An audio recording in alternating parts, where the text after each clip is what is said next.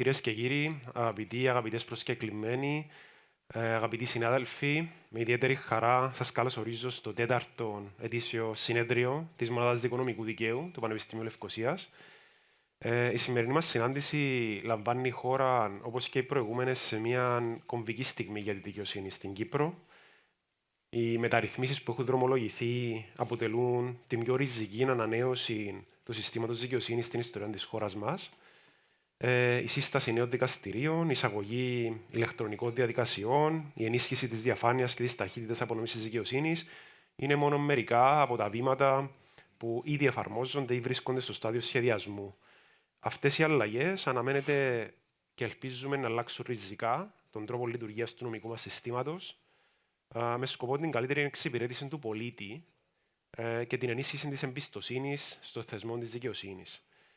Το φετινό συνέδριο με τίτλο «Οι δικαστικές καθυστερήσεις απειλούν το κράτος δικαίου» στοχεύει να αναδείξει αυτές τις εξελίξεις και να προάγει τη συζήτηση γύρω από τις προκλήσεις και τις προοπτικές που φέρνουν οι αλλαγές. Οι θεματικές που επιλέξαμε για φέτος περιλαμβάνουν τη σύσταση μιας ανεξάρτητης υπηρεσίας δικαστηρίων, την εισαγωγή διαδικασίας για μικρές απαιτήσεις και τη χρήση εναλλακτικών μεθόδων επίλυσης διαφορών, την παρουσίαση μιας έρευνας για την ποιότητα της δικαιοσύνης στην Κύπρο, και είναι η τρίτη φορά που την κάνουμε αυτή την έρευνα και ευχαριστώ την εταιρεία IMR. Και τέλος, έναν αρκετά ενδιαφέρον ζήτημα, τα κριτήρια πρόσληψης και αξιολόγησης δικαστών. Το συνέδριο επικεντρώνεται περισσότερο σε ζητήματα αστικής δικαιοσύνης, χωρίς βεβαίως να παραγνωρίζουμε και τα ζητήματα που υπάρχουν στην ποινική και στη διοικητική δικαιοσύνη και στα ειδικά δικαστήρια. Το συνέδριο διεξάγεται κάθε Δεκέμβρη και θέλει να δώσει την ευκαιρία για μια ελεύθερη συζήτηση για τα θέματα λειτουργίας των δικαστηρίων και να παρακολουθεί κατά κάποιον τρόπο αν υπάρχει βελτίωση ή επιδείνωση στα διάφορα ζητήματα. Θα έχουμε την ευκαιρία να ακούσουμε κορυφαίους ομιλητές, καταξιωμένους ακαδημαϊκούς, νομικούς, δικαστικούς λειτουργούς, οι οποίοι θα μοιραστούν τις γνώσεις και τις εμπειρίες τους. Να τονίσω την ιδιαίτερη ικανοποίηση μας για την παρουσία εδώ της Διευθύντριας της Σχολής Δικαστών, της κ. Λιμνατήτου. Άρα, το ότι υπάρχει παρουσία και της δικαστικής εξουσίας πλέον είναι πάρα πολύ σημαντικό για εμάς και ελπίζουμε σε μεγαλύτερη συμμετοχή τα επόμενα χρόνια. Επιτρέψτε μου να ευχαριστήσω τον Παγκύπριο Δικηγορικό Σύλλογο που θέτει υπό την αιγίδα του το συνέδριο για ακόμη μια χρονιά, τους ομιλητές και τους υποστηριχτές και χορηγούς, την εταιρεία Ζυγός, την εταιρεία ELTC, τη δικηγορική εταιρεία Φίβος Χρήστος Κληρίδης, την εταιρεία Κώστα Τσιρίδης, την εταιρεία Μαρκίδης και Μακρύδης, την εταιρεία Χάρης Κυριακίδης, που συνέβαλαν καθοριστικά στην επιτυχία του συνεδρίου, και χαίρομαι για την παρουσία όλων των σχετικών θεσμικών παραγόντων. Κύριε Τορναρίτη, ευχαριστούμε πάρα πολύ που είστε μαζί μας.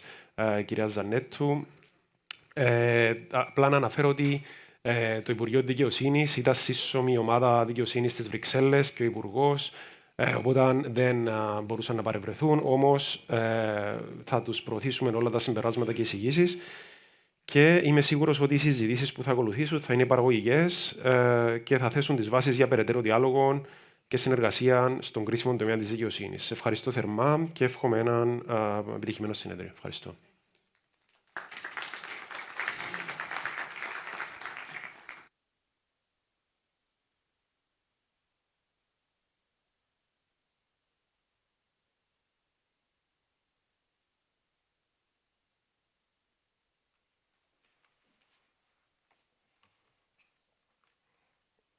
Ευχαριστώ.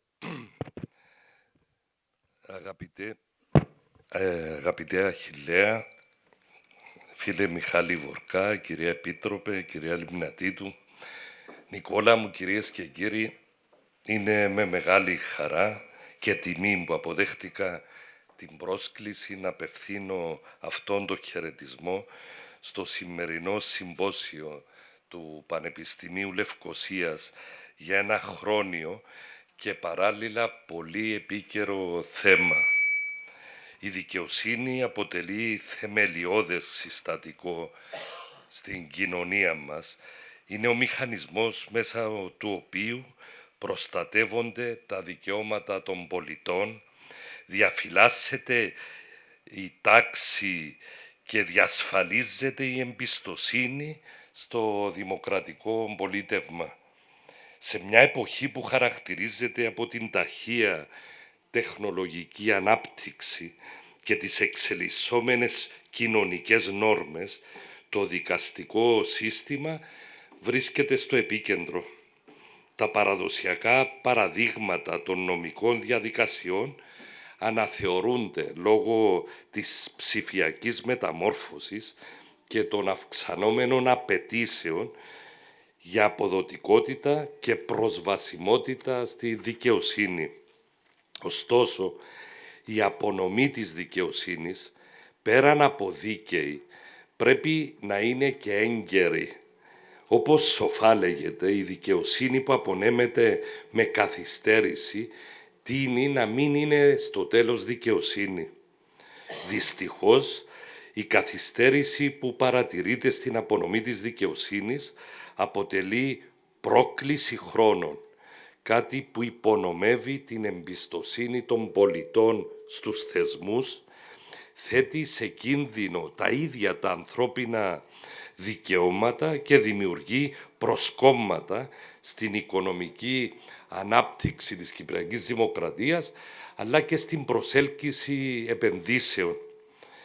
Για να αντιμετωπίσουμε το πρόβλημα αυτό, ως Επιτροπή Νομικών της Κυπριακής Βουλής, έχουμε λάβει σημαντικές, πιστεύω, πρωτοβουλίες.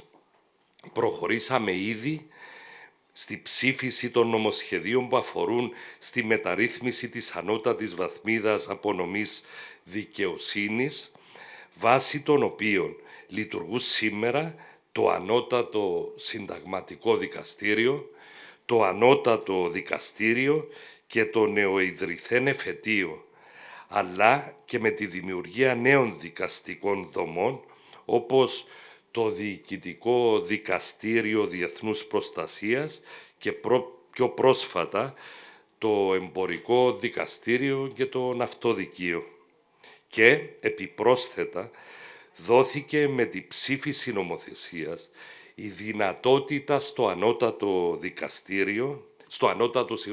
Δικαστικό Συμβούλιο, κατά την κρίση του, εφόσον το συμφέρον της δικαιοσύνης το απαιτεί, να διορίσει στο Διοικητικό Δικαστήριο Διεθνούς Προστασίας, λόγω του μεγάλου όγκου υποθέσεων που εκκρεμούν ενώπιόν του, πρόσωπο που έχει τα προσόντα που απαιτούνται από τον νόμο για να εκτελεί προσωρινά τα καθήκοντα και να ασκεί τις εξουσίες του δικαστή του Διοικητικού Δικαστηρίου Διεθνούς Προστασίας για το χρονικό διάστημα και υπό τους όρους που καθορίζονται στο έγγραφο του διορισμού του.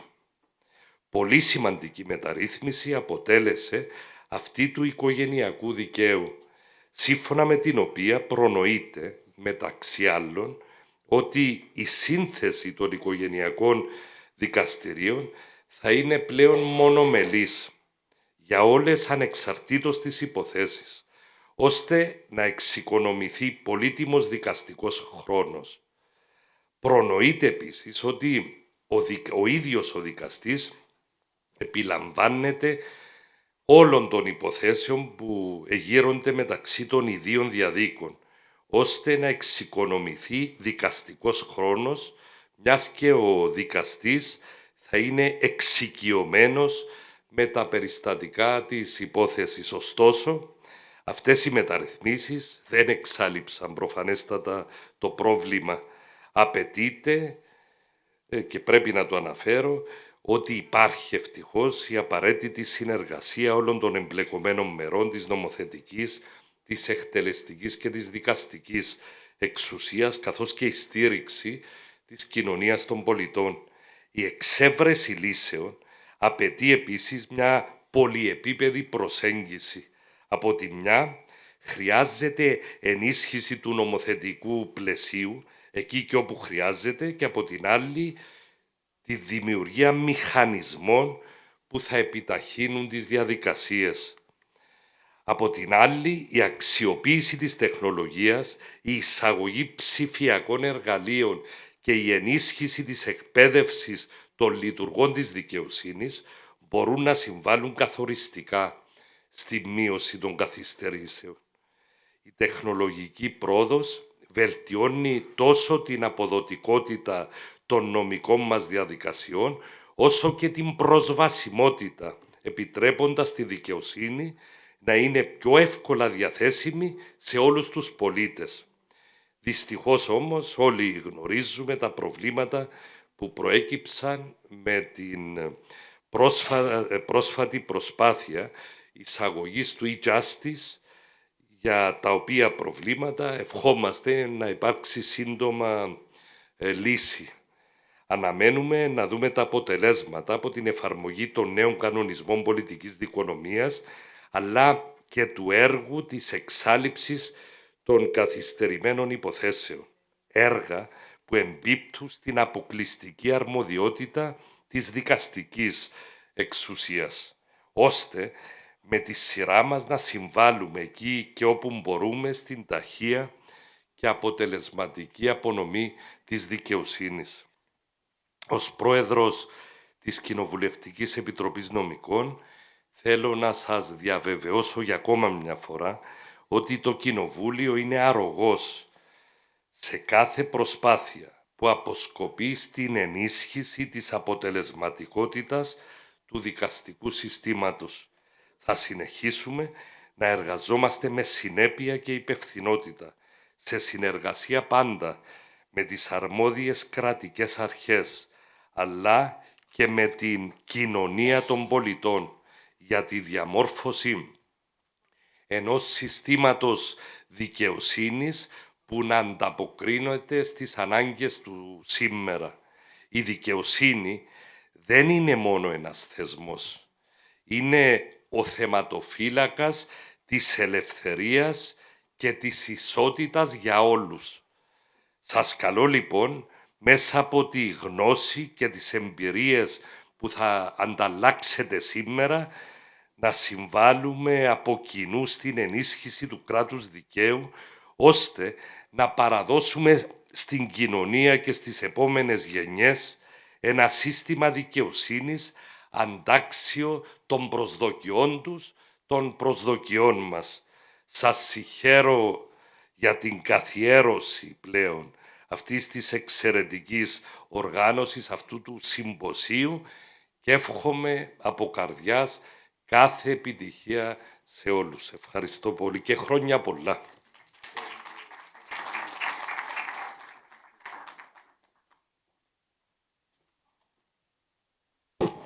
Ευχαριστούμε πολύ, κύριε Τορναρίτη. Καλώς στο βήμα την κυρία Ρέα Λιμνατήτου, Διευθύντρια της Σχολής Δικαστών.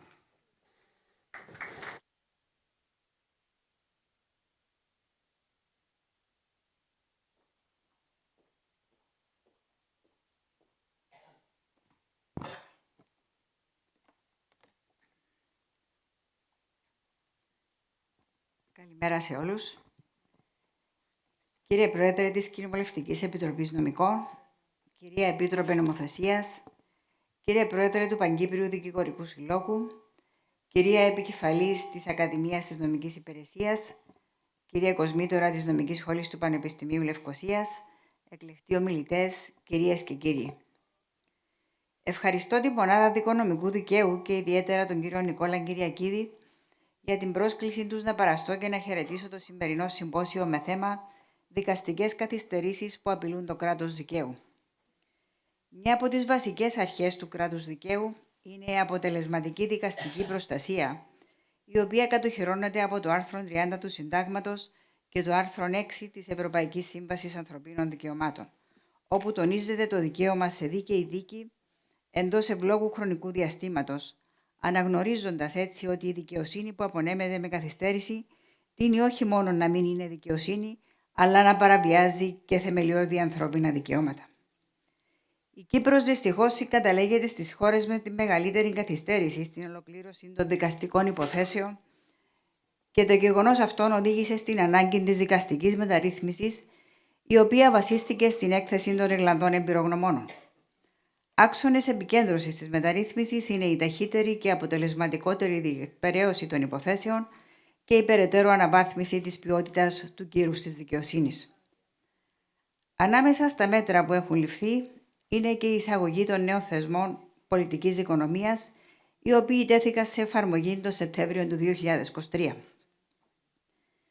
Όπως ανέφερε στο χαιρετισμό του κατά την παρουσίαση των κανονισμών, ο Γενικός Διευθυντής της Γενικής Διεύθυνσης Ανθρωπίνων Δικαιωμάτων και Κράτους Δικαίου, εκ μέρους του Συμβουλίου της Ευρώπης, οι νέοι κανονισμοί πολιτικής οικονομίας αναμένεται να αποτελέσουν σημαντικό εργαλείο για την προστασία των δικαιωμάτων και των ελευθεριών όλων των ενδιαφερομένων μερών, παρέχοντας έδαφος για την υπεράσπιση του κράτους δικαίου και επιτρέποντας τη δικαστική εξουσία να βελτιώσει την αποτελεσματικότητά της. Θεμελιώδης σκοπός είναι να καταστήσουν τα δικαστήρια ικανά να χειρίζονται τις υποθέσεις δίκαια, με αναλογικό κόστος, και ο σκοπός αυτός, γνωστός ως ο πρωταρχικός σκοπός, αποτελεί τη φιλοσοφία των νέων κανονισμών. Οι νέοι κανονισμοί παρέχουν ταυτόχρονα εναλλακτικούς τρόπους επίλυσης της διαφοράς, όπως η παραπομπή σε διαμεσολάβηση και διατησία, στοιχεία που μπορεί να βοηθήσουν στην πιο σύντομη διεκπεραίωση πολλών υποθέσεων. Η εφαρμογή των νέων κανονισμών χρειάζεται όμως αλλαγή νοοτροπίας και γι' αυτό χρειάζεται η συμβολή όλων των φορέων μιας δίκης, δικαστών και δικηγόρων. Η μείωση των αριθμών και η διεκπεραίωση των υποθέσεων σε σύντομο χρόνο είναι το ένα σκέλος για την περαιτέρω αναβάθμιση της ποιότητας και του κύρους της δικαιοσύνης. Το άλλο σκέλος είναι να παραμείνει η δικαιοσύνη ψηλά στη συνείδηση και την εκτίμηση της κοινωνίας. Η δικαστική εξουσία διέπεται αναμφίβολα από εντιμότητα, ανεξαρτησία και αμεροληψία, και αυτό φαίνεται από το γεγονός ότι σε όλες τις εκθέσεις από την Ευρωπαϊκή Επιτροπή και το Συμβούλιο της Ευρώπης θίγονται ζητήματα που αφορούν τις καθυστερήσεις στη διεκπεραίωση των υποθέσεων ή διαδικαστικά ζητήματα. Ουδέποτε αμφισβητήθηκε το κύρος και ανεξαρτησία της κυπριακής δικαιοσύνης. Η κριτική, ιδιαίτερα στις αποφάσεις των δικαστηρίων, είναι θεμητή και δημοκρατικό δικαίωμα. Δεν αναμένεται να συμφωνούν όλοι με μια δικαστική απόφαση και ο καθένας είναι ελεύθερος να εκφράσει την άποψή του. Η κριτική όμως που καταλήγει σε απαξίωση της δικαιοσύνης δημιουργεί επικίνδυνες συνθήκες για την κοινωνία. Στις οργανωμένες, πολιτισμένες και δημοκρατικές κοινωνίες, οι διαφορές επιλύονται μόνο από τα δικαστήρια και είναι υποχρέωση όλων μας να μην επιτρέψουμε την απαξίωσή τους, που στο τέλος υπονομεύει τα θεμέλια του ίδιου του κράτους δικαίου. Σας ευχαριστώ για την προσοχή σας και εύχομαι έναν παραγωγικό συμπόσιο.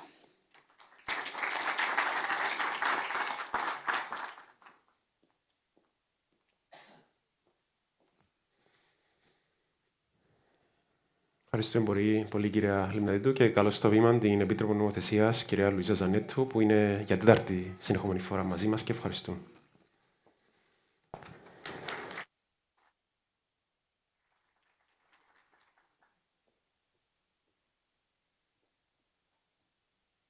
Καλημέρα σε όλους.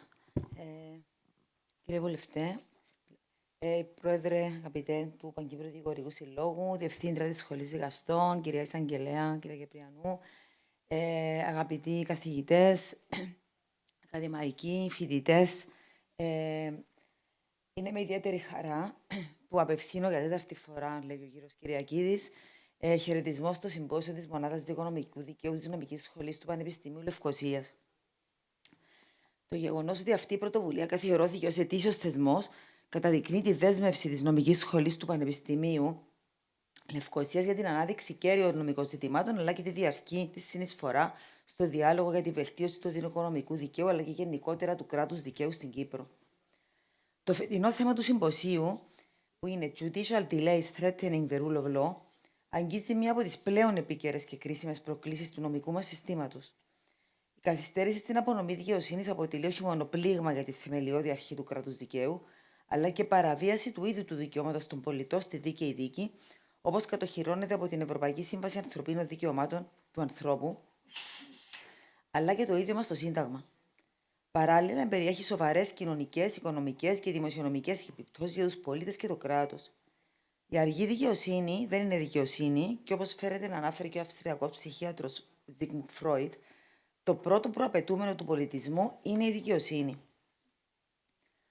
Τα τελευταία χρόνια έχουν γίνει θετικά βήματα για την αντιμετώπιση των καθυστερήσεων που παρουτερούνται ενώπιον των δικαστηρίων, όπως η μεταρρύθμιση των δικαστηρίων, όπως την περιέγραψε ο κ. Τορναρίτης, με τις νέες δομές, η δημιουργία νέων εξειδικευμένων δικαστηρίων, που επίσης προαναφέρθηκαν, οι προσλήψεις νέων δικαστών με απαιτητικές διαδικασίες, οι νέοι θεσμοί πολιτικής δικονομίας που ανέφερε η κυρία Λιμνατίδου, το πρόγραμμα καθάρισης των καθυστερημένων υποθέσεων στα δικαστήρια.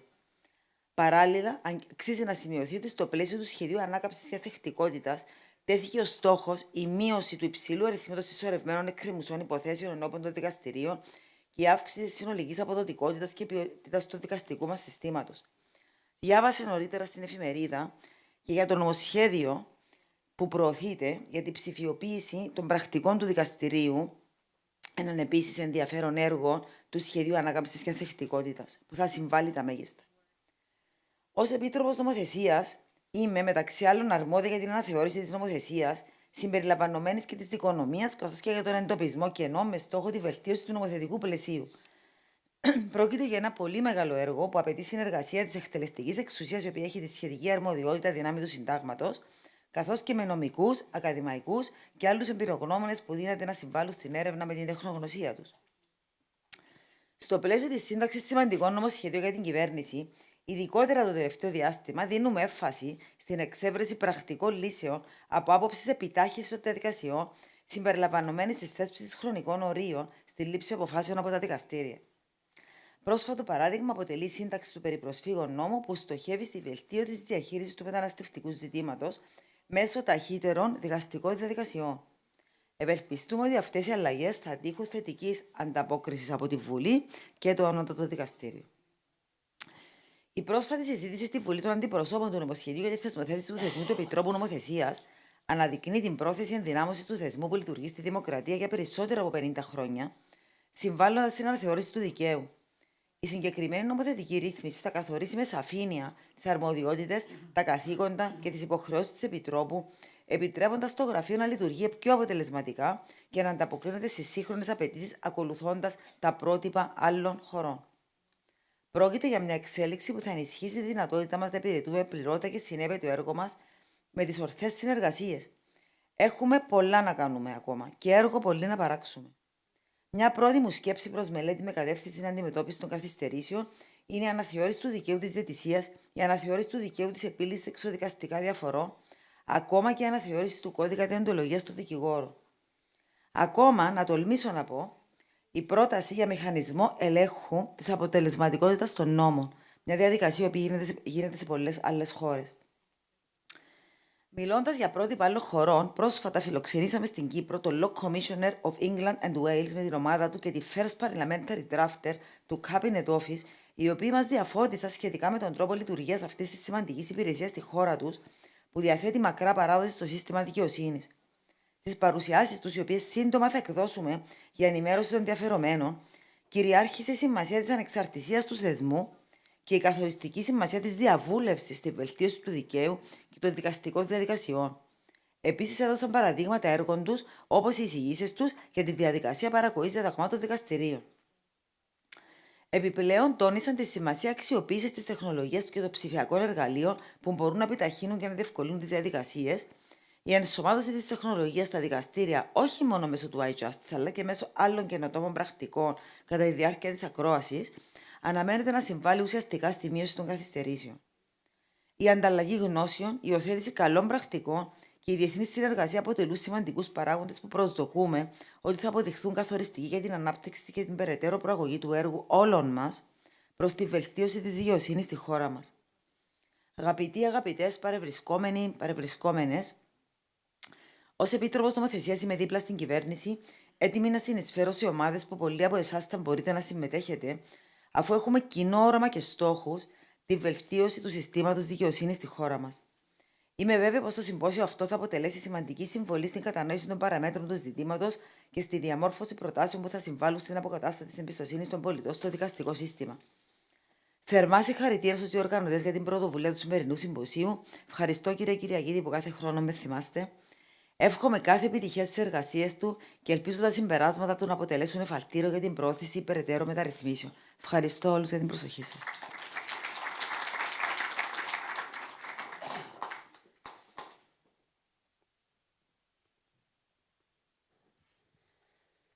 Ευχαριστούμε πολύ, κυρία Επίτροπε, και να καλέσω στο βήμα την κυρία Δέσποινα Κυπριανού, επικεφαλής της Ακαδημίας της Νομικής Υπηρεσίας.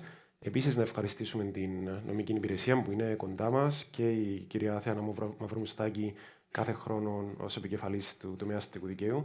Ευχαριστούμε.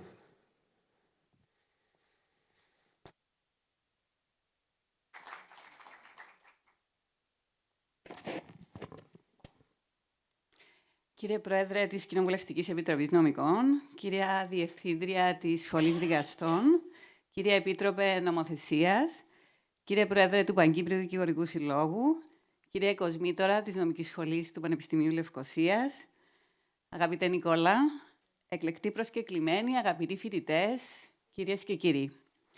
Είναι με ιδιαίτερη τιμή που απευθύνω σήμερα χαιρετισμό στο 4ο ετήσιο συμπόσιο της Μονάδας Οικονομικού Δικαίου του Πανεπιστημίου Λευκωσίας, το οποίο πραγματεύεται ένα από τα σημαντικότερα ζητήματα που αφορούν στην απονομή της δικαιοσύνης και στο κράτος δικαίου, την ανάγκη για εκδίκαση υποθέσεων εντός εύλογου χρόνου.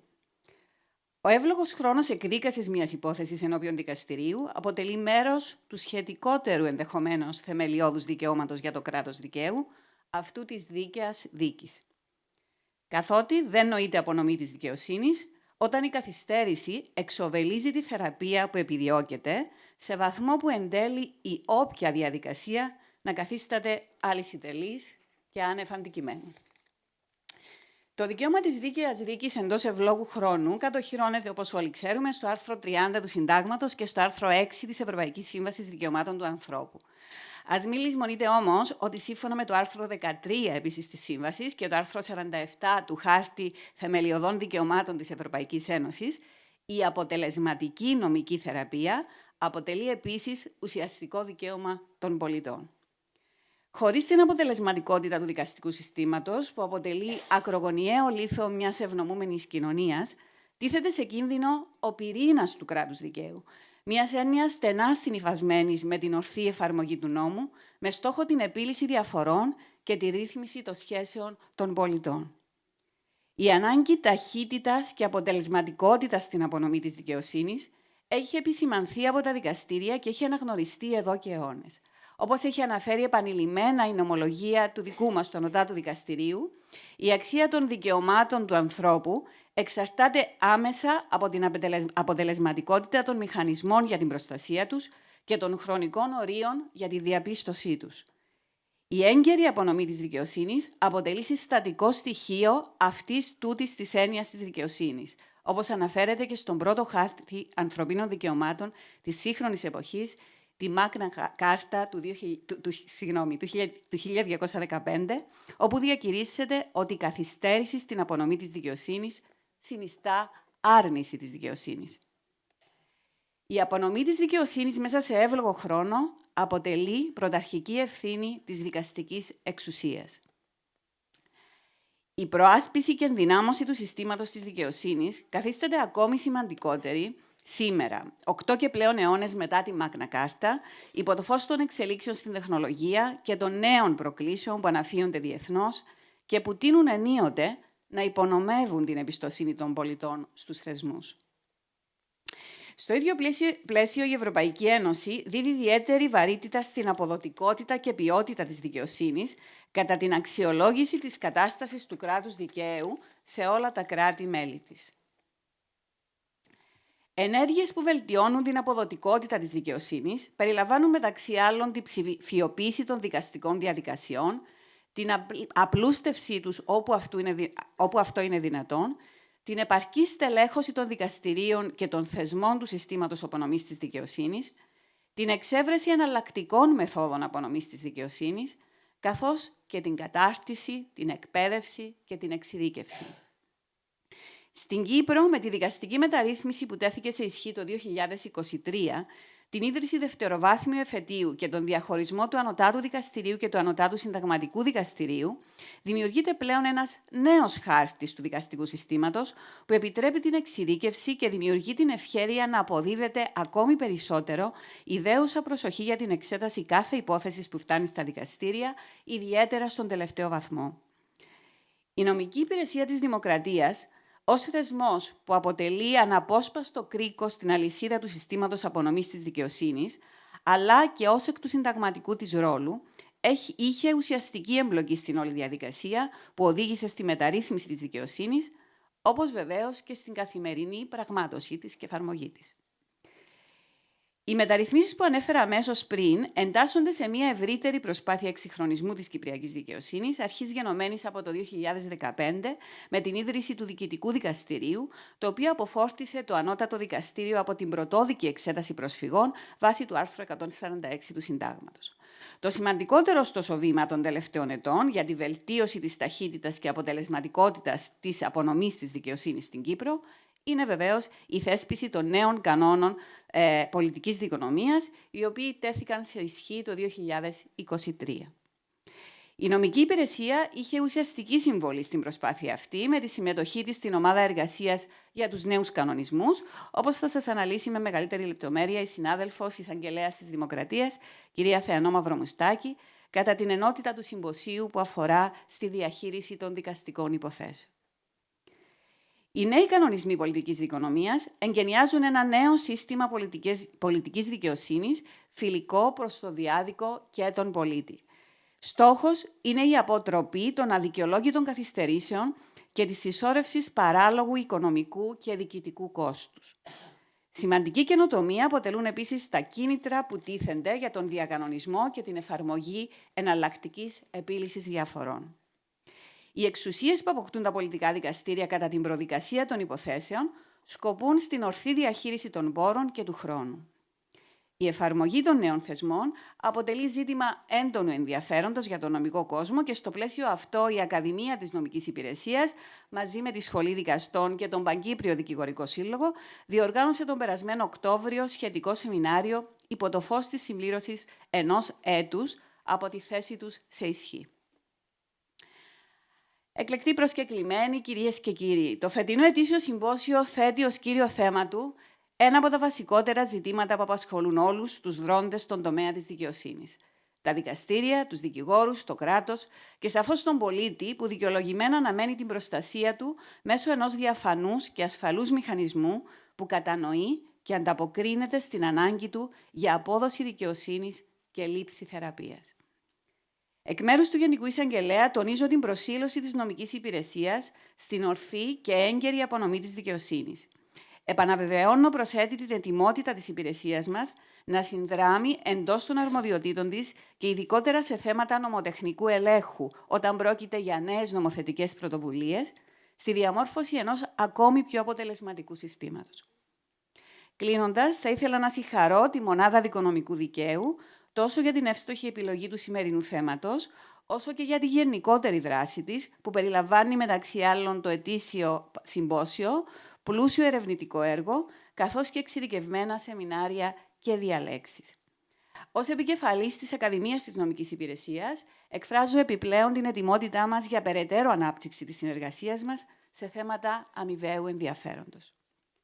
Εύχομαι σε όλους μια παραγωγική ημέρα και είμαι βέβαιη ότι τα συμπεράσματα του σημερινού συμποσίου θα διαμορφώσουν το έναυσμα για την εξέλιξη μιας νέας συζήτησης, μεταξύ άλλων γύρω από το ρόλο της δικονομίας στο κράτος δικαίου, πάντα με γνώμονα την απονομή της δικαιοσύνης που αποτελεί κοινή προτεραιότητά μας. Ευχαριστώ πολύ.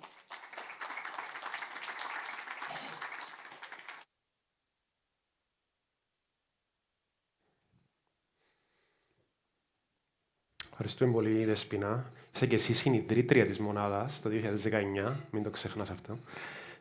Και να καλέσω στο βήμα τον κύριο Μιχάλη Βορκάν, πρόεδρο του Παγκύπριου Δικηγορικού Συλλόγου.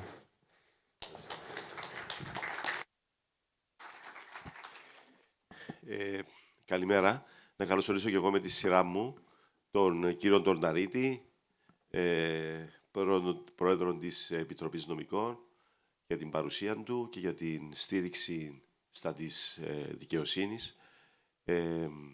την Επίτροπο Νομοθεσίας, την κυρία Λιμνατήτου, Διευθύντρια της Σχολής Δικαστών, την εκπρόσωπο της Νομικής Υπηρεσίας,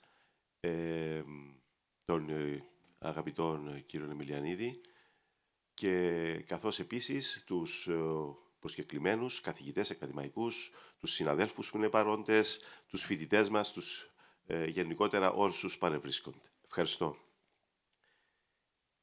Με χαρά λοιπόν χαιρετίζω το 4ο ετήσιο Συμπόσιο Μονάδας Δικονομικού Δικαίου του Πανεπιστημίου Λευκωσίας, μια εξαιρετικά ενδιαφέρουσα διοργάνωση που σκοπό έχει να συνδράμει τον δημόσιο διάλογο αναφορικά με τη διαχείριση, την αντιμετώπιση προβλημάτων που ταλανίζουν για χρόνια τώρα τον τομέα της δικαιοσύνης στον τόπο μας.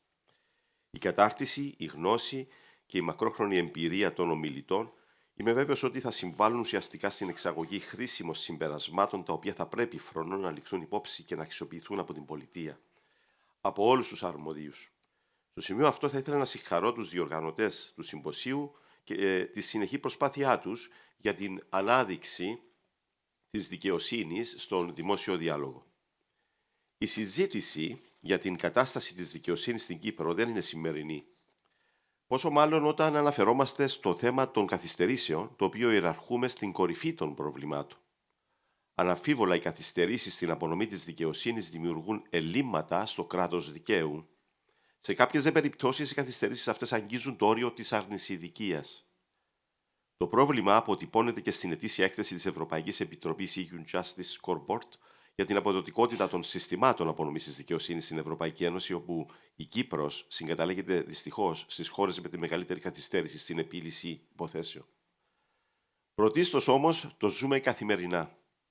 Με τη δημοσίευση της συγκεκριμένης έκθεσης βλέπουμε να γίνονται ανακοινώσεις, να διοργανώνονται συζητήσεις στα μέσα μαζικής ενημέρωσης, να δημιουργείται κάποια κινητικότητα επί του θέματος, με διάρκεια όμως το πολύ μια εβδομάδα. Το πρόβλημα όμως παραμένει. Ομοίως και οι συνέπειες, οι οποίες είναι ορατές και πολλαπλασιάζονται, επηρεάζοντας άμεσα τη ζωή των πολιτών αλλά και την ανάπτυξη σε κάθε επίπεδο.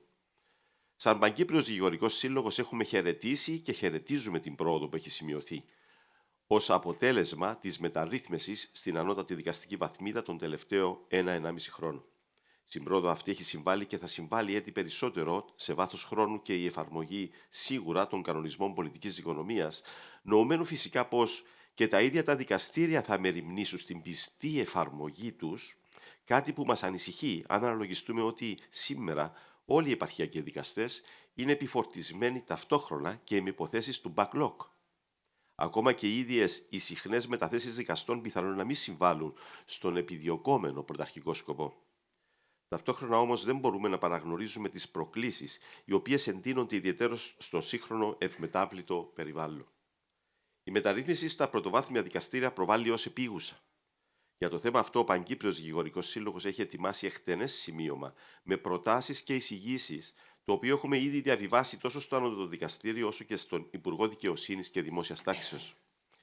Η επίλυση του backlog και η επιτάχυνση της πρωτοβάθμιας δικαιοδοσίας συνδέεται με την αύξηση δικαστικού χρόνου εκδίκασης υποθέσεων, κάτι που θεωρούμε ότι θα επιτευχθεί με την μείωση των περιττών εμφανίσεων πριν από την ακρόαση, τη συντόμευση της δικαστικής αλλά και ακροματικής διαδικασίας και την πιστή τήρηση του χρόνου εκδόσης αποφάσεων, και που εν τέλει θα οδηγήσουν στην αλλαγή νοοτροπίας δικηγόρων και δικαστών. Απαιτείται συνεπώς συγχρονισμένη δράση και συνέπεια. Ο Παγκύπριος Δικηγορικός Σύλλογος όλα αυτά τα χρόνια εντείνει την προσπάθειά του ώστε να δρομολογηθούν εφαρμόσιμες λύσεις και όχι αποσπασματικές. Η διατήρηση μιας επικοδομητικής επικοινωνίας με όλα τα συνεργαζόμενα μέρη στον χώρο της δικαιοσύνης είναι σημαντική και επιβαλλόμενη. Αυτό όμως δεν σημαίνει ότι το καλό κλίμα της συνεργασίας μπορεί να λειτουργήσει σαν μαγικός διακόπτης. Γι' αυτό τονίζουμε κάθε φορά ότι απαιτούνται πράξεις στη βάση πλάνου και χρονοδιαγραμμάτων. Διαφορετικά η Κύπρος θα συνεχίσει να ακολουθεί ασθμένοντας με όλες τις συνεπαγόμενες επιπτώσεις εάν δεν προχωρήσουμε στην υλοποίηση κέρυων τομών. Ως Παγκύπριος Δικηγορικός Σύλλογος εμένουμε στην καθιέρωση των εξαποστάσεως ακροάσεων, στην τεχνολογική αναβάθμιση, όλοι θυμούμαστε την προσπάθεια μετάβασης από το iJustice στο Injustice, στην ομαδοποίηση υποθέσεων, εξειδίκευση δικαστών, στην πρόσληψη νομικών βοηθών δικαστών, στη δυνατότητα εκδίκασης για test cases από το εφετείο ή και το ανώτατο δικαστήριο σε σύντομο χρονικό διάστημα, στη δημιουργία δικαστηρίου για μικρές απαιτήσεις, στη στελέχωση των δικαστηρίων με καταρτισμένο προσωπικό που να ανήκει στην ίδια τη δικαστική υπηρεσία, στην υλοποίηση της ανεξάρτητης υπηρεσίας δικαστηρίων, στην εφαρμογή του κατάλληλου συστήματος κράτησης πρακτικών που να εξυπηρετούν τους σκοπούς τους. Επίκεντρο της προσπάθειάς μας είναι επίσης η ενθάρρυνση και προώθηση των εναλλακτικών μορφών επίλυσης διαφορών, της διαιτησίας και της διαμεσολάβησης.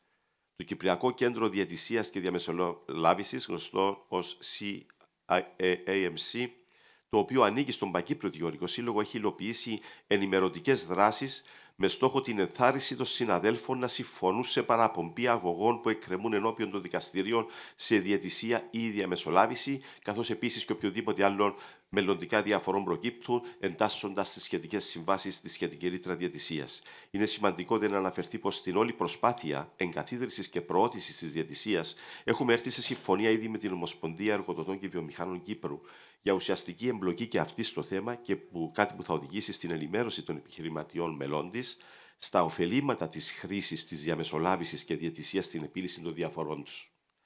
Θα ήταν παράληψή μου αν δεν αναφερόμουν και στην άμεση και επικοδομητική εμπλοκή μας στην ετοιμασία ενός σύγχρονου νομοθετήματος στα ζητήματα της διαιτησίας που το Υπουργείο Δικαιοσύνης ήδη έχει ετοιμάσει.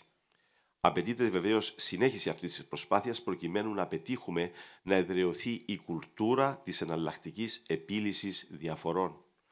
Σημαντικό θέμα αναδεικνύεται συγχρόνως η επιμόρφωση, η συνεχής εκπαίδευση δικαστών και δικηγόρων, ώστε η απονομή της δικαιοσύνης να γίνεται από επαγγελματίες διαρκώς ενήμερους των εξελίξεων και της πολυπλοκότητας των θεμάτων. Θεωρούμε εξίσου σημαντική και γι' αυτό στις προτεραιότητές μας είναι και η επανεξέταση της διαδικασίας εισδοχής στο επάγγελμα των νέων συναδέλφων μέσα από μια διαδικασία που θα τους προσδίδει πέραν της νομικής κατάρτισης και την πρακτική γνώση του θέματος, διευκολύνοντας και τους ιδίους στο ξεκίνημά τους, αλλά συνάμα και την ίδια τη δικαιοσύνη γενικότερα. Αξίζει να αναφερθεί ότι η ευκαιρία της συμπλήρωσης ενός έτους από την εφαρμογή των κανονισμών πολιτικής οικονομίας, το Σεπτέμβριο δηλαδή του 2023, υλοποιήθηκε τον περασμένο Οκτώβρη συνέδριο στο οποίο συμμετείχαν για πρώτη φορά δικαστές και δικηγόροι.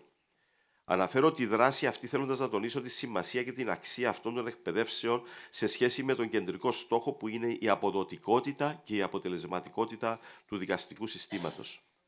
Επιπρόσθετα, κάθε φορά που απαριθμούμε τα προβλήματα στην απονομή της δικαιοσύνης, δεν πρέπει να αφαιρούμε από την εξίσωση το ρόλο των κτηριακών υποδομών και της απαραίτητης υλικοτεχνικής υποδομής. Αρκεί να αναφέρω ως παράδειγμα, και λυπούμε που το λέω και πάλι, το Επαρχιακό Δικαστήριο Λευκωσίας. Ως επαγγελματικό σώμα των λειτουργών της δικαιοσύνης, έχουμε ευθύνη και χρέος να συνεχίσουμε να εργαζόμαστε για τη βελτίωση του συστήματος απονομής της δικαιοσύνης.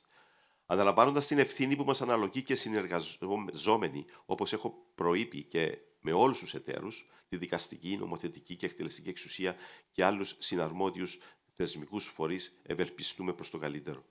Μη θέλοντας να καταχραστώ άλλο τον χρόνο, η αποτελεσματικότητα του δικαστικού συστήματος είναι μία από τις σημαντικότερες προϋποθέσεις για την κοινωνική σταθερότητα και την οικονομική ανάπτυξη ενός τόπου.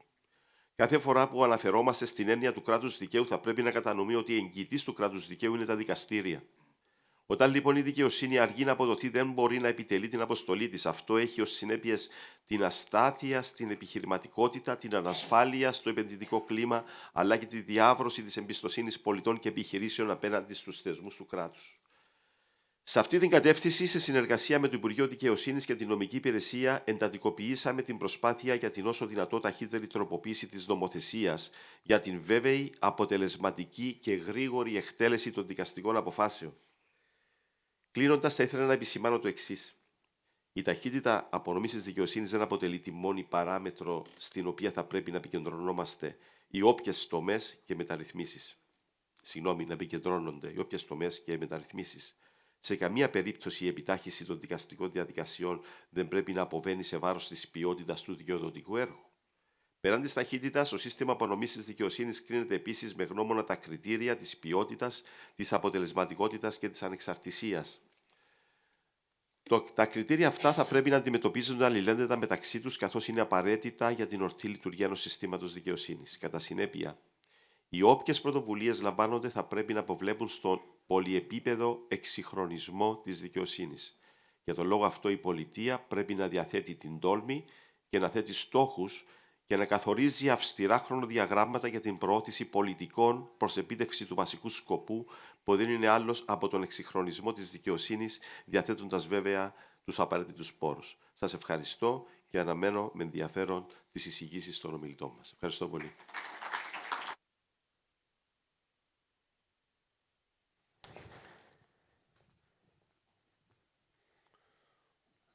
Ευχαριστούμε πολύ, κύριε Βορκά, και να καλέσω στο βήμα τον κοσμήτορα της νομικής σχολής, κύριο Αχιλλέα Μιλιανίδη, ο οποίος κάθε χρόνο, θα έλεγα, θέτει τον τόνο του συνεδρίου και είναι με ιδιαίτερα καυστικές τοποθετήσεις και ελπίζουμε να μην μας απογοητεύσει σήμερα.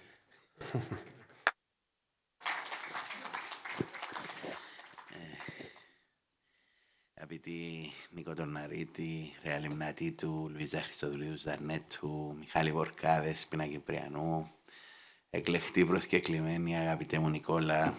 Εντάξει, να προσπαθήσω να μην είμαι τόσο καυστικός φέτος, αλλά να πω ότι είναι οπωσδήποτε μεγάλη χαρά που η Μονάδα Δικονομικού Δικαίου διοργανώνει για τέταρτη πλέον φορά πάλι Δεκέμβριο το ετήσιο συμπόσιο της, το οποίο έχει γίνει πλέον σεσμός.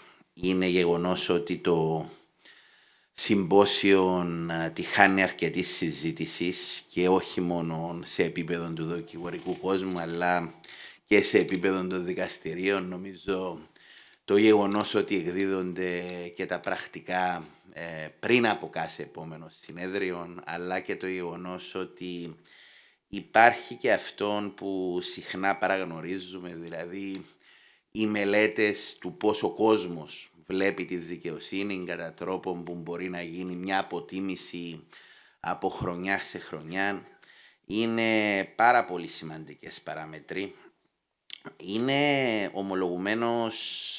ομολογουμένως μεγάλη χαρά όταν έγινε η πρόταση για ίδρυση της Μονάδας Δικονομικού Δικαίου από την Άννα την Πλεύρη και τον Νικόλα τον Κυριακίδη, διότι το θέμα της απονομής της δικαιοσύνης, ιδιαίτερα όπως συνδέεται με την πολιτική δικονομία, είναι καθοριστικής σημασίας και βεβαίως κάθε χρόνο πρέπει να πω ότι αν και υπάρχει στήριξη από τη σχολή, εν τούτης η Μονάδα Δικονομικού Δικαίου και ο φίλος Νικόλας παίρνουν την πρωτοβουλία και κάνουν όλη την οργάνωση του συνεδρίου από μόνοι τους, κάτι το οποίο δεν είναι καθόλου αυτονόητο και πραγματικά τους συγχαίρω για αυτό. Είναι γεγονός ότι υπάρχουν τρεις μεγάλες προκλήσεις στην απονομή της αστικής δικαιοσύνης, οι οποίες μπορούν να μπουν σε τρεις μεγάλες κατηγορίες: την ποιότητα της δικαιοσύνης, την ταχύτητα της δικαιοσύνης και την εκτέλεση των δικαστικών αποφάσεων. Η κυπριακή δικαιοσύνη αντιμετωπίζει σίγουρα προβλήματα και στις τρεις κατηγορίες, αλλά το θέμα του σημερινού συνεδρίου, δηλαδή η ταχύτητα της απονομής της δικαιοσύνης, είναι κεντρική σημασία, διότι οι καθυστερήσεις στην κυπριακή αστική δικαιοσύνη είναι ομολογουμένως τεράστιες. Μόλις πριν λίγες μέρες εκδόθηκε η απόφαση του εφετείου σε μια υπόθεση που έχει γίνει serial, την γνωστή Federal Bank of Lebanon vs. Chakolas, η οποία αισίως ολοκληρώνεται, εκτός εάν παρέμβει σε τριτοβάσιμιο επίπεδο πλέον το ανώτατο δικαστήριο, μετά από 38 χρόνια. Ξεκίνησε η αγωγή το 1985 και αισίως εκδόθηκε απόφαση σήμερα. Αυτό να αντιλαμβάνεστε ότι ακούγεται ακραίο, αλλά δεν είναι στην πραγματικότητα τόσο ακραίο, διότι όλοι μας έχουμε υποθέσεις που με τον έναν ή με τον άλλον τρόπο εκκρεμούν από τη δεκαετία του 90, οπότε δεν είναι τόσο σπάνιο γεγονός όπως ενδεχομένως ακούγεται. Μόλις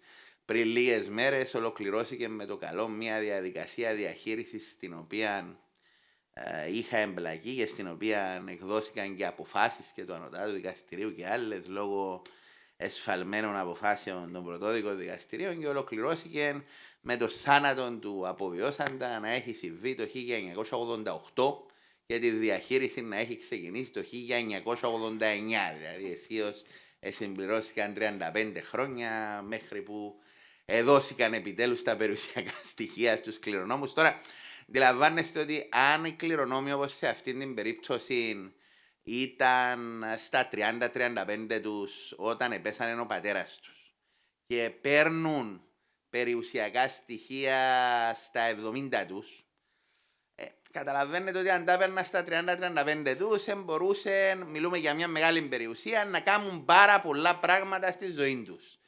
Στα 70 τους δεν υπάρχουν και πολλά που μπορούν να κάνουν και ξέρετε, βλέπεις τον άλλον ο οποίος παίρνει την κληρονομία ενός πατέρα ο οποίος ήταν εκατομμυριούχος, ο οποίος ψήνει σουβλάκια.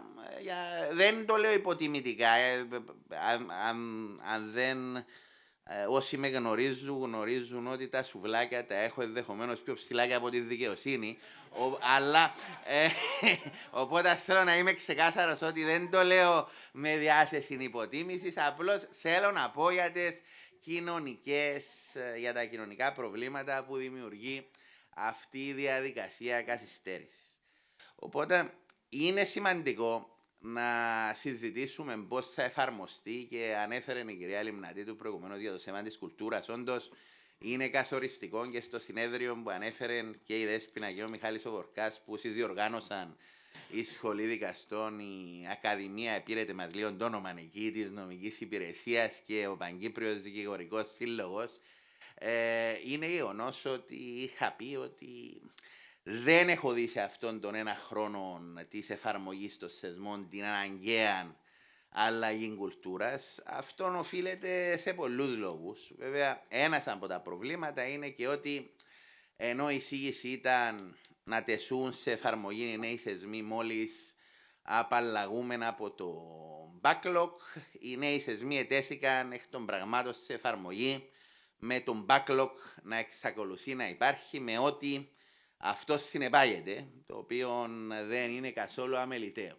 Κατά δεύτερον όμως πρέπει να παραδεχσούμε ότι υπάρχουν και ορισμένα προβλήματα στο θέμα κουλτούρας που δεν μπορούμε να παραγνωρίσουμε. Το πρώτο είναι σίγουρα το θέμα των εξόδων, που ήταν, αν θέλετε, το θέμα που δεν συζητήθηκε ουσιαστικά κατά τη ψήφιση των νέων θεσμών, με την έννοια ότι η φιλοσοφία των νέων θεσμών στηρίζεται στο αγγλικό σύστημα, στο οποίο οι χρεώσεις γίνονται πάντοτε με την ώρα και τα δικηγορικά έξοδα που επιδικάζονται από τα δικαστήρια είναι τα πραγματικά έξοδα με ό,τι συνεπάγεται αυτό, ενώ στην Κύπρο οι περισσότερες υποθέσεις ενεργούν με προκαθορισμένες κλίμακες, οπότε ο δικηγόρος με βάση τη φιλοσοφία αυτών των κλιμάκων επιδιώκει και τις εμφανίσεις, αγαπητέ μου Μιχάλη, επιδιώκει πάρα πολλά πράγματα γιατί ο χρόνο τον οποίο αφιερώνει πολλές φορές πάρα πολλές ώρες για την ετοιμασία των μαρτύρων, των μαρτυρικών καταθέσεων, των αγορεύσεων και όλα τα υπόλοιπα, εάν είναι προκαθορισμένο το ποσό και ιδιαίτερα σε μεγάλες υποθέσεις, δεν τα πληρώνεται ουσιαστικά όπως πρέπει. Είναι σε όλους μας γνωστό ότι επειδή στην Κύπρο είχαμε ιδιαίτερα λόγω και της πυκνής παρουσίας ρωσικών συμφερόντων εταιριών πάρα πολλές υποθέσεις που εξεπερνούσαν τα 2 εκατομμύρια και πολλές φορές τα 50 και τα 100 εκατομμύρια, είναι γνωστό ότι εδίκαζε σε αυτές τις υποθέσεις τα δικηγορικά έξοδα τα οποία επιδικάζονταν από το δικαστήριο σε περίπτωση επιτυχίας μετά από μια τέτοια υπόθεση, μετά από 5-6 χρόνια μπορεί να ήταν ας πούμε 40 ή 50 χιλιάδες ευρώ, ενώ στην πραγματικότητα τα δικηγορικά έξοδα τα οποία χρέωνε ένα δικηγορικό γραφείο για αυτές τις υποθέσεις μπορεί να ξεπερνούσαν και το μισό εκατομμύριο ή το 1 εκατομμύριο. Και πολύ δε περισσότερο όπου υπήρχαν και αγγλικά δικηγορικά γραφεία σε αυτές τις υποθέσεις, τα δικά τους έξοδα πολλές φορές ξεπερνούσαν και τα 10 ή τα 20 εκατομμύρια. Το οποίο βέβαια αυτό Είναι και ένα δίλημμα το οποίο επίσης θεωρώ δεν συζητήθηκε επαρκώς, δηλαδή το πώς θέλουμε την πρόσβαση στη δικαιοσύνη, με την έννοια ότι η αγγλική δικαιοσύνη, λόγω της υπερβολικής αύξησης των δικηγορικών εξόδων, και όχι μόνο στα δικαστήρια, και στις διαιτησίες. Εγώ θυμούμαι την πρώτη μου διαιτησία που έκανα με τον ιδιαίτερα προσφυλήν Αλέκο Μαρκίδη, Θεός Μεγαρίσιτον, το 2005 στο London Court of International Arbitration, που είχαμε χρεώσει εγώ και ο Αλέκος Μαρκίδης για την υπόθεση στο στάδιο να κριθεί αν έχει δικαιοδοσία το London Court of Arbitration, έναν ποσό το οποίο ήταν μερικές δεκάδες χιλιάδες, αλλά οι Άγγλοι δικηγόροι είχαν πάρει για το στάδιο του να κρίνουμε τον jurisdiction πέραν του 1.000.000 δικηγορικά έξοδα. Οπότε η κυπριακή εταιρεία, η οποία ήταν από τις μεγάλες κυπριακές εταιρείες οι πελάτες μας, αλλά λαμβάνεστε, η μεγάλη κυπριακή εταιρεία δεν σημαίνει ότι μπορεί να διαθέσει μερικά εκατομμύρια σε δικηγορικά έξοδα, δεν είναι 500 fortune company, υποχρεώθηκε να συμβιβαστεί ούτως ώστε να μην πληρώσει τόσα μεγάλα έξοδα. Άρα το λέω αυτό διότι έχει γίνει πάρα πολύ δύσκολη πρόσβαση στην αγγλική δικαιοσύνη στο θέμα των εξόδων, οπότε όταν παίρνουμε να εφαρμόσουμε τους κανονισμούς πολιτικής οικονομίας, η οποία η βάση τους είναι η αγγλική, πρέπει να τα σκεφτόμαστε αυτά, αν θέλουμε να περιορίσουμε και τόσο δραματικά την πρόσβαση στη δικαιοσύνη κατά την εφαρμογή αυτών των θεσμών. Το λέω διότι πολλά από τα θέματα αυτά, τα οποία είναι υπαρξιακή σημασία για το σύστημα δικαιοσύνης, δεν έχουν συζητηθεί και παίρνουμε και εφαρμόζουμε πολλές φορές κανονισμούς ή νομοθετικές διατάξεις που υπάρχουν σε άλλες χώρες, αλλά χωρίς να έχουμε συζητήσει τη φιλοσοφία τους, η οποία όμως η φιλοσοφία παίζει τεράστια διαφορά και σε τι χώρα το εφαρμόζεις.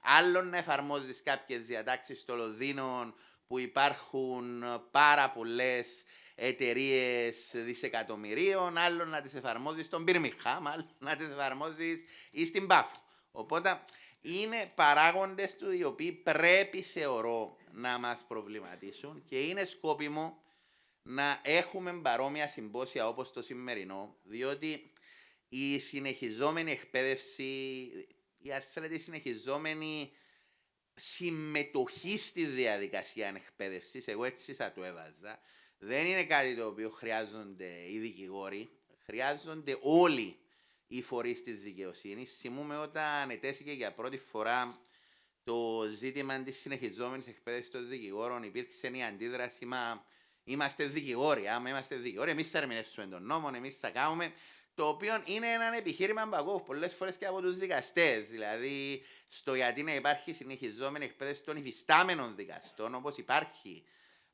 σε άλλες χώρες, υπάρχει το επιχείρημα, μα οι δικαστές θα δώσουμε απόφαση επί του νόμου.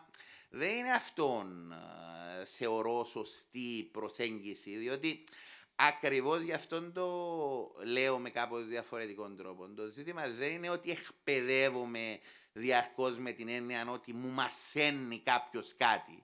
Το ζήτημα είναι ότι έρχομαι σε επαφή με διαφορετικές προσεγγίσεις και μέσα από τις διαφορετικές αυτές προσεγγίσεις μαθαίνω τι ισχύουν σε άλλες χώρες, προβληματίζομαι με άλλες προσεγγίσεις από τη δική μου, τις γονιμοποιώ και μπορώ να έχω καλύτερα αποτελέσματα. Άρα η συνεχιζόμενη εκπαίδευση πρέπει να αντιμετωπίζεται υπό αυτόν το πρίσμα. Δεν είναι κάτι το οποίο υποτιμά εκείνον που συμμετέχει. Αντισέτως, εγώ συμμετέχω σχεδόν καθημερινά, είμαι και σε έναν συνέδριο κάπου. Πρέπει να σας πω ότι δεν το βλέπω ότι είναι ποτέ υποτιμητικό να μάθω τι έχουν να πούν άλλοι. Αντισέτως, θεωρώ ότι αυτό μου παρέχει νέες προοπτικές, οι οποίες επιτρέπουν να διευρύνεις τους ορίζοντες σου και να μπορείς να αξιοποιείς αυτά που μαθαίνεις, διότι ο χρόνος κανενός μας δεν είναι απεριόριστος. Οπότε, εκ των πραγμάτων, δεν έχουμε δυνατότητα να κάνουμε έρευνα πρωτογενή για τα πάντα, ούτε προφανώς για το τι ισχύει σε άλλες χώρες, ούτε για οτιδήποτε άλλο. Άρα, αξιοποιούμε τις έρευνες που ήδη διεξάγουν άλλοι. Αυτός είναι ο τρόπος άλλωστε που δουλεύει και η ακαδημαϊκή κοινότητα. Κανένας ποτέ δεν μπορεί να ξεκινήσει να κάνει από το μηδέν έρευνα για τα πάντα. Παίρνουμε πάρα πολλές έρευνες τις οποίες κάνουν οι άλλοι, τις αξιοποιούμε και προσπαθούμε να πάμε ένα βηματάκι παραπέρα. Το γεγονός ότι δεν είχαμε πανεπιστημιακές νομικές σχολές μέχρι το 2008 κατά ακρίβεια, που ξεκίνησε η λειτουργία σε πανεπιστημιακό επίπεδο. Αυτή ήταν η πρώτη του Πανεπιστημίου Λευκωσίας, η οποία ξεκίνησε να ακολούθησε του Πανεπιστημίου Κύπρου και μετά πάρα πολλές άλλες. Το γεγονός όμως ότι δεν είχαμε πανεπιστημιακές σχολές ήταν σίγουρα ένα μειονέκτημα, με την έννοια ότι δεν υπήρχε αυτή η ευάηση και η συζήτηση. Και για να κάνω και μια αυτοκριτική στις νομικές σχολές, να μην νομίζετε ότι κάνω, αγαπητέ μου Νικόλα, καυστικά σχόλια μόνο για τους υπόλοιπους, δεν είναι αυτή η περίπτωση. Σίγουρα θεωρώ ότι δεν καταφέραμε ως νομικές σχολές ακόμα να πάμε σε αυτά τα 17 χρόνια λειτουργίας στο επίπεδο που σας έλαμε. Πολλοί και από την πανεπιστημιακή κοινότητα, την νομική, διστάζουν να παρέμβουν στα κοινά της δικαιοσύνης, διστάζουν να κάνουν σχολιασμών επιστημονικών, όχι. Συμφωνώ, αγαπητή κυρία Λεωναδίδου, δεν είναι ποτέ ο σκοπός της σχολιασμού η απαξίωση της δικαιοσύνης. Σκοπός είναι η βελτίωση της. Αυτός είναι πάντα ή πρέπει να είναι καλόπιστα ο σκοπός της σχολιασμού. Όμως είναι αναγκαίος ο σχολιασμός, είναι αναγκαία η κριτική, διότι βεβαίως κανένας δεν έχει το αλάσιτον. Μεταξύ τους και οι δικαστές διαφωνούν και δεν μπορεί να εξελίσσεται η νομολογία αν δεν υπάρχει αυτός ο σχολιασμός. Έγιναν πολλές προσπάθειες από μονάδες τα τελευταίες δεκαετίες. Πρέπει να δούμε συλλογικά οι νομικές σχολές πώς μπορούμε να πάμε μπροστά, και βεβαίως οι φοιτητές είναι κεντρικής σημασίας σε αυτόν το εγχείρημα. Χτες να σας πω ότι πήρα εντελώς απροσδόκητα έναν email από έναν απόφοιτο μας που αποφύτησε το 2014, μια κοπέλα από τις Σεϊχέλες, η οποία με ενημέρωσε, μου έστειλε email μετά από 10 χρόνια που είχα να ακούσω νέα της, για να με ευχαριστήσει και να ευχαριστήσει την νομική σχολή για όσα της προσέφερε και να με ενημερώσει ότι έχει πάρει το διδακτορικό της και ότι είναι τώρα στο γραφείο του Γενικού Εισαγγελέα των Σεϊχελών ως Senior Prosecutor. Αυτά είναι στοιχεία τα οποία είναι αυτά που περιμένουμε από τους φοιτητές μας. Έχουμε πάρα πολλούς φοιτητές είτε σε πτυχιακό είτε σε μεταπτυχιακό επίπεδο και εμείς και άλλα πανεπιστήμια προφανώς, οι οποίοι διαπρέπουν. Έχουμε μέχρι και σε ανώτατα δικαστικά σώματα και στην Κύπρο και στην Ελλάδα και στον Άριον Πάγων αποφύτους των νομικών μας σχολών. Οπότε είναι σημαντικό να συμβάλλουμε ως νομικές σχολές σε αυτήν την προσπάθεια, και σίγουρα τα συμπόσια, τα ετήσια αυτά, αγαπητέ μου Νικόλα, συμβάλλουν προς αυτήν την κατεύθυνση και έχετε και εσύ και η ομάδα σου τα συγχαρητήριά μου. Περιμένω εναγωνίως το υπόλοιπο συμπόσιο. Οπότε να καλέσω στο πάνελ τον κύριο Χρήστον Κληρίδη, τον Νικόλα Κωνσταντινίδη και την Έλληνα Καπαρτή. Λοιπόν, το πάνελ μας, το πρώτο, αφορά στην λειτουργία της ανεξάρτητης υπηρεσίας δικαστηρίων, μιας πρότασης που έγινε από τους εμπειρογνώμονες από το 2018 και έπειτα. Έλαβε μέρος η Ευρωπαϊκή Επιτροπή, το Συμβούλιο της Ευρώπης και όλοι οι τοπικοί θεσμικοί παράγοντες και τον Ιανουάριο του 2023 παρουσιάστηκε η πρόταση για δημιουργία της ανεξάρτητης υπηρεσίας δικαστηρίων. Να πω έτσι περιληπτικά και μετά θα έχουμε online όταν φτιαχτεί και τον εκπρόσωπο του Συμβουλίου της Ευρώπης, τον κύριο Τικράν Καραπεδιάν, και τον εκπρόσωπο της Ευρωπαϊκής Επιτροπής, τον κύριο Άγγελο Μπίνη. Προς το παρόν θα συζητήσουμε με τους εκλεκτούς και εκλεκτές συναδέλφους εδώ από μια ανάγνωση της πρότασης που έγινε για την ανεξάρτητη υπηρεσία δικαστηρίων. Βλέπει κάποιος ότι η οποία είναι διαθέσιμη διαδικτυακά, μπορεί να την εντοπίσει κάποιος. Υπάρχει, αυτά σημειώνω τα σημεία που μου έκαναν εντύπωση, υπάρχει ένας αριθμός περίπου 800 ατόμων που εργοδοτούνται στο κυπριακό δικαστικό σύστημα. Μου έκανε εντύπωση ότι δεν υπάρχει τμήμα ανθρωπίνου δυναμικού. Διαχειρίζεται ένα budget γύρω στα 45 εκατομμύρια, το 75% είναι μισθή. Είχα γίνει 3 προτάσεις και ο κ. Σκληρίδης μετά μπορεί να μας πει περισσότερες λεπτομέρειες εφόσον είχε λάβει μέρος τότε ως πρόεδρος του Δικαιωτικού Συλλόγου. Η τρίτη πρόταση, που ήταν αυτή που υιοθετήθηκε, ήταν να δημιουργηθεί ένα καινούριο σώμα που θα ονομαστεί Ανεξάρτητη Υπηρεσία Δικαστηρίων και η οποία θα είχε ευρύτερη συμμετοχή εκτός από δικαστικούς, όπως δικηγόρους, ακαδημαϊκούς κτλ.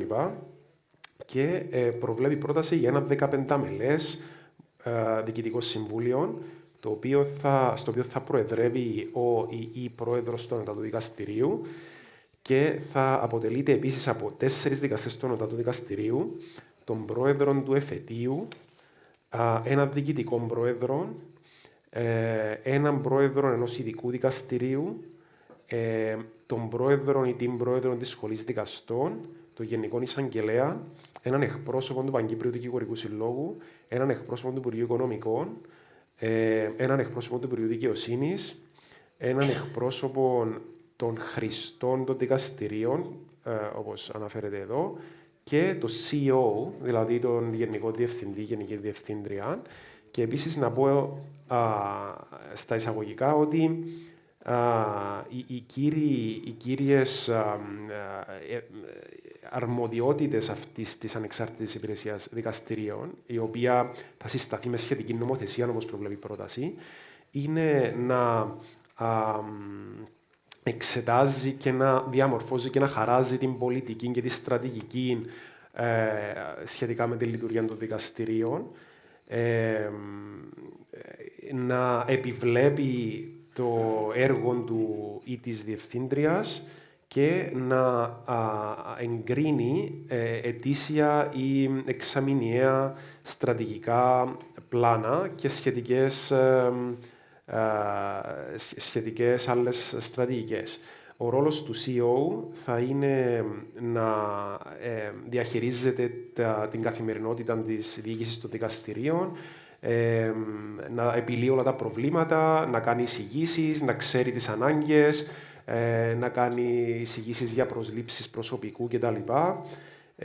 Και το άλλο που με έκανε εντύπωση είναι ότι το action plan για υλοποίηση αυτής της ανεξάρτητης υπηρεσίας προέβλεπε μέχρι τώρα, δηλαδή μέχρι το τέλος του 2024, να έχουν γίνει πάρα πολλά βήματα, όπως να έχει ψηφιστεί σχετική νομοθεσία, να έχουν αλλάξει σχέδια υπηρεσίας αρκετών λειτουργών κτλ.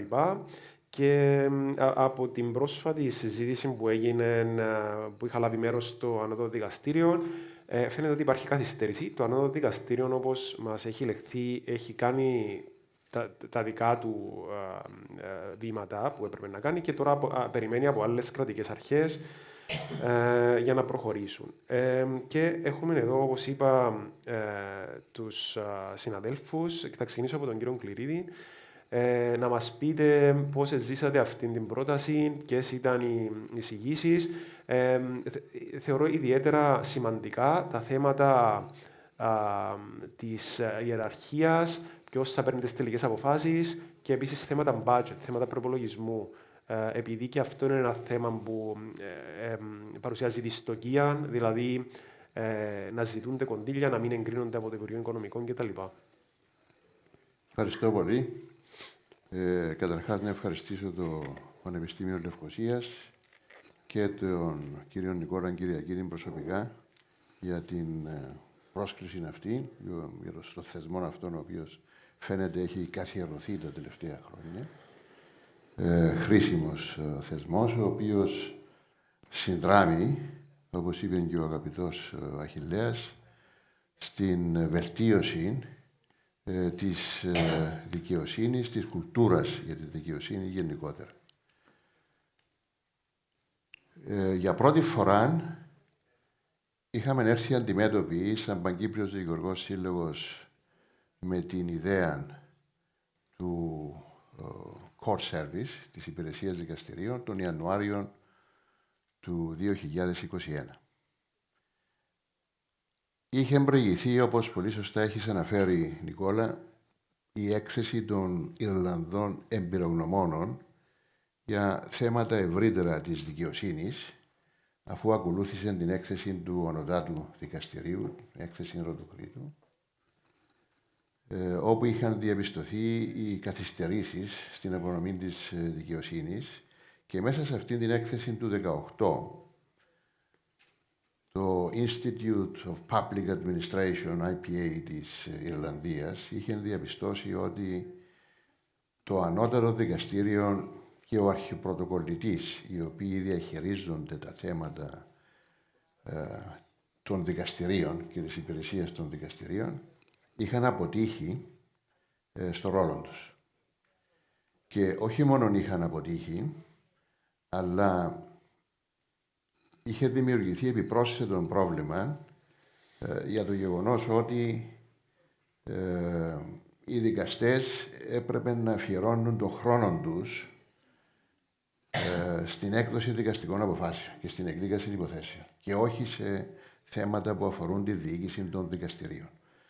Πολύς πολύτιμος δικαστικός χρόνος αναλώνεται πάνω στο θέμα της διοίκησης.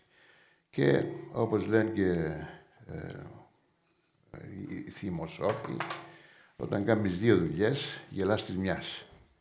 Και ασφαλώς αυτό ήταν εις βάρος της διοίκησης των δικαστηρίων με τα αποτελέσματα τα οποία έχουμε.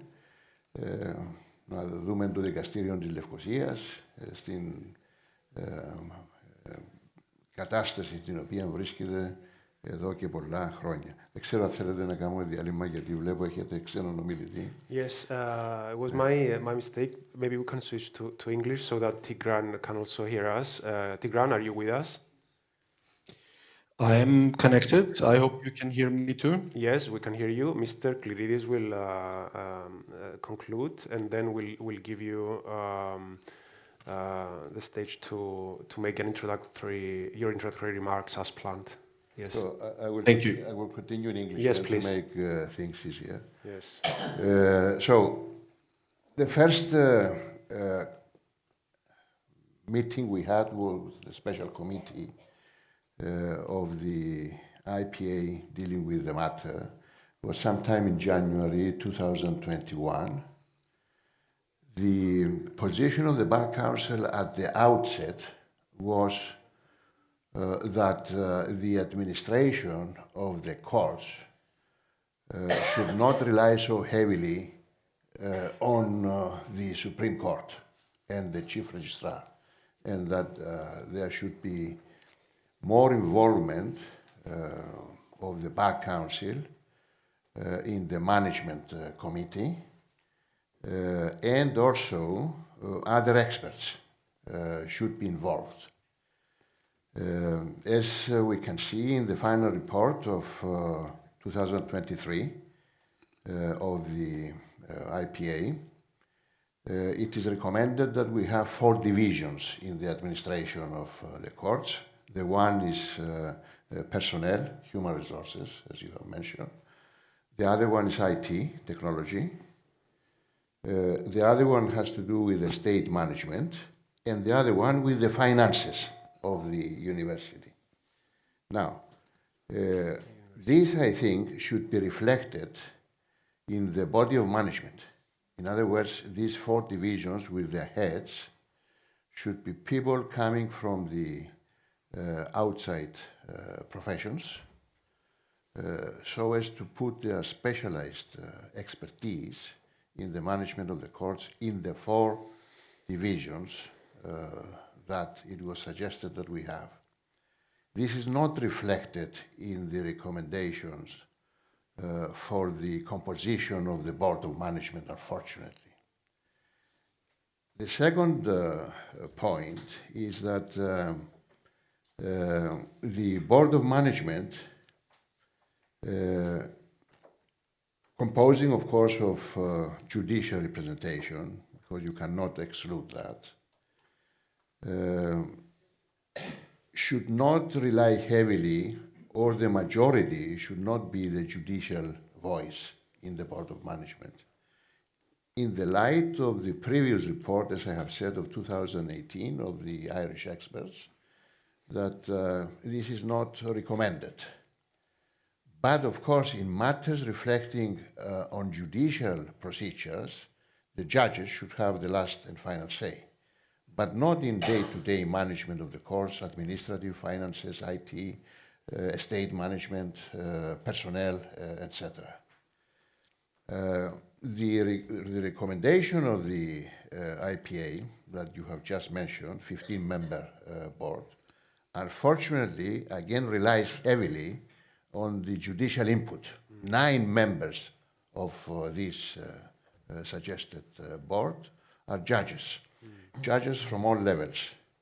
But knowing, and in my experience, how the system works, the final say would remain with the Cyprus Supreme Court, because the inferior judges, aspiring, of course, promotion, would hardly come into conflict on any matter relating to the management of the courts, either with the president of the Supreme Court or the other 4 judges of the Supreme Court. Okay.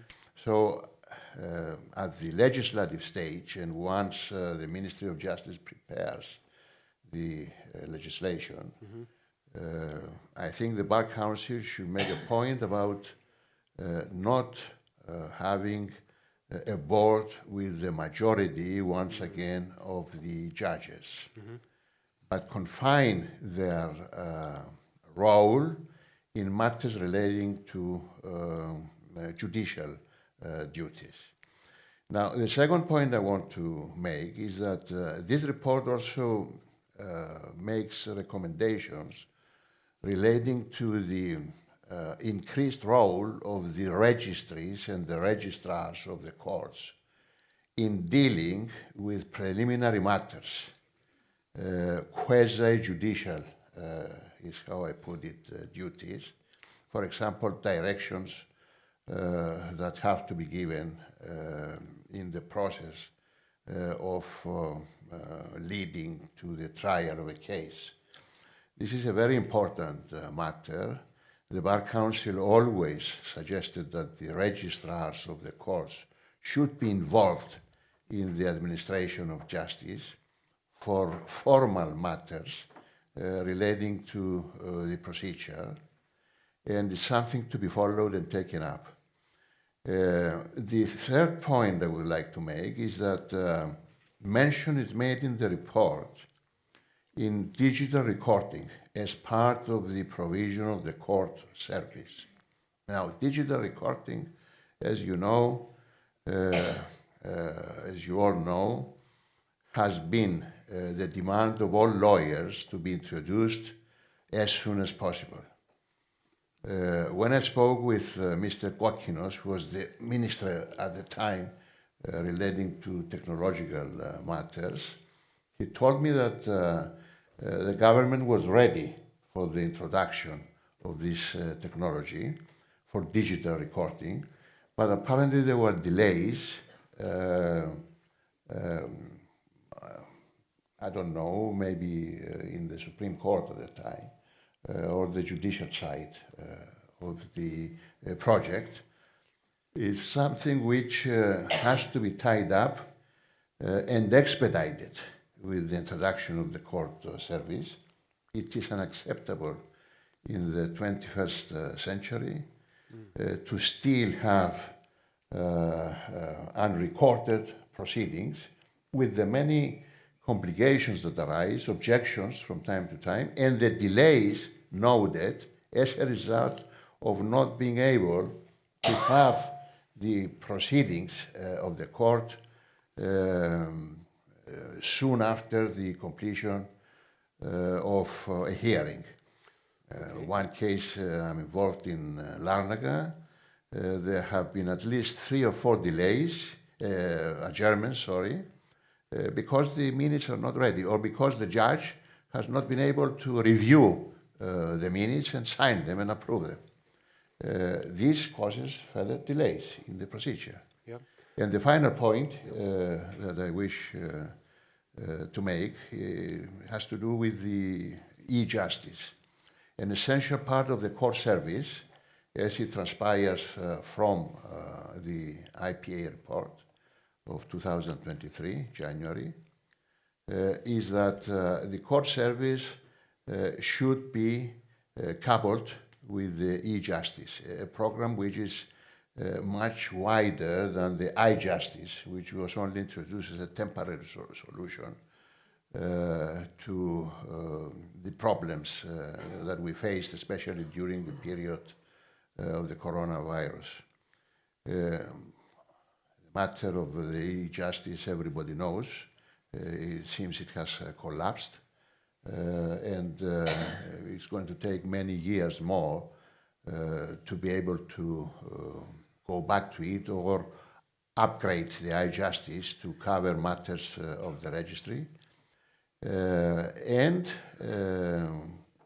coupled with e-justice was the suggestion of the Bar Council to digitalize all files, even the pending cases, so that everything would be digitalized.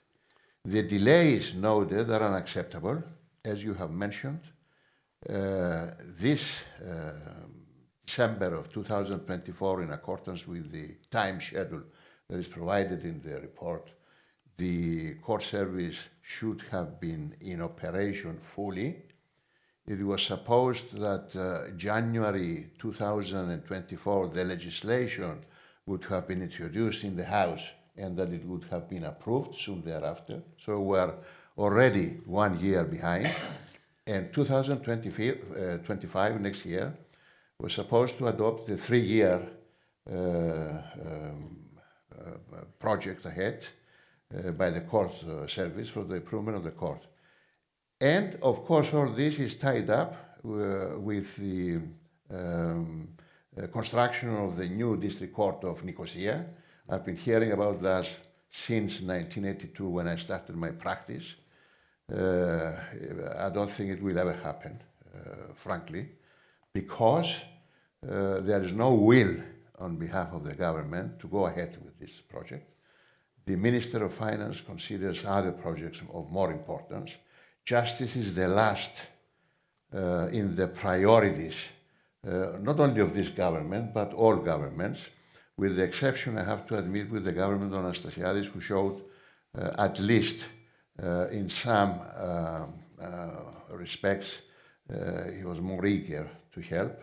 And thanks to his aggressiveness in this matter, we now have the new Supreme Court and the new Constitutional Court and the amendment of July 2023. Okay, Thank you. let me stop you here and we can come back, Mr. Klididis, and hopefully we can change that, the last point you made about priorities. And I note your comment on composition of the 15-member board, that the majority is judges and that the judges of the Supreme Court will still have the upper hand. And let me now go to Tigran, the representative of the Council of Europe. And Tigran, if you can, in 3-4 minutes, to comment on the process of drafting this report and coming up with this suggestion. Also, if you have any comments about the composition of the board, of the court service, and if you have any idea why this matter is stuck. Thank you very much. I hope everyone can hear me. Yes. I can Yes, all good. hear myself, definitely. Do you continue to hear me? We can hear you. Okay, excellent. Well, dear participants, dear organizers, first and foremost, I'd like to thank you for the invitation to speak. The Council of Europe now speaks at this symposium annually, and I'm very appreciative of the opportunity to be here and to showcase the projects that the Council of Europe has done in Cyprus with this distinguished audience and on issues which are clearly of great importance to Cyprus. Um, the Council of Europe has been implementing different projects related to judicial reforms and reorganization, strengthening of capacity of judiciaries in its member states, and actually beyond its membership. And these include projects aimed at making justice more efficient and addressing issues of delays, among other things, which I believe is the central topic of today's event. The Council of Europe has carried out technical support projects with Cypriot authorities through the implementation of important projects aiming at improving the efficiency of the judicial system. In this regard, I think a project that still deserves a mention, the first joint project launched in 2020, was focused on modernization of civil procedure rules. And the project then resulted in the adoption of the new rules in May 21 by the Supreme Court of Cyprus. In addition to that project and later other projects and activities by the Council of Europe supported the development of training programs, awareness raising, and change management recommendations. I hope that the entry into force of the civil procedure rules in September has already had some positive effect and will hopefully live up to the expectation of making the civil justice system more reliable, swift, and accessible to everyone. The second project, which was already mentioned by Mr. Kalidis, I believe, was launched in February 21, also as part of a wider justice reform process. And here I would like to mention the role of the European Commission's DG Reform, who supported both of these projects, as a matter of fact. And I would like to thank them also for the. Also, would like to thank national stakeholders for working with the Council of Europe on this, especially the Director of Reforms of the Supreme Court. And the project focused on two key contributions, which was establishment of a new court service responsible for the management and administration of all courts in Cyprus, and introduction of new administrative and case management processes in the court registries. Now, we all know that ensuring that the institutional arrangements in the courts are fit for the purpose is critical to ensuring that the management and administration of the courts run smoothly, timely, challenges are anticipated and addressed, that future needs are anticipated and planned for, and that reforms are implemented in a timely manner. This was the logic, and with this in mind, with the assistance of international experts, the project evaluated key high-level processes in the governance, management, administration, and staffing of the courts in Cyprus. Then it proceeded to develop detailed proposals with options for the establishment of the independent court service in Cyprus.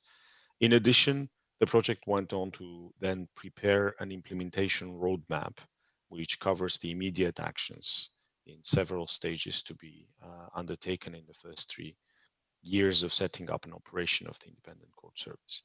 The detailed proposal and the roadmap were made to accompany a significant change in the functioning of the registries with the aim to alleviate the current administrative duties of the Supreme Court. The project then also developed an evaluation report on the existing administrative processes and case management arrangements in the court registries, together with concrete short-term and long-term recommendations on the improvement of the internal processes, case management by the registries, and logistical arrangements. Of course, it also took into account the structures proposed to the for the new court service at the time, also the e-justice integration, civil procedure rules, and the rollout of the new civil procedure rules. The project also then analyzed some of the risks and provided change management recommendations. It's important to note that the achievement of the project's long-term outcomes and crucially its impact largely depended on and still depend on the degree of endorsement and implementation of the proposals by Cypriot authorities, by Cypriot stakeholders. And there are there are multiple simultaneous initiatives and efforts with the justice reform that have been taking place, are currently taking place, and it's important that the establishment of the court service goes smoothly and in coordination with all the other initiatives that are taking place at this time simultaneously. And I think this is maybe bringing me to another important subject, is managing the change. We've been working on the justice sectors and court management reorganization in different member states for over 20 years. In Cyprus, we've enjoyed excellent cooperation with the Supreme Court and the Director of Reforms. We managed to achieve certain things which I believe are important. And one thing I can tell you is that when we speak about court management, there are two major elements that we need to take into account. That's first of all focus on human rights, and then also focus on sustainability of any reforms. And both of these elements are in fact tied to how the reforms and how the changes are managed in general. And I think that brings me to answer maybe partially to the question that you asked. And the justice sector undergoes constant reform, which aim at making justice more efficient, effective, transparent, and these reforms normally in any country, as a matter of fact, face various challenges. So, but the chief of those challenges most often is the resistance from different stakeholders and users, and their inability or unwillingness to change their practices. Successful implementation of reforms normally requires comprehensive awareness, active involvement of all stakeholders. This is why robust change management practices need to be put in place to address essentially human behavior, which is central to managing any change effectively. And resistance may arise when users feel excluded, when or stakeholders feel excluded from a reform process, think that their needs are not fully considered. Sometimes reorganization efforts also don't go so well due to lack of consultation with other users of the justice system. Listening to them, addressing their fears, concerns can in fact build the trust and ensure the acceptance of proposed changes, as well as construct those changes in a way that take into account the needs of all stakeholders. Conversely, in some cases, those who are concerned by forthcoming change are not ready to get involved in the process. So a thoughtful timeline and strategies can help conducting discussions with those affected by the change, and as a result, facilitate successful implementation of the reform. Change management in justice is a special area, as methods used in other walks of life may not necessarily face the same constraints as we see in the justice sector. The need to secure utmost independence of the judiciary, maintain impartiality, ensure confidence of users of justice services are some of those limitations that we have when we're dealing with justice. But those limitations can also turn into opportunities. So if carefully navigated, these factors can actually ensure robust and sustainable change. And that brings me also to the second element that I mentioned in the beginning. Focus on the human rights in the court's management is essential for ensuring justice, equality, fairness in the judicial process. Courts serve as guardians of the rule of law, and their operations must reflect principles of transparency, impartiality, and accessibility. Human-centric approach ensures that, and human rights-centric approach ensures that vulnerable, marginalized individuals are treated with dignity, respect, that there's public trust in the justice system. This also aligns with court management, with international this requires alignment of the court management with international legal standards, promoting accountability and preventing any sort of abuses. And I think that embedding human rights principles into court procedures and administration, judicial systems can better protect fundamental freedoms, guarantee these fair trials, and most importantly, not just fair but also timely trials, so that the justice is served in time. This in turn then will uphold societal values and of justice and democracy. So these elements, in my view, should be kept in mind if we are looking to achieve success. The Council, of course, stands ready to support its member states in various aspects in managing of the justice sector. I know that my response might be a bit general after Mr. Kalidis' much more detailed account. But nevertheless, I think it's an important element of the puzzle to take into consideration.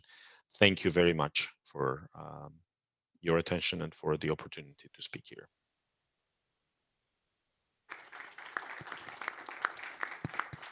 Thanks a lot, Tigran, for your remarks.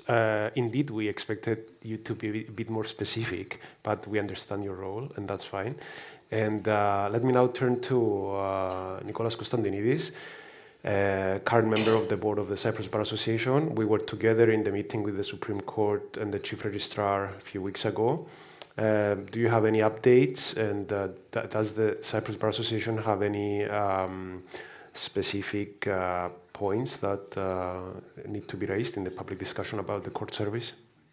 Initially, let me thank you on behalf of the Cyprus Bar Association. I echo what's been said by our president, Mr. Vorkas, for this symposium, which has become an annual structured dialogue where we're able to take stock of the reform process of our court and legal system, which is a very important platform, and congratulations on doing this every year. We also want to extend our thanks to the European Commission and the Council of Europe and the IPA, the Institute of Public Administration of Ireland, for all their work, and especially the Director of Reform of the Supreme Court, as was then, Mr. Rodokridou, for leading the process in Cyprus.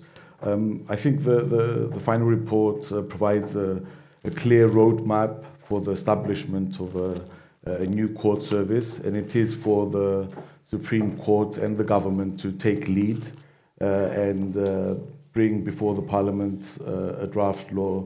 And we are looking forward and anticipating in engaging in constructive discussions with all the stakeholders. We raise this as the Cyprus Bar Association with various officials at every meeting, because we do consider that a lot of the problems that we've discussed and a lot of the solutions that we all want can be unlocked with the establishment of this new court service. This is not something new, actually.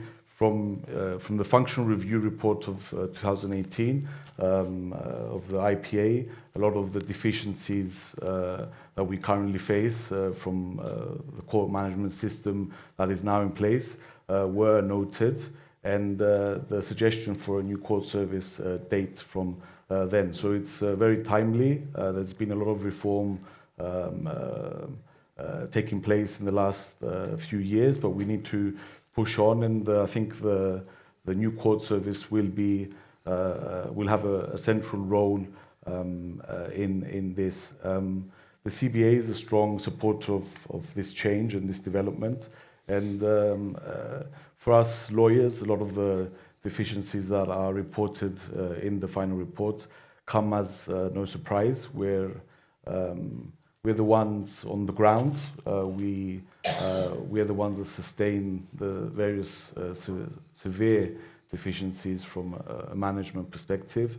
And on behalf of our clients, we can very easily establish that there is not, at the moment, a user-friendly and citizen-focused management of the court. I think we have a court system at the moment, and with the new service, it will be change into a court service, because we want a court system that will serve its citizens. And there are various issues that have to be tackled. The Supreme Court and the Chief Registrar and her team do not have either the time or the expertise to navigate the court system in these complex times. Exactly that, for that reason, the new court service will have a dedicated human resource department, a finance department, which will be able to tackle what you've mentioned about the budget planning and more flexibility in allocation of funds and spending, a dedicated IT department, and another very important department of this new court service, as we see it, is the buildings, projects and management department, which will be responsible to liaise with the government bodies, the responsible government bodies, both for the development of new court structures and buildings and maintaining the current ones that we have at the moment. Development with regards I want to be more optimistic than Mr. Klididis. I understand that he's been in practice and looking forward to a new building for many years, but we have to be optimistic and push where appropriate to obtain a new courthouse in Nicosia. The government has assigned a specific amount in the budget this year for the tender with regards to the architectural drawings of this new building, and the Minister of Transport in a meeting we had lately has pledged to the Cyprus Bar Association to have a member on the committee that will be overseeing this project, exactly so we can have input as the majority and daily users of the court houses in Cyprus. Yeah, regarding the composition of the board, do you also agree that the majority should not be judges, and if not, who should have the majority and why? I think what should be noted is that it's not necessary for a judicial majority on the governing board of this new court service. The reason is simple. I think it's been tackled in other jurisdictions as well, and we can draw best practices from countries that have developed a court system the last decades.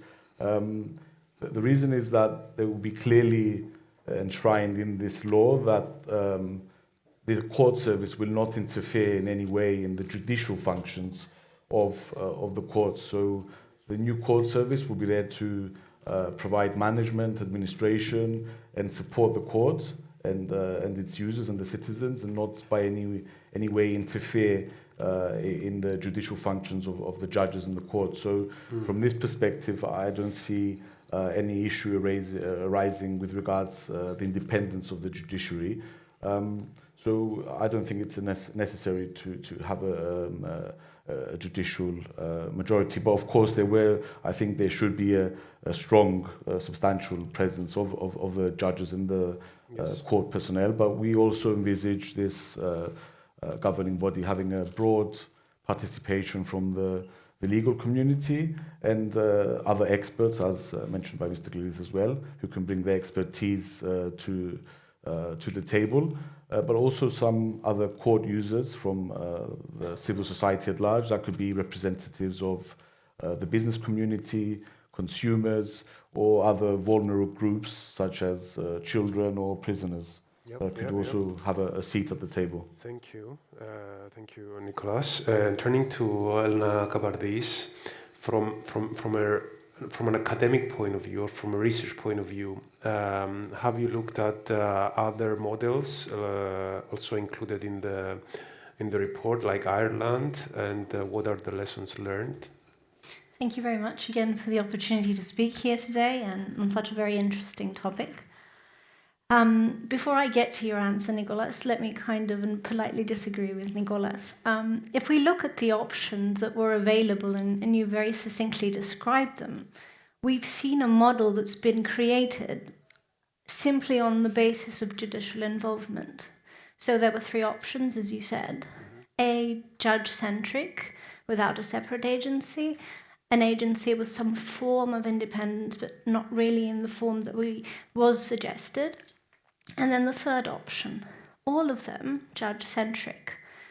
Because, for a reason that is not uncommon to other jurisdictions around the world, the reason of what we describe as gatekeeping, the reason of institutions trying to maintain their own sense of belonging or sameness for judges themselves. So, is a majority necessary? I mean, even from a reason of getting to the next step and getting the rest of the board of directors or the other branches of this service to be enforceable, I would also suggest yes. Because you need that trust and that confidence from the body that really is giving away what it perceives as power to be able to operationally proceed. So does that differ to other jurisdictions? And this report is fantastic. It's very large, but it's great. It gives out all the details in terms of Scotland, Ireland, and Norway, which are great examples to follow. There are aspects of the Cypriot judiciary, though, that are unique to the Cypriot judiciary, and I'd like to draw on them a little bit before we move into other jurisdictions. What's the basic characteristic of the Cypriot judiciary that has kept the Cypriot judiciary in the resilient form that it has, despite characterizations of increasing lack of independence potentially, or threats to competence that we've seen through many media sources? And that's its ability to maintain informal communication. Let me give you some examples through my very own research on the Cypriot judiciary. So when we speak about governance and operations of the court, what does that look like? What does that really look like for a judge? So when a judge is going into their chambers, first thing in the morning, they just walk in and they are met with a huge pile of trash that hasn't been cleaned for the last 2 weeks because there's only 2 cleaners for the entire district court. Or if, for example, a judge is serving on 2 jurisdictions at the same time, civil and criminal, in 2 separate districts. They finish their work in one district, it's around 1:30, they have to move to another district to give a judgment that's remaining. And they also have their own personal dilemmas and issues and potential personal issues, and then they have to come in. They don't have somewhere to sit to give a judgment or to kind of have a normal proceeding, and they're just standing there in the middle of the court feeling devalued. And this, perhaps, is the most important characteristic that the court service would change. And we see this in research around the world. Sometimes we treat the changes in the Cypriot judiciary as if we are the only judiciary that has difficulties in functioning and efficiency.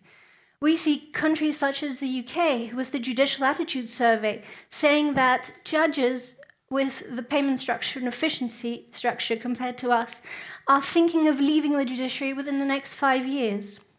We see examples of the Australian judiciary with research of Macananlo and Carly Shrever telling us that judges are depressed, that they are affected operationally, that they show irritability or lack of conscientiousness, that they don't have hobbies anymore or interests, they refuse to go out in nature. And these are characteristics that we may think are linked to judicial studies and emotions, but in reality, they affect the operational efficiency of a courtroom. And so at the end of the day, this court service, as it's structured, in whatever form is necessary to be taken, is a court service that should never ignore the reality of the informal conversations that happen between judges when a new judge is appointed, or the way that they sit around or come together in the morning trying to sort out operational issues that they're going to have to discuss.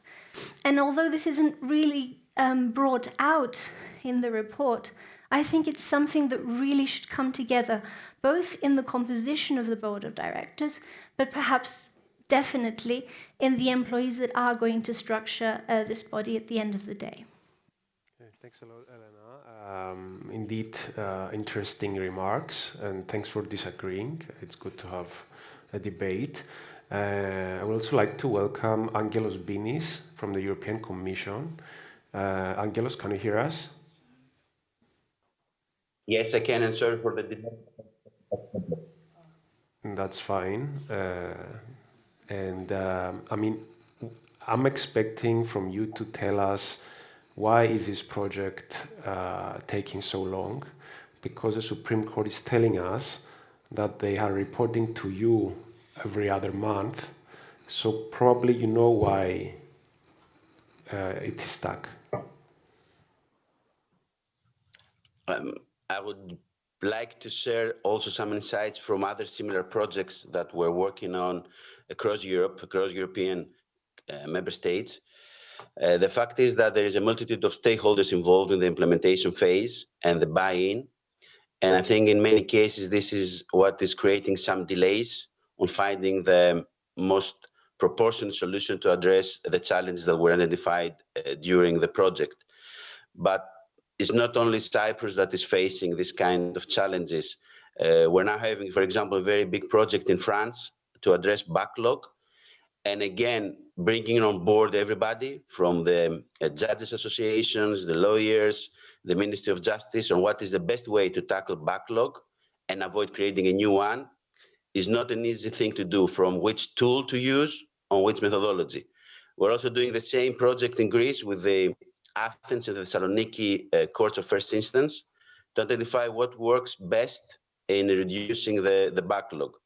So I guess that it is also the case in Cyprus between the different implementation solutions on how to make the best out of the work that was undertaken in the framework of the project. There are different options, different opinions, and this is creating a little bit some delays. But at the end, a cost-benefit analysis of the available options would yield the better results, Nikos. Encouraging that, encouraging in quotation marks, meaning that other countries are also facing delays, and also encouraging that there are discussions and we're trying to find the best possible solution. So after having all the speakers talk, I'd like to ask if there's anyone here who would like to make any comment, any remarks about the court service. Okay, then I'll go for a second round. Mr. Kliridis, anything to comment on what you heard by the other speakers? Yes, I'm still not clear why the delay. I don't think this issue has been clarified. The matter should be with the Ministry of Justice to prepare the bill. I don't think the bill is a difficult matter. I remember when I was first introduced to the idea of a court service, I looked into the Irish bill. The act is there, the Court Service Act of 1998. It could be used as a precedent. I don't think it's so difficult to draft a bill. And I don't know if they have started drafting a bill. Nobody knows. Now, this is unacceptable, I think. There is no transparency here. Where is the bill? Are we near drafting it? Is it with the Office of the Attorney General for final remarks? So this has not been clarified. That's the first point I want to make. Yes. The second, Mrs. Kabardis spoke about the predicament of judges and how the court service will improve their life. What about lawyers? They suffer with this situation, despicable situation. Imagine a lawyer who has to attend on the same day an administrative court case, then a family court case, then a labor dispute, then a district court, and then perhaps on the same day a Supreme Court.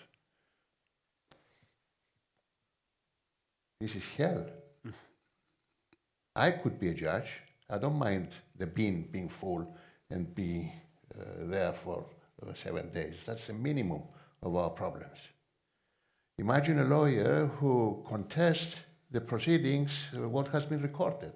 We have it almost on a daily basis. Things not being recorded that have been said in court, or other things are written down in the minutes. Now, it's hell for the lawyer. It's almost impossible to change the minutes. Why? Because we don't have digital recording. So I'm giving you some examples to think about the life of the lawyers, how difficult it is in Cyprus. There are many more. I could speak for hours about our problems. Now, I think the report, the 2023 report, is contradictory in this sense. It starts with a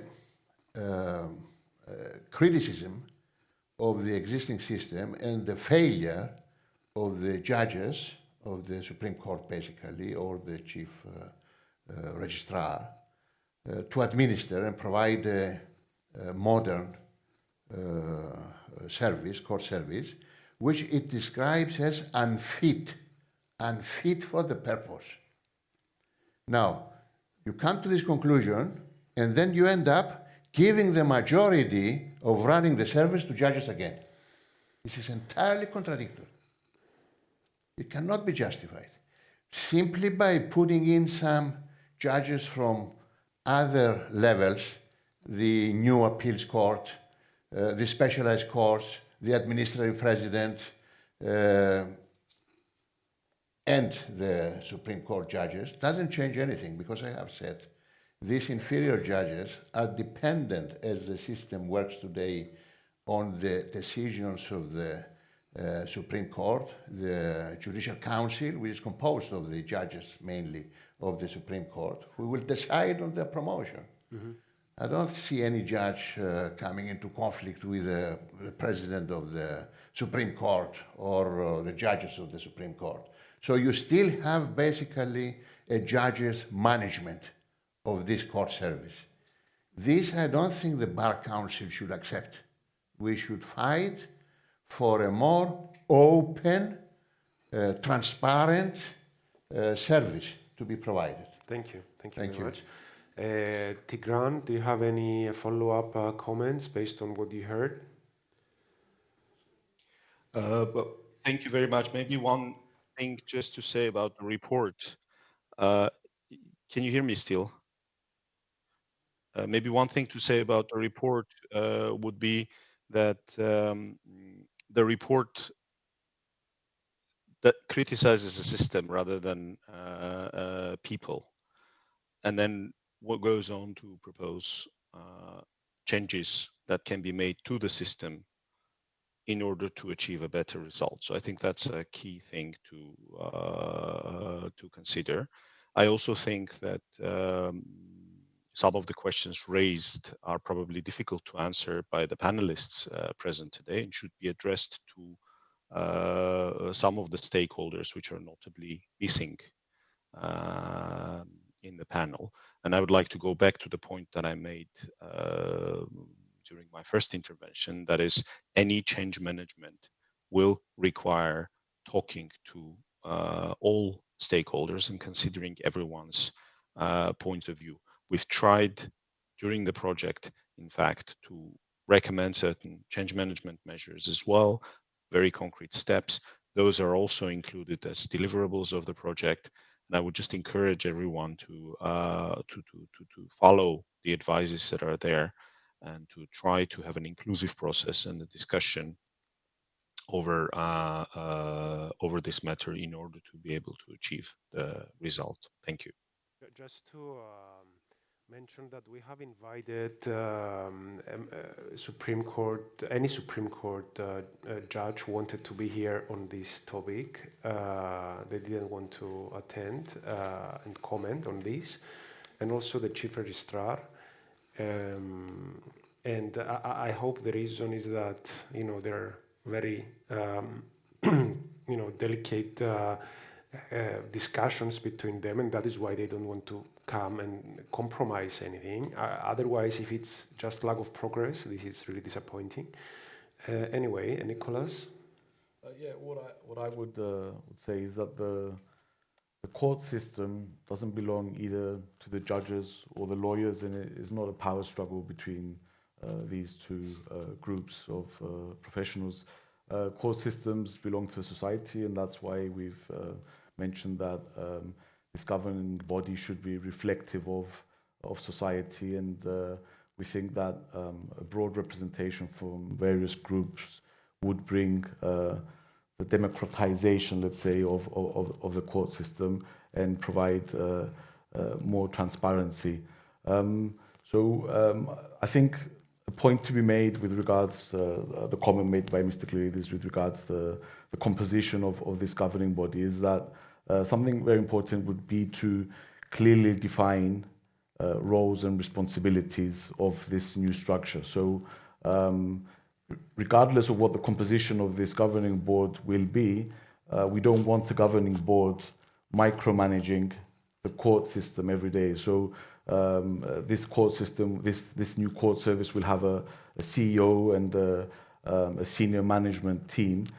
These people who have the know-how and expertise should be allowed and given enough responsibilities and authority to manage the courts on a day-to-day basis, and this governing council should be left to provide strategy, vision, and policy decisions. So this is, I think, a good way forward. But of course, we need to see the draft law, and of course, we will be engaging in these discussions to this direction. Thanks a lot, Nicholas. Angelos, any final comments? Yes, thanks. 2 points on my side.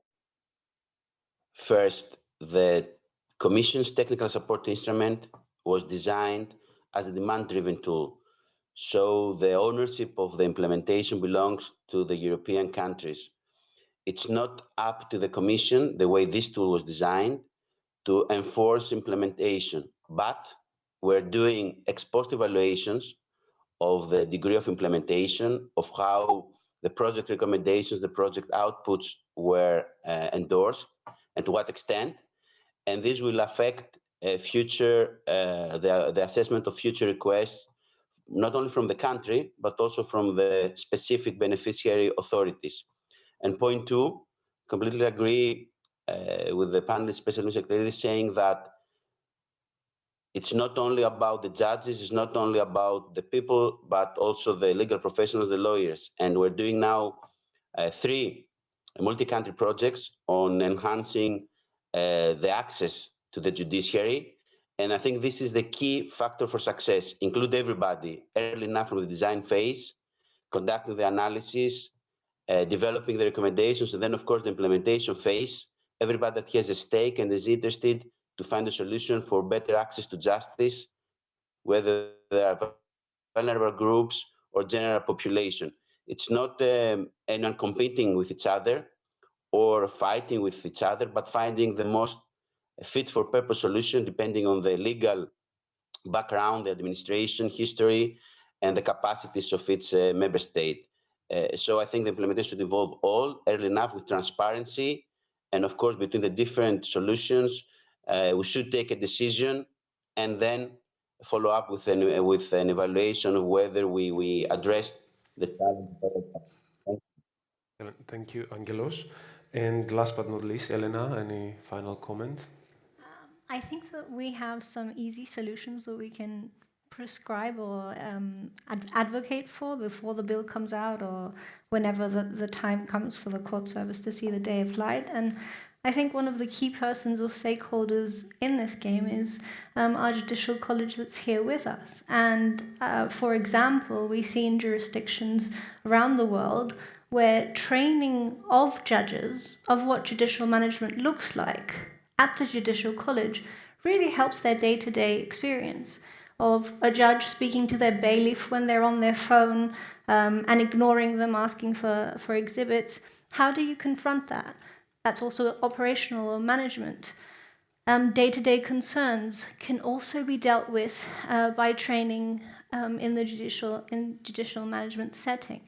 And so, or a very basic example that the report gives which is that the administrative persons in charge of the courts or the districts don't meet weekly or monthly to discuss operational concerns. So if we just set up based on like a basic business model or a strategy model that most lawyers know how to do, and we can kind of pass that down on how the operational management in courts just happens, and we combine that with training in the judiciary, I think we can help and boost the judiciary to also be more prompt and trusting in outer sources coming into the court service. Excellent, thanks a lot. Two final remarks by Nicholas. I just wanted to mention that the Cyprus Bar Association has reached out to its counterparts via the CCB that we participate in, which is the umbrella organization of the European legal profession. And we're engaging in discussions with our counterparts with our colleagues from other countries that have court services to get their feedback and their experience from their court services, other than Scotland, Ireland and Norway, which were jurisdictions that were analysed within the context of the report we're discussing. Denmark and Lithuania also have had recently established court services, and we look forward to getting their feedback from their experience. Just to end my participation with a positive note, we've been informed that a bill has been submitted after actions of the Supreme Court and the Chief Registrar to amend the criminal procedural law to allow digital audio recording of the criminal cases. So we look forward to reviewing that law and expressing our opinions on it. Thanks. Okay. It's good to conclude with positive notes, although we need to see more progress on the court service project, and hopefully in 1 year from now we'll be in a position to have more things to say.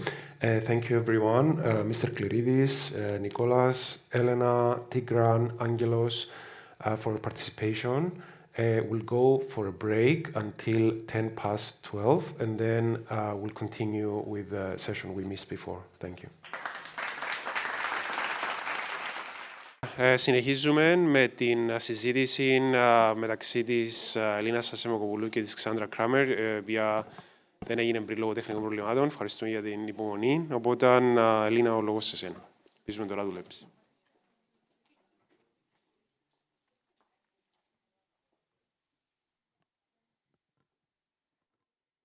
Hello, Handra. Can you hear me now? Yes, I can hear you perfectly. Okay. Okay, nice. So I will follow on, Handra, according to our outline with unifying these two initial topics we have, because I have already made some introductory remarks about the rule of law and the connection with efficiency. I have also made a reference to the European Commission for the Efficiency of Justice and the survey that was published on October of 2024. We have heard in the first panel, I'm not sure that you could hear it, a very interesting discussion about court management, actually one of the cornerstones of the efficiency of justice and the reducing of judicial delays. And I will follow on with one remark and one distinction from my point of view, and I will give you the floor. The remark that is actually also has already been mentioned is that all the approach that we must make for the efficiency of justice must be human-oriented. There must be a human rights orientation in this. And the distinction is a distinction that I've made in my mind as inner efficiency and outwards efficiency. Outwards efficiency has to do for me with court management, but we have already heard very interesting remarks, and the use of artificial intelligence in civil justice. We will follow on with a discussion on this, and some remarks for inner efficiency has to do with the law provisions we have on procedural laws and how we make the interpretation of them. For example, the restrictive treatment of adjournments of trials, the broad treatment for the court's possibilities to see and emphasize on the merits of the case and not on procedural obstacles, the emphasis on written procedure, but with the proper activating of judges' power to ask for oral conduct when it is necessary to clarify the facts of the case. Especially, just to underline for the emphasis on the merits, on the steps of a case, and maybe have preliminary hearings for the cases that confront procedural obstacles, and we cannot have, we are not obliged to have oral hearing or a court hearing for just, testifying the procedural obstacle just. We have a broad emphasis of European law on the actually on the evidence procedure nowadays. European legislation on spatial allocating of burden of proof in certain cases, on evidence collection, on pre-action protocols, on evidence disclosure. We see an emphasis on the merits of the case. And so I think this is actually a dimension for reducing procedural and delays. So after these remarks, I want to set you two questions. First of all, what is your view on the judicial delays as a threat to the rule of law? What are the main points to make this connection, to stabilize it more? And what do you think actually are the key causes for delays in civil justice? And what might be the remedies? And we can leave artificial intelligence for spatial contribution, but we can also refer also to this at this point. Okay, thank you very much. These are, of course, two very complicated questions. I think if we look at the human rights discussion, starting, of course, from Article 6 of the European Convention on Human Rights, but for the EU, also Article 47 of the EU Charter, then having efficient procedures, having actual access to justice has always been connected to the right to a fair trial, and that is also embedded in the rule of law. So I think to avoid judicial delays, which is of course a very old, still very relevant discussion, is to live up to these fair trial principles, and those fair trial principles in turn establish and solidify the rule of law principles. I think this is necessary in any democratic state, but also, of course, it has a lot of actual societal relevance, both for individual citizens that want to resolve their disputes. They don't want to wait for years for a case to go through court, but also for businesses. And that is not only an interest in the cause of, or in the context of the rule of law and fair trial, but it also has economic value for companies. So it supports economic growth and competition if cases are managed through the courts and can be resolved also by courts, and not only in arbitration, because of course many companies nowadays use arbitration. And one of the issues there, of course, also is that courts sometimes may not have the necessary specialization, but also that these procedures take too long. What I thought is in preparing this, I also looked at the most recent judicial scoreboard data from the EU that are, of course, based on the CEPES data. And what was a good thing that the conclusion, the overall conclusion between 2012 and 2022, so in a long span of 10 years, there was actually some improvement in speeding up justice. So although the caseload has increased a little bit, though not drastically, you see that on average, the duration of proceedings has gone down. And I think that is a very good sign. Of course, case management, I think, is essential in that, and indeed, now that we're no longer the introductory panel, but that we're following up on another panel where this court and case management has been discussed a little bit more in detail. But I think, indeed, that is really crucial. We see that in traditional adversarial systems, mostly common law systems, but also some other systems where we used to have parties that can do their thing and the judges that would be quite passive. That simply doesn't work. Procedures and also the law is too complex to just let things drag on. So we need to have active judges that can interfere, courts that set specific deadlines, and courts that also themselves, of course, stick to these deadlines in order to speed up justice. And of course, this case management needs to have a basis in the law, but also there, and I think that was also emphasized in the previous panel, that's also work that really needs to be done on the ground within the courts, within individual courts at the national level, but also within individual courts, where courts will have to learn how they can speed up procedures, how they can organize their time more efficiently, and also how they can learn from other courts that perhaps function better. But also within the EU, of course, there's a possibility to learn and to have best practices looking at what is happening in other courts. Because we have now all those statistical data of which courts perform better than others, or in which countries, on average, the procedure is more efficient. We can also learn from that. So courts should also visit other courts and see what's going on there, and to learn on how to organize things better. Then, of course, and that is more at, it's not really the court management or case management, is that special procedures have been introduced also at the EU level, so the small claims procedure, order for payment, and that is also tendencies that we've seen in other countries, for instance, also in the United Kingdom, of course, to track certain cases, because cases are very different, and on average, the more complex cases, of course, take much more time. But if you track these cases from the start on, you can already ensure that simpler, easier cases get through the system more quickly. And then there is the time and the attention that perhaps more complex cases need. But that other cases, so the small claim cases or the payment orders, the simpler cases, get through the system and are not hampered because the court as such is clogged and maybe not so efficient. I think we will also talk about digitalization perhaps a bit more later on, if I understand correctly. But of course, it is really a very good opportunity if you digitalize courts and processes, that you can much more easily track cases, extract relevant information, schedule hearings in the most efficient ways. And I think that is really an opportunity for courts to make an improvement.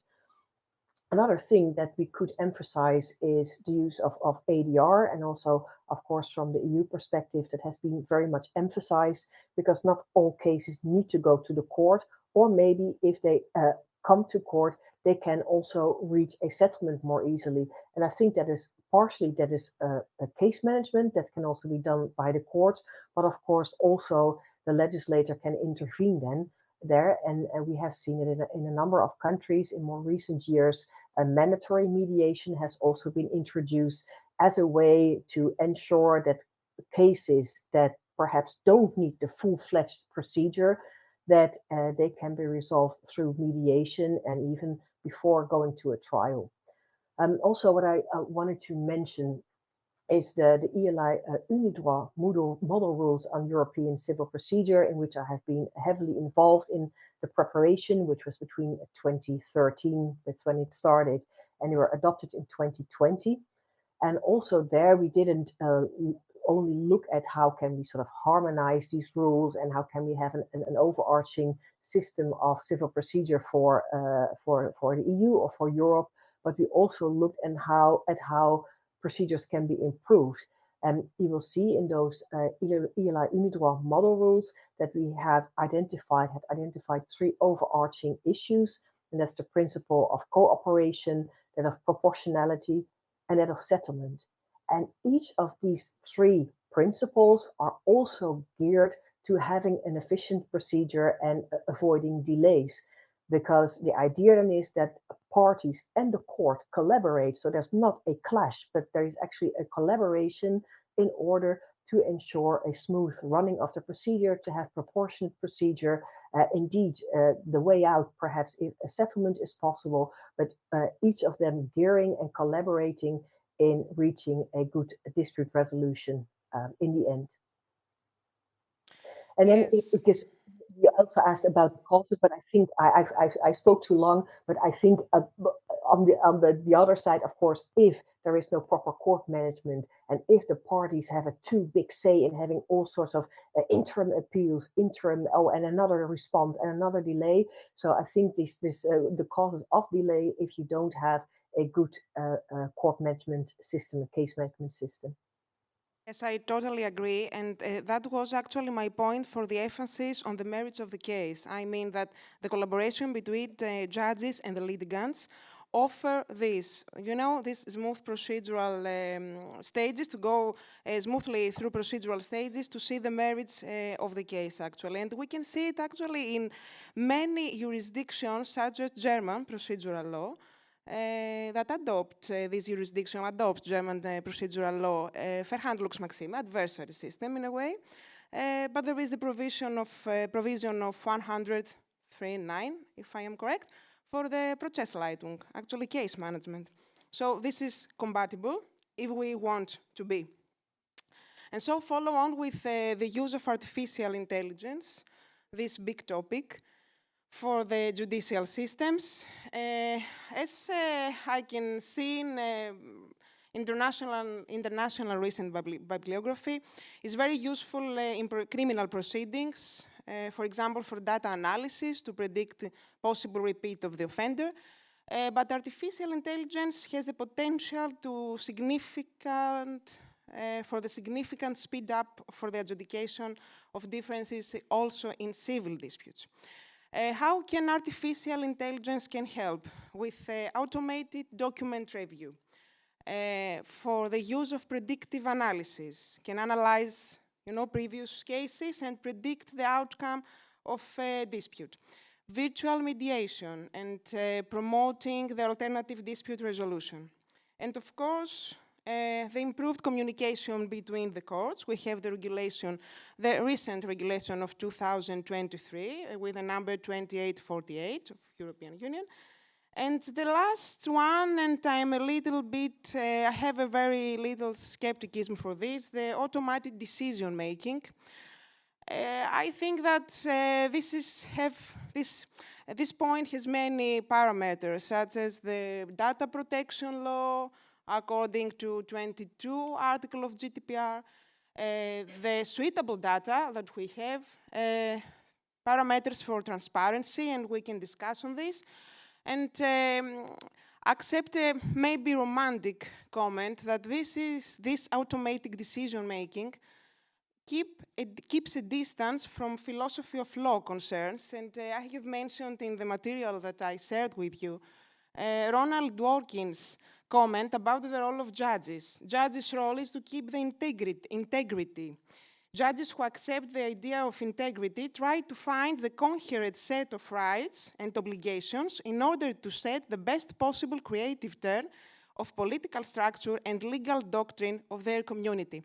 And I want to ask you, how can you use AI for make civil dispute resolution mechanisms more efficient, but actually keep this legal doctrine, live and at the core of our interest? I think this is an intriguing question, and also one that one cannot easily answer, and there are also lengthy discussions on that. I think indeed we should separate these two possibilities and great opportunities that digitalization and AI offer. And the one is indeed a really supportive role, where, well, you mentioned all the examples where we can have a predictive technology, but also AI, of course, has the capacity to really extract a lot of data. So also if there are big court files, that it can help in summarizing the relevant facts and categorizing them to make them more accessible. And also a very practical implementation is to keep track of cases, so really case tracking, and also giving reminders in the system, hey, this case has been pending too long, or the next step, the next deadline is approaching, and something needs to be done. And that can help, of course, if a case file is digitized, in both triggering court administrators, but also the parties in, hey, the next step is due and something needs to be done. And I think that's also a very practical application that can be very useful. And also within the courts, it can further help in case management, for instance, by an effective case distribution. So also seeing which judges are available or have specialty or whatever, so that it can distribute the cases among judges and within the administration more efficiently, but also by an effective planning of hearings and an effective planning of writing the judgments. And that's also something that in the Netherlands we have focused on. And then I'm speaking specifically from my experience with the court in Rotterdam.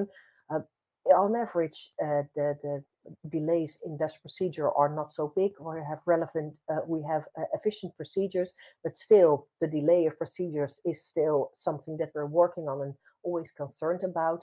And what very small interventions was, for instance, what we often see, there's a day of hearings and then there's no specific scheduled time for writing the judgments. And of course, then the files go back in the electronically or literally in a drawer. And if you then 6 weeks later, when maybe the judgment is due or whatever it is due, has to get the file up and running and going through all the documents again to write the judgment, that's not efficient. And AI can also help in really ensuring, okay, this judge or this court session panel has had a couple of hearings. Now we need to have scheduled time in order to write these judgments, and not in 6 weeks when there happens to be time, but there needs to be a good time management. And there, of course, digital systems can also help. The last one that I wanted to mention at this more practical level is compliance management. That is also much easier through digitization and artificial intelligence, because then data can be gathered, data can be compared, and then you can also more easily track what the bottlenecks are in the procedure and thus have more targeted interventions.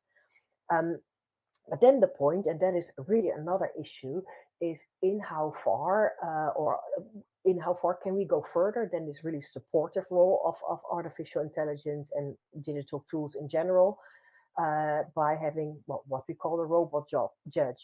And there I agree that there are these ethical concerns and that there are concerns about also judicial independence. I think later today there will also be a panel, if I'm correct, about judicial independence, more specifically in the Mount Scopus project. And of course, if you really give way to, okay, let the computer decide what needs to be done based upon previous case law, then there are all sorts of problems in independence of the court, because no one can really oversee what is in the system and what comes out of it. It's simply humanly impossible to oversee how certain data are generated, mixed, and the prediction that comes out is maybe nice for lawyers to say, oh, based upon case law of the past 10 years, it's probably going to go that way. That's a very nice tool for lawyers. But for judges to base a decision upon that, then of course the law doesn't develop anymore. We don't really see what's going into the system. So it lacks a transparency, and it lacks the true judge experience and the human touch that most cases need. On the other hand, there are, of course, certain cases, and there's especially certain standard cases, and that is not very new. For instance, these orders for payment or other more standardized cases, cost orders, or other more standardized procedure. And there, of course, it can be almost fully automated. There needs to be a check in the system if there is something special that needs to be flagged up, that a judge or someone else needs to take a look at that. But otherwise, those very simple cases, there I don't see a problem in having the system decided, because that is standard data. Such as, for example, to follow on with our next topic, I suppose you mean small claims procedure. And I'm wondering if small claims procedure can be a model for the necessary procedural amendments, including the digitalization of elements of the procedure. The format, documents, the automated decision-making. And for me, I think the most crucial point for using small claim procedure as model statute and using for decision-making artificial intelligence is the distinction between contested and uncontested cases. Yeah, So I can would see no agree. problem, actually. No, no, I, I think what justice needs is tailored justice. So complex cases need more complex structures, and there are also especially the human touch there, and there the AI can have the important supportive role because a lot of data can be put into the system and you can get out of it what is most relevant. But there, the human judge as an eventual or in the end decider is very important. But for small claims tracks, there I think artificial intelligence is again as a supportive role, of course, in filing the case, in having ways of mediation. So virtual mediation can be an option. There are chat options, etc., that can really flash out the procedure and speed it up. But also these more standardized cases would also lend themselves to a more automatic decision making. But of course, not all small claims in having a low amount are necessarily simple cases. And I think that is also important to take into account. And you cannot simply impose this model to all cases because complex cases are complex. There are difficult questions of law. There have to be procedural incidents in order to do justice to the complexity of the case. So you cannot say, oh, the small claims model is nice, it's simple, it's straightforward, we can digitize it to a great extent, and that is what we can use for all cases. I don't think it is possible because you have to diversify within the law and see what a specific case needs. Remarks for latest amendments in Cyprus civil procedure and Greek civil procedure law. Cyprus civil procedure latest amendments emphasize on case management and what we have already said before and on the panel that was previously heard. And in Greece, we have the adoption of written procedure in 2015 for a very broad range of disputes, except special jurisdiction disputes, okay, there are some.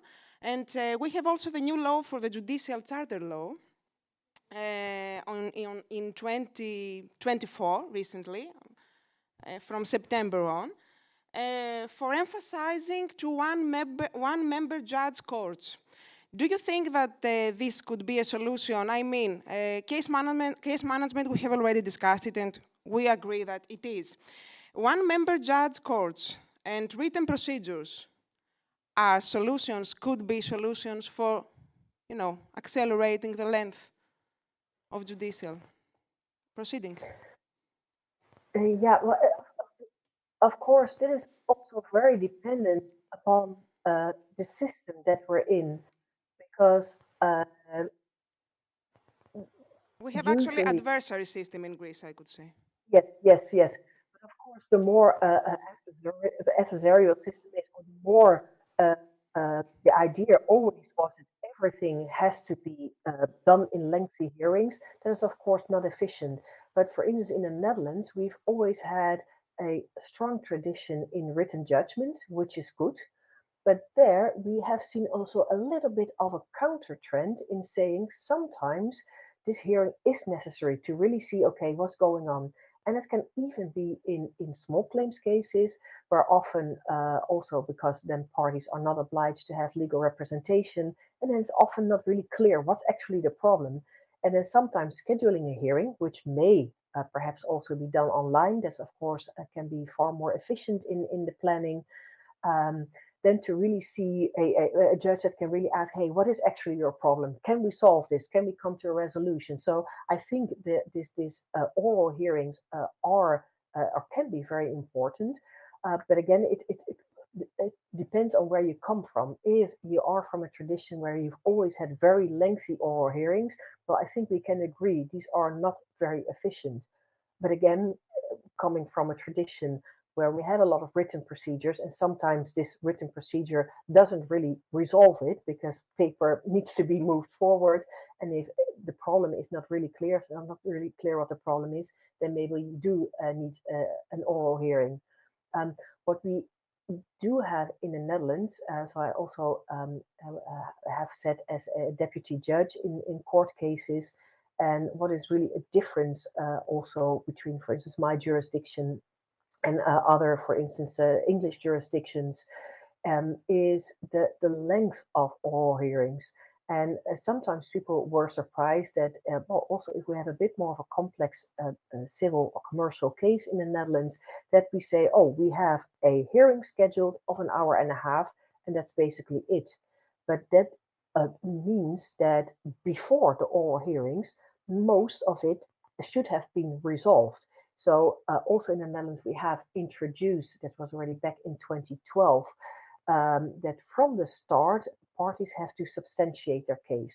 So already in the written summons, you cannot keep your information and say, oh, I will add a little bit of information here and there during the procedures. During procedure, no, there is the obligation for the party starting the procedure to give openness from the start and really say, this is the whole issue. And then that immediately gives the possibility of the other party to reflect on all those issues, and then the case can be prepared for perhaps an oral hearing.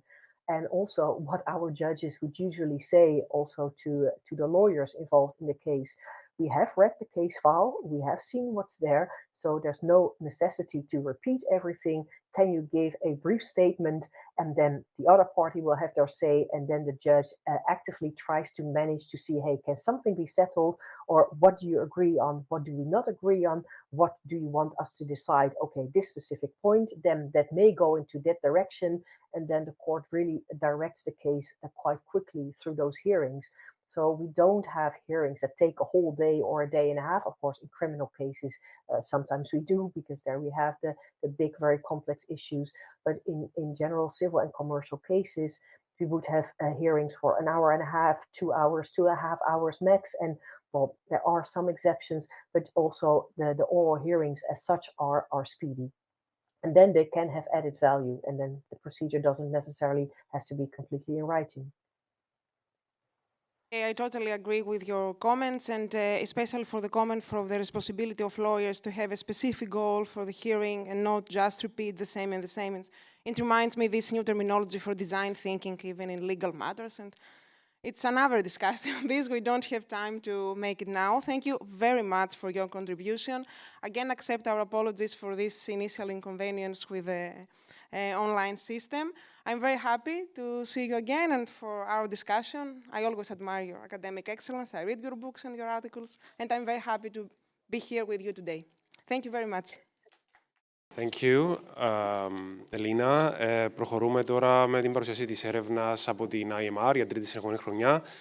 Να καλέσω στο podium την Χριστίνα Κοκάλου και την ευχαριστούμε, και στη συνέχεια παρακαλώ από τώρα να έρθουν εδώ η Μαρία Φανουρία Παπαπαντονάκη και ο Χριστόφορος Χριστοφή για τη συζήτηση που θα ακολουθήσει.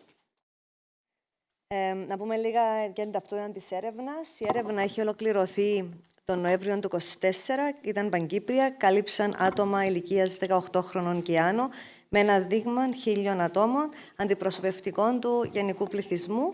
Και εδώ να σημειώσουμε ότι ο βαθμός βεβαιότητας των αποτελεσμάτων που βλέπετε είναι 95%, με ένα στατιστικό σφάλμα συμπλήν 3,1.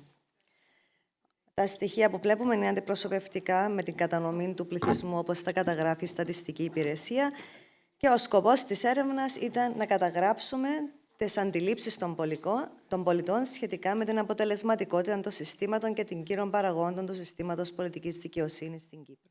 Για παράδειγμα, εξετάσαμε τις απόψεις των δικαστές, τα δικαστήρια, τους δικηγόρους και γενικότερα τη νομική υπηρεσία.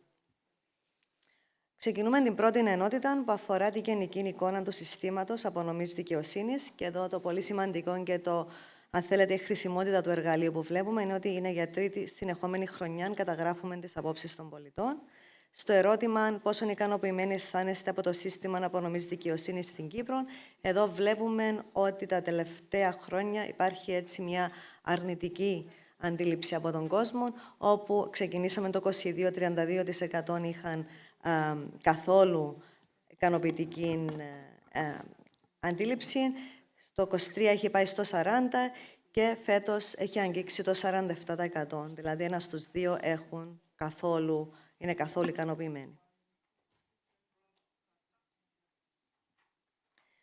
Και ποια πιστεύετε πως είναι τα σημαντικότερα προβλήματα του συστήματος απονομής δικαιοσύνης στην Κύπρο? Εδώ έχουμε σημειώσει το πρώτο πιο σημαντικό πρόβλημα, που βλέπουμε ότι είναι η διαφθορά, που συγκεντρώνει ποσοστό 42%. Πέρσι το 23% ήταν ψηλότερο το ποσοστό, αντιστοιχούσε στο 45%. Και το δεύτερο σημαντικότερο πρόβλημα είναι η καθυστέρηση στην εκδίκαση των υποθέσεων. Αν δούμε όλους τους λόγους που αναφέρουν, τα συνολικά προβλήματα, πάλι με μεγάλη διαφορά, είναι η διαφθορά, που αγγίζει περίπου 6 στους 10. Η καθυστέρηση στην εκδίκαση των υποθέσεων είναι αυτό που αναφέρει 1 στους 2. Και η γραφειοκρατία που συνάδει μαζί με το δεύτερο λόγο, που είναι στο 22%. Άλλοι λόγοι είναι η ποιότητα των δικαστικών αποφάσεων, η έλλειψη αντικειμενικότητας, επιρροή από πολιτικούς παράγοντες. Αυτό βλέπουμε ότι είναι η πρώτη φορά που εμφανίζεται το 24 με ένα ποσοστό που αγγίζει το 8%, και το χαμηλό επίπεδο δικηγόρων, που αυτό μειώνεται σε σχέση με την αντίληψη που επικρατούσε το 22. Και πόσο ικανοποιημένοι είστε από την ποιότητα των δικαστικών αποφάσεων στην Κύπρο? Πολλοί ή αρκετά ικανοποιημένοι δηλώνει μόνο 1 στους 4. Λίγων ικανοποιημένοι το 43% και καθόλου ικανοποιημένοι το 27%. Και εδώ βλέπουμε το καθόλου να αυξάνεται σε σχέση με την πρώτη έρευνα που έχουμε τρέξει το 22%. Και ποιοι παράγοντες έχουν συμβάλει στο γεγονός ότι οι πολίτες είναι λίγο ή καθόλου ικανοποιημένοι από την ποιότητα των δικαστικών αποφάσεων στην Κύπρο? Εδώ φαίνεται, όπως έχουν προαναφερθεί και προηγουμένως, ένα από τα μεγαλύτερα προβλήματα είναι η καθυστέρηση στην έκδοση της οποιασδήποτε απόφασης, με 39%, και εξακολουθούν να πιστεύουν οι πολίτες ότι υπάρχει η διαφθορά ακόμα και στο δικαστικό μας σύστημα, με ποσοστό 36%, και οι μη νομικά τεκμηριωμένες αποφάσεις, που δηλώνει 1 στους 3. Μικρότερα ποσοστά έχουν αναφέρει η ελλειπής πρόσβαση σε ένα ποιοτικό δικαστικό σύστημα, με 19%, και η ελλειπής αιτιολόγηση στην αξιολόγηση μαρτυρίας ή γεγονότων, 16%. Έκταση εξουσίας του δικαστηρίου, το 6%. Και πόση εμπιστοσύνη έχουν οι πολίτες στους ακόλουθους? Στους δικηγόρους πολύ αρκετά δηλώνει το 31%, στους δικαστές το 34%, στον Παγκύπριο Δικηγορικό Σύλλογο 29% και στο Υπουργείο Δικαιοσύνης και Δημόσιας Τάξεως το 27%. Οπότε βλέπουμε εδώ ότι υπάρχει γενικά έλλειψη εμπιστοσύνης στους θεσμούς που έχουμε αξιολογήσει. Στην Επιτροπή Νομικών της Βουλής, επίσης 27%, εμπιστεύονται λίγο ή πολύ. Στην νομική υπηρεσία 24% και στις νομικές σχολές πανεπιστήμιων καταγράφει το πιο ψηλό, με ένα ποσοστό που αγγίζει το 49%. Και βαθμός γνώσης των πολιτών για νομικά ζητήματα, και αν γνωρίζουν, έχουν ακούσει ποτέ το θεσμό της διαιτησίας. Εδώ βλέπουμε μια σημαντική αύξηση από την πρώτη φορά που έχουμε τρέξει πέρσι την έρευνα, όπου ο βαθμός γνώσης ήταν στο 57%, και ενώ το 24% έχει αυξηθεί στο 63%. Και αν γνωρίζουν, έχουν ακούσει για το θεσμό της διαμεσολάβησης, το ποσοστό το 23% στο 52%, που έχει αυξηθεί κατά 5 ποσοστιαίες μονάδες στο 24%. Και από πού έχει ενημερωθεί οι πολίτες? Η κύρια πηγή ενημέρωσης είναι από τα μέσα μαζικής επικοινωνίας, και η δεύτερη πηγή ενημέρωσης είναι από το διαδίκτυο, με ποσοστό 32%.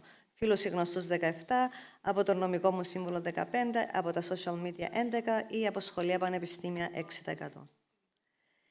Αν είναι διατεθειμένοι να εξετάσουν θεσμοθετημένες εναλλακτικές διαδικασίες επίλυσης διαφορών, οι πολίτες, περίπου 7 στους 10, τόσο το 23% όσο και το 27%, είναι θετικοί προς αυτήν την επιλογή. Αν έχουν ακούσει για το θεσμό της νομικής αρρωγής, το 23% το ποσοστό ήταν στο 44%, εδώ βλέπουμε επίσης μια σημαντική αύξηση στο 53%. Και η γνώση για βελτιωτικών έργων που έχουν εφαρμοστεί στην Κυπριακή δικαιοσύνη, κατά πόσον οι πολίτες γνωρίζουν για τη μεταρρύθμιση της δικαιοσύνης, το 56% είναι ενήμερον, και προγράμματα καθυστερημένων υποθέσεων ή το backlog, μόνο το 27% το γνωρίζει, και οι νέοι κανονισμοί πολιτικής δικαιοσύνης, εδώ μόλις 1 στους 10 το γνωρίζει. Και όσον αφορά την αξιολόγηση νομικών υπηρεσιών, αν έχουν λάβει οποιαδήποτε νομική υπηρεσία στην Κύπρο οι πολίτες, εδώ βλέπουμε 6 στους 10 έχουν ζητήσει βοήθεια από ειδικούς. και πόσοι ικανοποιημένοι είναι από την ποιότητα των νομικών υπηρεσιών που έχουν λάβει. Απόλυτα ικανοποιημένοι δηλώνει το 17%, αρκετά ικανοποιημένοι το 41%. Οπότε βλέπουμε έναν ποσοστό, 6 στους 10 περίπου, να είναι ικανοποιημένοι από τις υπηρεσίες που έχουν λάβει. Τώρα, όσον αφορά τις χρεώσεις, πολλοί ή αρκετά ικανοποιημένοι είναι το 49%, όχι και τόσο ικανοποιημένοι το 42% και καθόλου ικανοποιημένοι 29%. Πόσο ικανοποιητικέ βρίσκεται οι ενέργειες του Παγκύπριου Δικηγορικού Συλλόγου για τη ρύθμιση του δικηγορικού επαγγέλματος στην Κύπρο, πολλοί το 5%, το 22% δηλώνει αρκετά, όχι και τόσο ικανοποιητικέ το 32%, καθόλου το 18%. Και ένα ποσοστό, όπως είναι λογικό, δεν είναι σε θέση να απαντήσει, δεν γνώριζε, με 23%. Και η αποτυχία εφαρμογής της τελικής λύσης για την ηλεκτρονική δικαιοσύνη, το e-justice, με το αποτέλεσμα η λειτουργία να συνεχίζει με την προσωρινή λύση, έχει επηρεάσει την εμπιστοσύνη σας προς το δικαστικό σύστημα ή όχι. Εδώ βλέπουμε ότι 72% να δηλώνει ότι ναι, την έχει κλονίσει. Και στην τελευταία ενότητα είναι η εικόνα των δικαστηρίων. Σε ποιο βαθμό συμφωνείτε ή διαφωνείτε με τη δήλωση ότι τα κυπριακά δικαστήρια είναι αμερόληπτα. Εδώ βλέπουμε μια σημαντική, αν θέλετε, αύξηση στο ποσοστό που διαφωνούν απόλυτα από το 34% που ήταν το 23% και σήμερα είναι στο 47%. Αυτό επηρεάζεται από τα διάφορα γεγονότα που φαντάζομαι βλέπουν το φως της δημοσιότητας. Και πόσο ικανοποιητικό θεωρείται ότι είναι ο μέσος όρος του χρόνου για την εκδίκαση μιας υπόθεσης στα αστικά δικαστήρια όταν θα δικαστεί μέχρι το τέλος. Και επίσης, εδώ βλέπουμε, είναι από τα κύρια προβλήματα που αντιμετωπίζουμε σε αυτές τις έρευνες και τα 3 συνεχόμενα χρόνια που την τρέχουμε. Είναι ο κόσμος καθόλου ικανοποιημένος με τον χρόνο που απαιτείται για να δικαστεί μια απόφαση, όπου το ποσοστό του καθόλου ή όχι και τόσο ικανοποιημένος αγγίζει περίπου το 86%. Και έχετε διαπιστώσει οποιασδήποτε βελτίωση στον χρόνο εκδίκασης των δικαστικών υποθέσεων, μόλις 1 στους 10 δηλώνουν ότι έχει υπάρξει μια βελτίωση. Και πιστεύετε ότι η ψηφιακή ηχογράφηση στις διαδικασίες που στοχεύει στην σταδιακή αντικατάσταση της στενογραφίας που χρησιμοποιούμε σήμερα θα συμβάλλει στη μείωση των καθυστερήσεων. Εδώ βλέπουμε το ποσοστό περίπου 7 στους 10 να συμφωνεί ότι θα βοηθήσει. Και αν εκτιμούν ότι η δημιουργία μιας ανεξάρτητης υπηρεσίας δικαστηρίων με την οποία το ανώτατο δικαστήριο απαλλάσσεται από τα διοικητικά του καθήκοντα και επικεντρώνεται στις δικαστικές του υποχρεώσεις είναι προς την ορθή ή προς τη λάθος κατεύθυνση. Και εδώ περίπου 7 στους 10 δηλώνουν ότι είναι προς την ορθή κατεύθυνση. Και αν είναι ενήμεροι πολίτες για τη διαδικασία επιλογής και προαγωγής δικαστών, 20% μόλις είναι ενήμεροι για αυτή τη διαδικασία. Και σε ποιο βαθμό θα λέγατε ότι υπάρχει διαφάνεια στη διαδικασία επιλογής και προαγωγής δικαστών. Και εδώ υπάρχει μια έντονη, έτσι, αν θέλετε, αρνητική αντίληψη που έχουμε καταγράψει. Το 23 ήταν 34% να δηλώνει καθόλου και σήμερα έχουμε σχεδόν 20 ποσοστιαίες μονάδες αύξηση στο ποσοστό που δηλώνει καθόλου, ότι δεν υπάρχει καθόλου διαφάνεια. Και όσον αφορά την νομική υπηρεσία, σε ποιο βαθμό θα λέγεται ότι ανταποκρίνεται στα καθήκοντα που έχει να επιτελέσει, σε μεγάλο βαθμό 4%, σε αρκετό βαθμό 22%, σε μικρό βαθμό 43% και καθόλου 24%. Θεωρείτε ότι οι δικηγόροι της νομικής υπηρεσίας έχουν τις ικανότητες να υπερασπίζονται επαρκώς τα συμφέροντα της δημοκρατίας ενώπιον του δικαστηρίου. Και εδώ βλέπουμε το συμφωνώ 12%, μάλλον συμφωνώ 24%, ενώ το 23% το αντίστοιχο ποσοστό ήταν στο 47%. Μάλλον διαφωνώ 28% και διαφωνώ απόλυτα 15%. Θεωρείτε ότι είναι απαραίτητος κάποιος μηχανισμός ελέγχου των αποφάσεων του Γενικού Εισαγγελέα, συμφωνούν απόλυτα το 71%, μάλλον συμφωνούν το 13%. Διαφωνεί έναν ποσοστό 13%. Και μετά την πρόσφατη απόφαση του Ανώτατου Δικαστηρίου για πάυση του Γενικού Ελεγχτή, με ποιον τρόπο έχει επηρεαστεί ο βαθμός εμπιστοσύνης σας στο σύστημα απονομής δικαιοσύνης. Και εδώ βλέπουμε ότι έχει μειωθεί, που ίσως είναι και αυτή ο λόγος που έχουμε δει τη μεγάλη αρνητική αντίληψη ή έλλειψη εμπιστοσύνης από την έρευνα που τρέξαμε το 23 και σε αυτή που βλέπουμε τώρα στο 24, αφού το 63% να δηλώνει ότι έχει μειωθεί η εμπιστοσύνη του. Έτρεχα, Νικόλα, για να προλάβω ότι χάσαμε χρόνο. Ευχαριστώ. Ωραία, να ξεκινήσω κι εγώ με τη δική μου. Καλησπέρα σε όλους και από μένα. Λέγομαι Μαρία Φανωρία Παπαντονάκη, είμαι υποψήφια διδάκτορ στο Αριστοτέλειο Πανεπιστήμιο Θεσσαλονίκης και δικηγόρος Αθηνών. Ως προς το δικό μου κομμάτι, θα μιλήσουμε για το ελληνικό σύστημα συγκριτικά με το κυπριακό, επικεντρώνοντας στα προβλήματα, στα αίτια, τι λύσεις έχουν δοθεί νομοθετικά και κάποιες προτάσεις. Και από όσο άκουσα ήδη στις εισαγωγικές ομιλίες, ήταν πολύ καλές προτάσεις για τις μονομελείς συνθέσεις στα δικαστήρια. Πρωτού ξεκινήσω την ομιλία, θερμές ευχαριστίες για την τιμητική πρόσκληση που βρίσκομαι εδώ, τη διοργάνωση, την ευγενική φιλοξενία στη Μονάδα Δικονομικού Δικαίου, ιδιαίτερα στον κύριο Νικόλαο Κυριακίδη και όλη την ομάδα του που το υποστήριξε. Τώρα, ως προς την παρουσίαση, θα δούμε μετά από όλη αυτή την έρευνα τα αντίστοιχα τμήματα στην Ελλάδα με κάποιες προεκτάσεις και στην ομολογία του ΕΔΑ, γιατί εκεί καταλήγουν όλα. Λοιπόν, καταρχήν, οι λόγοι στους οποίους οφείλεται η καθυστέρηση απονομής στην Ελλάδα, θα μπορούσαμε να πούμε ότι χωρίζονται σε δύο κατηγορίες. Η πρώτη είναι δικονομικοί λόγοι. Και δεν θα μπορούσαμε να τους χαρακτηρίσουμε με θετικό ή αρνητικό πρόσημο, αλλά θα πρέπει να τους αναφέρουμε όπως και να έχει, γιατί αναφέρονται ήδη στον κώδικα πολιτικής δικονομίας και στην ίδια την πράξη. Πρώτα απ' όλα, θα πρέπει να σκεφτούμε την πλήρη δικανική πεποίθηση του δικαστηρίου που θα πρέπει να σχηματίσει. Σε εξαίρεση είναι μόνο τα ασφαλιστικά μέτρα που μας αρκεί η πιθανολόγηση.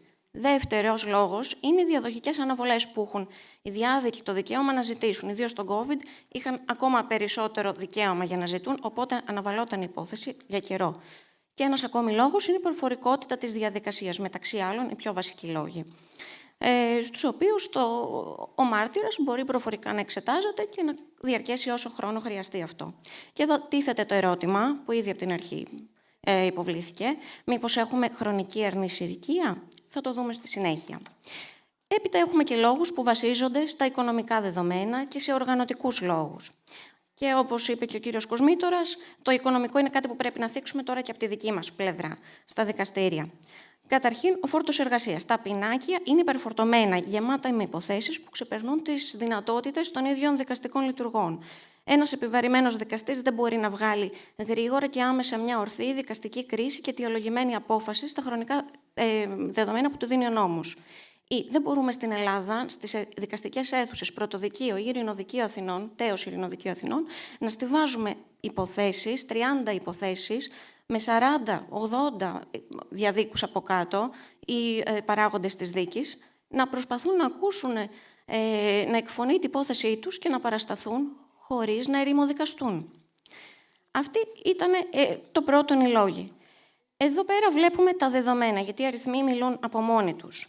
Καταρχήν, υπάρχει ένα παράπονο ότι στην Ελλάδα καθυστερούμε πάρα πολύ στο να εκδώσουμε απόφαση. Μόλις άκουσα για 38 χρόνια για να εκδοθεί απόφαση από τον κύριο Κοσμήτορα, πραγματικά εξεπλάγει. Βλέπουμε τώρα, εγώ έχω επιλέξει να μιλήσω για την τακτική μονομελούς, που είναι στο νούμερο 1, και τακτική πολυμελούς στο νούμερο 3. Βλέπουμε τώρα εισαγωγικά δικόγραφα έτος 2010, 18.000 και 22.000 σε πολυμελή σύνθεση αντίστοιχα. Πάμε τώρα 2024. Αυτοί οι αριθμοί έχουν ολίγων αλλάξει. Δηλαδή, 2010 εισήχθησαν 22.000 δικόγραφα στο πολυμελή σύνθεση, ενώ το 2010, το 24, 3.800. Πάμε να δούμε τι αποφάσεις βγήκαν. Φαίνεται λοιπόν ότι το 2009 βγήκαν 5.300 αποφάσεις για τακτική μονομελούς, ενώ 2024 βλέπουμε ότι βγήκαν 10.200 αποφάσεις.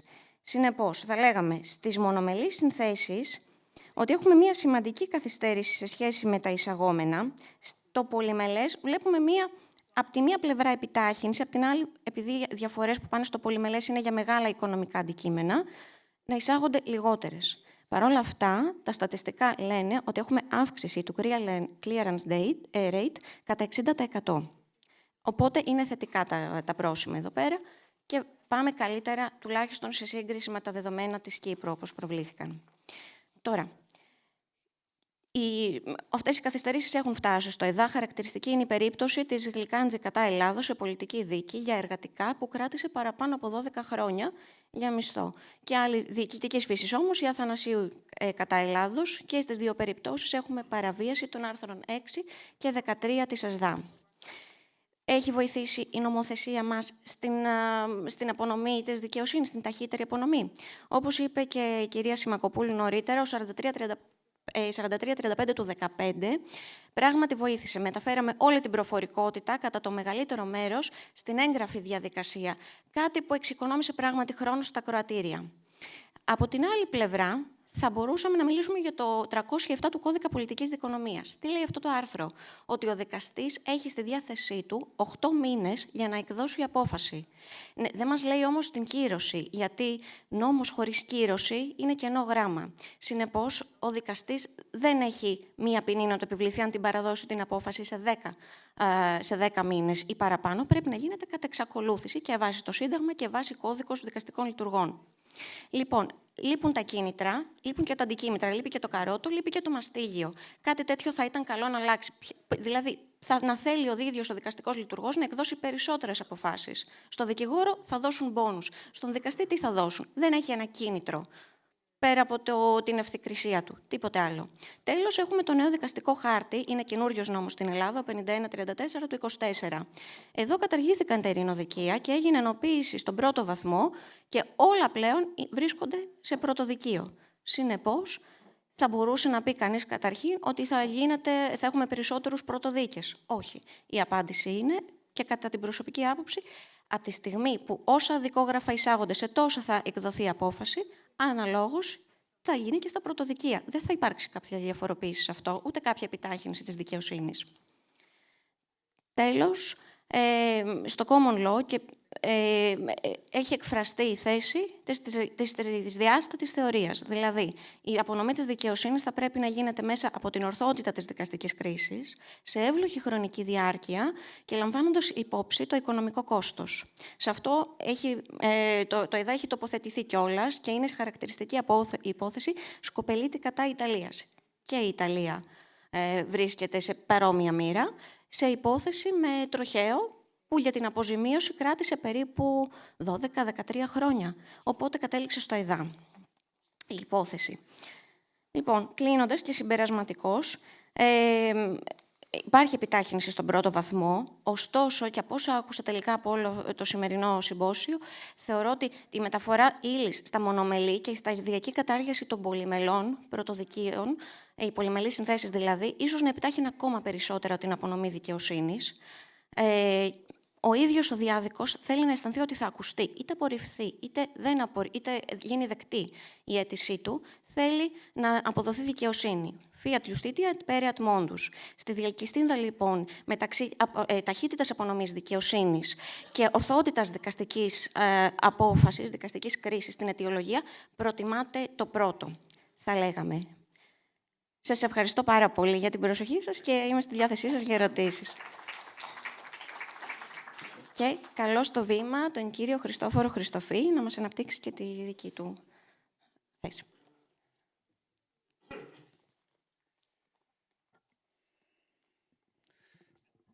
Ευχαριστώ. Εγώ θα είμαι πολύ σύντομος. Θα σχολιάσω κάποιες πτυχές της έρευνας που παρουσιάστηκε πριν, που αφορά την ποιότητα απονομής πολιτικής δικαιοσύνης στην Κύπρο. Το πρώτο που είναι έτσι διάχυτο και αντιληπτό είναι ότι τα αποτελέσματα είναι απογοητευτικά ως προς το τι αντιλαμβάνεται ο κόσμος, ο μέσος πολίτης για το σύστημα απονομής της δικαιοσύνης. Και το στοιχείο το οποίο είναι διάχυτο στην έρευνα, όπως θα είδατε, είναι αυτό της διαφθοράς. Δηλαδή, ο μέσος πολίτης, αυτός που απάντησε στην έρευνα, η πλειοψηφία, γύρω στο 70%, θεωρούν ότι στο σύστημα απονομής της δικαιοσύνης υπάρχει διαφθορά και το μεγαλύτερο πρόβλημα είναι η διαφθορά. Θεωρώ ότι αυτή η αντίληψη είναι εσφαλμένη, δηλαδή αυτό το οποίο νομίζει ο κόσμος ότι υπάρχει ως κύριο χαρακτηριστικό του συστήματος απονομής δικαιοσύνης, που είναι η διαφθορά, δεν ανταποκρίνεται στην πραγματικότητα. Και θεωρώ ότι ο κόσμος απαντά κάπως μηχανικά από ό,τι διαβάζει στα μέσα κοινωνικής δικτύωσης ή στα μέσα μαζικής ενημέρωσης, χωρίς να έχει πλήρη γνώση του τι ακριβώς γίνεται στον τομέα δικαιοσύνης. Και αυτό προκύπτει και από την ίδια την έρευνα, όπως θα εξηγήσω στη συνέχεια. Δηλαδή, από τις απαντήσεις φανερώνεται η άγνοια του κόσμου.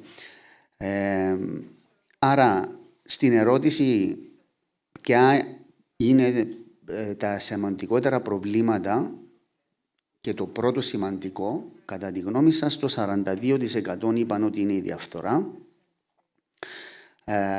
και το 58% είπαν ότι είναι η διαφθορά, έχοντας να απαντήσουν την ερώτηση ποιον από τα προβλήματα, αντί στο πρόβλημα, είναι το μεγαλύτερο. Και δεύτερο, το ζήτημα της καθυστέρησης με 50%. Ένα δεύτερο απογοητευτικό στοιχείο είναι η αντίληψη του κόσμου προς την ποιότητα των δικαστικών αποφάσεων, όπου ο κόσμος δεν είναι ικανοποιημένος από την ποιότητα. 43% είναι λίγο ικανοποιημένοι και 27% καθόλου ικανοποιημένοι. Και ερωτώμενοι για ποιο λόγο θεωρούν ότι δεν είναι καλή ποιότητα των αποφάσεων, 36% θεωρούν ότι είναι η διαφθορά πάλι. Άρα βλέπουμε το στοιχείο της διαφθοράς στην αντίληψη του κόσμου να είναι βασικό και να είναι καθοριστικό. Επίσης, στην ερώτηση σε ποιο βαθμό συμφωνείτε ή διαφωνείτε αν τα κυπριακά δικαστήρια είναι αμερόληπτα, δηλαδή αν δικάζουν αμερόληπτα, που πάλι έχει σχέση με τη διαφθορά, 72% πιστεύουν ότι οι αποφάσεις είναι μεροληπτικές, που και πάλι παραπέμπει σε διαφθορά. Τώρα, είπα πριν ότι θεωρώ ότι τα αποτελέσματα αυτά δεν αντικατοπτρίζουν την πραγματικότητα των δικαστηρίων και του συστήματος απονομής της δικαιοσύνης εν γέννη, όπως το ζούμε εμείς καθημερινά στα δικαστήρια. Και αυτό προκύπτει από την ερώτηση την εξής. Όταν ρωτήθηκαν οι ερωτώμενοι, είστε ενημερωμένοι σχετικά με τη διαδικασία επιλογής και προαγωγής δικαστών, 80% απάντησε ότι δεν είναι ενημερωμένος, ότι δεν ξέρει τη διαδικασία. Επομένως, όταν δεν ξέρεις τον τρόπο με τον οποίο επιλέγονται και προάγονται οι δικαστές, πώς μπορείς να εκφράσεις άποψη ως προς τα υπόλοιπα? Διότι πιστεύω ότι κάποιος, για να μπορεί να έχει ολοκληρωμένη άποψη, θα έπρεπε να ξέρει το πώς, τη διαδικασία μάλλον διορισμού και προαγωγής των δικαστών. Και υπάρχει και η ερώτηση που αφορά την απόφαση του Ανωτάτου Συνταγματικού Δικαστηρίου στην υπόθεση του Γενικού Ελεγκτή, που ήταν ότι σε ποιο βαθμό έχει επηρεαστεί ο βαθμός εμπιστοσύνης σας στο σύστημα απονομής της δικαιοσύνης, και 63% είπαν ότι έχει μειωθεί, που αυτό είναι φυσιολογικό. Οπότε, το πρώτο, υπάρχει αντίληψη για το στοιχείο διαφθοράς. Το δεύτερο είναι ότι ο κόσμος δεν έχει, όχι ο κόσμος, αυτοί που απάντησαν, πλήρη αντίληψη, και αυτό προκύπτει από το ότι δεν γνωρίζουν τη διαδικασία διορισμού και προαγωγής δικαστών, αλλά προκύπτει και από το εξής στοιχείο. Από αυτούς που απάντησαν, μόνο 61% είπαν ότι έλαβαν νομικές υπηρεσίες. Άρα είχαν επαφή με το σύστημα απονομής της δικαιοσύνης μόνο το 61%, και δεν υπάρχει στοιχείο ως προς το αν η επαφή τους με το σύστημα απονομής της δικαιοσύνης αφορούσε επαφή με δικαστική υπόθεση ή απλά ένα συμβόλαιο ή οτιδήποτε άλλο. Οπότε και εκεί βλέπουμε ότι το 40% αυτών που απάντησαν και εξέφρασαν γνώμη δεν είχαν καμία επαφή με το σύστημα απονομής της δικαιοσύνης. Από αυτούς που είχαν επαφή με το σύστημα απονομής της δικαιοσύνης, 60% απάντησε ότι θεωρεί τις υπηρεσίες που έλαβε ως ικανοποιητικές. Άρα και πάλι εδώ υπάρχει ένα παράδοξο. Πώς γίνεται να είσαι ικανοποιημένος από τις νομικές υπηρεσίες που έλαβες, αλλά το σύστημα το ίδιο να είναι διεφθαρμένο. Επίσης, δεν είναι σαφές από την έρευνα και δεν νομίζω ότι θα μπορούσε να ήταν το τι εννοεί ο κόσμος όταν λέει διαφθορά στο σύστημα απονομής της δικαιοσύνης, τι εννοεί, τι καταλαβαίνει ο κάθε πολίτης. Εννοεί, για παράδειγμα, ότι χρηματίζονται οι δικαστές, εννοεί ότι οι δικαστές κάνουν χάρες σε δικηγόρους, ότι υπάρχουν σχέσεις μεταξύ δικηγόρων και δικαστών, ότι οι δικαστές εξυπηρετούν μεγάλα συμφέροντα, για παράδειγμα, τις τράπεζες. Δεν είναι σαφές και δεν βγαίνει από την έρευνα. Θεωρώ ότι γενικά υπάρχει μια συγκεχημένη εντύπωση στο μέσο πολίτη για το σύστημα απονομής της δικαιοσύνης, για το πώς λειτουργεί. Βεβαίως έχει τα προβλήματα του, αλλά ο μέσος πολίτης, ο οποίος δεν είναι ειδικός, δεν είναι δικηγόρος, δεν έχει πάει στα δικαστήρια, δεν είναι δικαστής κλπ., δεν μπορεί να αντιληφθεί στο βαθμό και στην έκταση που απαιτείται, νομίζω, και να εκφράσει γνώμη. Βεβαίως, το ότι υπάρχει γενική εντύπωση στην κοινωνία είναι αρνητικό, είναι απογοητευτικό το ότι ο κόσμος θεωρεί ότι έτσι λειτουργεί το σύστημα, ότι στην ουσία είναι διεφθαρμένο. Δεν ξέρω με ποιο τρόπο μπορεί να αλλάξει και αν μπορεί να αλλάξει στη σημερινή εποχή. Και αναφέρομαι στον τρόπο που μεταδίδονται και κυκλοφορούν οι ειδήσεις, ειδικά στα μέσα κοινωνικής δικτύωσης, που δαιμονοποιούνται τα πάντα σε κλάσματα δευτερολέπτου. Οπότε αυτή είναι η κατάσταση και ελπίζω μελλοντικά να έχουμε καλύτερα αποτελέσματα. Την πρώτη φορά, Νικόλα, νομίζω που παρουσιάσαμε την έρευνα ήταν όταν δημιουργήθηκε και η μονάδα, αλλά και η αντίδραση από τους δικαστές, δεν είναι έτσι?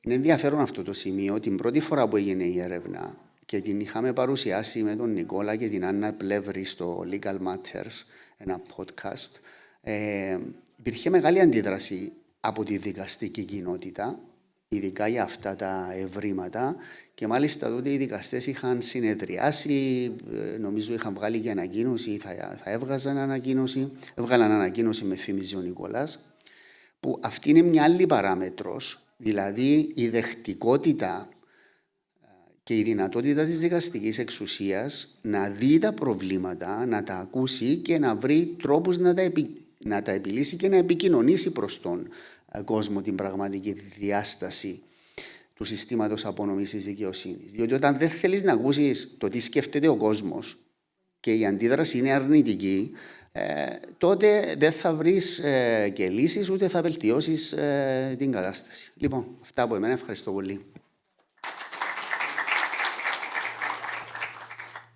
Έχω κάποια σχόλια και αν μπορείτε να σχολιάσετε, Χριστόφορε και Φανουρία. Συμφωνώ απόλυτα με όσα είπες, Χριστόφορε, και αυτό είναι πολύ προβληματικό. Δηλαδή, νομίζω πήγαμε στο στάδιο της ημιμάθειας, που είναι χειρότερη από την αμάθεια. Δηλαδή, ο κόσμος, ο πολίτης νομίζει ότι ξέρει και δεν ξέρει ακριβώς. Και όπως μιλάμε για χρηματοοικονομικό, αλφαβητισμό, ότι είναι πολύ σημαντικό να αντιλαμβάνεται ο πολίτης τις έννοιες, τις βασικές κτλ. Θεωρώ και αυτό το πώς λειτουργεί η δικαιοσύνη το εντάσσω στην αγωγή του πολίτη, που πρέπει η πλειοψηφία των πολιτών να γνωρίζουν πώς παράγονται οι νόμοι, πώς λειτουργούν τα δικαστήρια κτλ. Ήθελα να σε ρωτήσω, Χριστόφορε, αν μέσα από την εμπειρία σου αυτά τα χρόνια, ας συγκρίνουμε, ας πούμε, πριν 20 χρόνια, ο μέσος πολίτης ήταν εντελώς, ας πούμε, αδιάφορος τότε ή γνώριζε λιγότερα, δηλαδή υπάρχει κάποια έστω πρόοδος? Το είναι το ένα.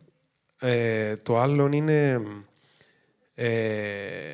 και στους δύο σας, αν ήσασταν επικεφαλής της δικαιοσύνης, της χώρας, είτε της Κύπρου ή της Ελλάδας, ποιες ήταν οι 3 κινήσεις που θα κάνατε για να αλλάξει αυτή η εικόνα? Δηλαδή, επειδή δεν είναι ότι ο πολίτης πάντα είναι, ας πούμε, ισοπεδωτικός. Υπάρχουν και θεσμοί πολλές φορές τους οποίους τους αναγνωρίζει ο πολίτης. Π.χ. το Πανεπιστήμιο Κύπρου, για παράδειγμα, ως θεσμός, πάντα διαχρονικά, ίσως να είναι διότι παράγεται δουλειά, υπάρχει τέλος πάντων, δεν υπάρχει διαφθορά, υπάρχει αξιοκρατία. Άρα, ποιες 3 κινήσεις θα κάνατε αν ήσασταν πρόεδρος του Ανώτατου Δικαστηρίου ή υπουργός δικαιοσύνης για να αλλάξει αυτή η εικόνα και με ουσία, όχι απλά με εντυπώσεις? Άρα, οι 2 ερωτήσεις είναι ποιες είναι οι βασικές αλλαγές και η άλλη είναι αν, Χριστόφορε, εντοπίζεις έστω να υπάρχει κάποια πρόοδος στο μέσο πολίτη με όλο αυτόν τον κόσμο που μιλά στα podcast, ξέρω εγώ, να υπάρχει έστω προσπάθεια να μάθει ο κόσμος. Και κάτι τελευταίο, δεν είναι μόνο ο μέσος πολίτης. Ο μέσος δικηγόρος μπορεί να ξέρει τέλεια τους νόμους, αλλά να μην ξέρει πώς λειτουργεί η δικαιοσύνη. Αν ρωτήσεις τον μέσο δικηγόρο ή ακόμη ένα μέσο φοιτητή νομικής. Και χαίρομαι που αρκετοί φοιτητές μου ήρθαν σήμερα, γιατί είναι σημαντικό να παρακολουθούν τούτα, όχι μόνο να διαβάζουν τους κώδικες και τους νόμους. Όμως, είναι γενικότερα θέμα ίσως να νομίζουμε ότι ξέρουμε κάποια πράγματα, αλλά να μην τα ξέρουμε. Ενδιαφέρουσες ερωτήσεις. Θεωρώ ότι σταδιακά, μέσα στην πορεία των χρόνων, η αντίληψη του κόσμου, και μιλώ πάντα για τους Κυπρίους, έτσι, για την απονομή της δικαιοσύνης έχει χειροτέρεψει. Δηλαδή την εποχή που ξεκίνησα εγώ να δικηγορώ ή έκανα άσκηση μαζί με στο γραφείο του Δόκτωρ Χρήστου Κληρίδη, ο οποίος είναι εδώ, εκείνη την εποχή έστελες, ας πούμε, μια επιστολή σε κάποιον για ένα χρέος ή για οτιδήποτε, και ήταν θέμα ότι πήρε επιστολή από δικηγόρο. Δηλαδή το ελάμβανε πολύ σοβαρά υπόψη, ή θα πήγαινε να βρει δικό του δικηγόρο, ή θα πήγαινε να λύσει το πρόβλημα, να απαντήσει κλπ. Ενώ σήμερα στέλνεις μια επιστολή σε κάποιον ως δικηγόρος και η επίδραση που έχει στον παραλήπτη δεν είναι η ίδια. Και αυτό να αντανακλά, νομίζω, γενικότερα και την αντίληψη του κόσμου. Και το ίδιο υπάρχει και στα δικαστήρια. Δηλαδή, εκείνη πριν 10, 20, 30 χρόνια το να καλεί το κάποιος πολίτης να πάει στο δικαστήριο ήταν πολύ σημαντικό πράγμα για τον ίδιο. Είτε να πάει ως μάρτυρας είτε ως εναγόμενος, διότι θεωρούσε τα δικαστήρια ως κάτι πολύ σημαντικό. Σήμερα αυτό το πράγμα δεν υπάρχει. Η αντίληψη είναι εντελώς διαφορετική και θεωρώ ότι είχε καθοριστική επίδραση τα μέσα μαζικής ενημέρωσης και τα μέσα κοινωνικής δικτύωσης. Αυτά έχουν αλλάξει δραστικά τις προσλαμβάνωσες του κόσμου, το τι αντιλαμβάνεται ότι είναι η δικαιοσύνη και το ζήτημα της διαφθοράς που είπαμε πριν είναι υπαρκτό με την έννοια ότι έτσι πιστεύει ο κόσμος. Πιστεύει ότι η μεγάλη πλειοψηφία των δικηγόρων είναι κλέφτες και η μεγάλη πλειοψηφία των δικαστών είναι διεφθαρμένοι. Αυτόν πιστεύει.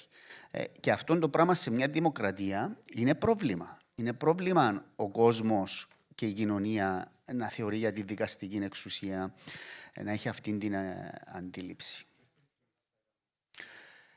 Δεν ξέρω τι κινήσεις θα έκανα. Να πω κάτι, ας πούμε, το οποίο αν ήμουν γενικός εισαγγελέας και ήταν και πρόσφατα το ζήτημα με το πόθεν έσχες, εγώ οικειοθελώς, παρά το ότι θεωρούσα ότι δεν πρέπει να το δώσω, θα έκανα την κίνηση να πω ότι ναι, οικειοθελώς θα δώσω στη δημοσιότητα το πόθεν έσχες μου, όπως κάνουν και οι υπόλοιποι αξιωματούχοι, ακριβώς για να δώσω το μήνυμα ότι εν ώψη της προκατάληψης που υπάρχει, και είναι και για το Γενικό Εισαγγελέα η προκατάληψη, για τους δικαστές και για όλους, είναι ένα βήμα να δείξω ότι προς τη λογοδοσία, προς τη διαφάνεια κλπ. Λοιπόν, και σχετικά τώρα με το ελληνικό σύστημα, είπαμε όσα είπαμε, μπαίνει όμως στη μέση, και έστω ότι έχουμε πειθαρχικό ενός δικαστή που αργεί να βγάλει απόφαση και κατά εξακολούθηση για πολλά χρόνια, αργεί να βγάλει, καθυστερεί, υπάρχουν περιπτώσεις και 3 και 4 χρόνων που αργεί να βγάλει οριστική απόφαση ο δικαστής. Μπαίνει όμως στη μέση και το ζήτημα της δικαστικής ανεξαρτησίας, υπό ποια έννοια όμως, ότι πρέπει να αφήσουμε το δικαστή να έχει όλο το χρόνο μπροστά του, να μελετήσει τη δικογραφία, να βγάλει μια άποψη, να την αιτιολογήσει. Αλλά πάντοτε με ένα όριο. Λοιπόν, η άποψή μου σε αυτό είναι ότι λείπει όμως το κίνητρο στο δικαστή. Δηλαδή, υπάρχει το 8μηνο που ορίζει ο κώδικας πολιτικής δικονομίας, αλλά αν το υπερβεί ο δικαστής στις υποθέσεις που δικάζουμε εμείς σαν δικηγόροι, φτάνουμε στον 1 χρόνο για να βγει απόφαση, δεν θα πάθει κάτι ο δικαστής. Εμείς περιμένουμε υπομονετικά και ο διάδικος περιμένει μέχρι να εκτελέσουμε. Τέλος πάντων, και 1 χρόνο να πάρει, θα χρειαστεί ο δικαστής να έχει το κίνητρο. Είτε προαγωγικά, είτε να υπάρξει κάποια πιο σοβαρή κύρωση.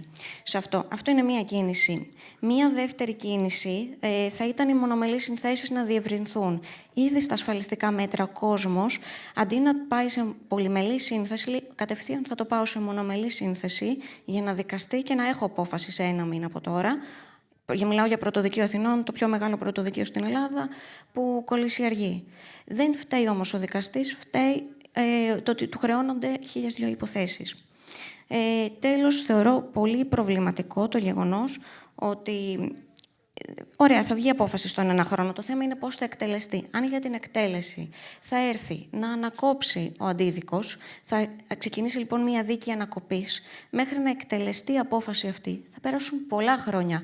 Ακόμα και τελεσίδικη κρίση να έχω άμεσα, από ένα σημείο και έπειτα εκφεύγει του ελέγχου του ίδιου του δικηγόρου. Τη διαταγή πληρωμής να την έχω άμεσα τη διαταγή πληρωμής σε μια εβδομάδα, και η Ευρωπαϊκή Διαταγή Δέσμευσης Λογαριασμού θα βγουν άμεσα. Η Ευρωπαϊκή Διαταγή Δέσμευσης Λογαριασμού, η κυρία Τζουνάκου έχει γράψει σχετικά, θα εκτελεστεί, μέχρι να εκτελεστεί, να μας απαντήσει η τράπεζα που είναι στη Λιθουανία, όλοι ξέρουμε ποια τράπεζα, μέχρι να μας απαντήσουν, θα πάρει καιρό. Οπότε δεν φταίει ο δικαστής και του βάζουν χρονικό περιθώριο, 5 εργάσιμες. Σε 5 εργάσιμες θα απαντήσει.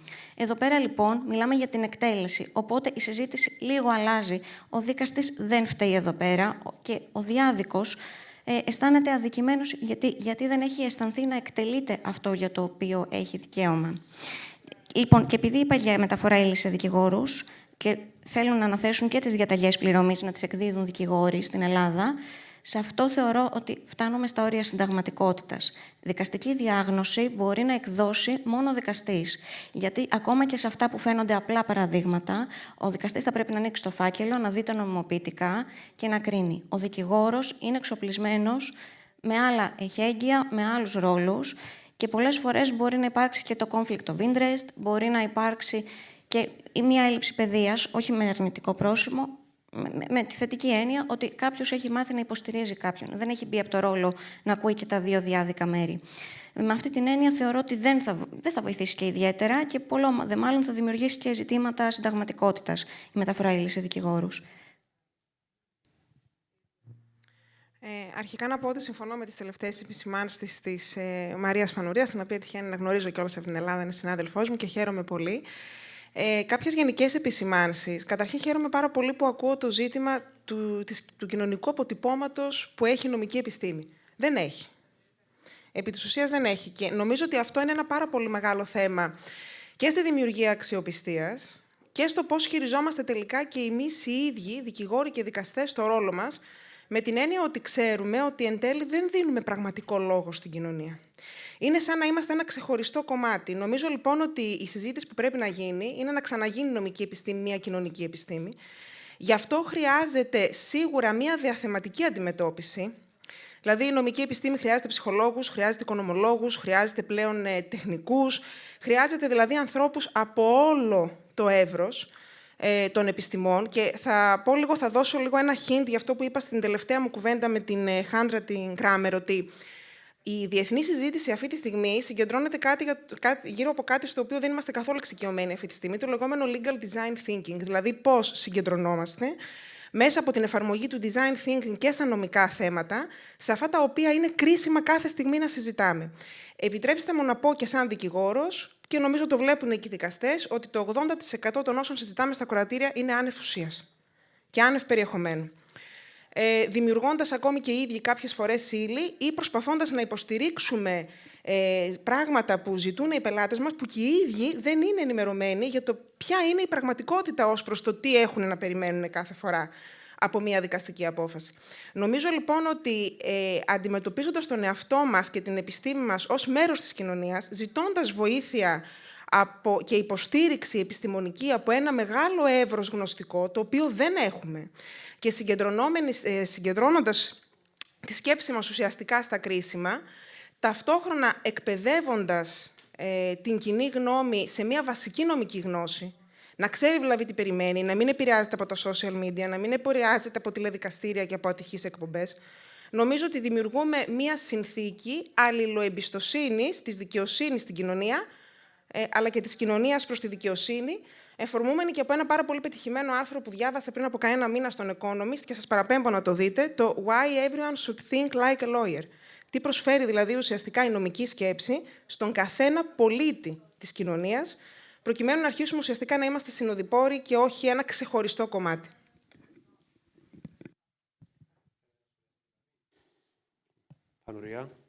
Δεν έχω να σχολιάσω κάτι. Πάντως η πολύπλευρη γνώση χρειάζεται. Δηλαδή, οι μόνες δίκες πλέον που επιτρέπεται κάτι τέτοιο είναι δίκες εκουσίας δικαιοδοσίας για μεταμόσχευση, αν δεν κάνω λάθος, για να αναγνωριστεί ότι υπάρχει συναισθηματικός δότης.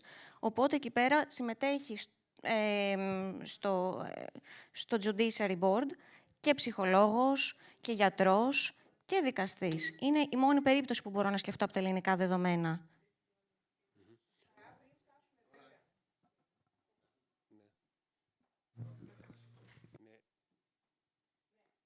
Σωστά, πριν φτάσουμε βέβαια στη δικαστική αποτύπωση. αποτύπωση. Καθυστερήσαμε πάρα πολύ όμως. Αν μπορείς να ολοκληρώσεις, Ελίνα, και μετά.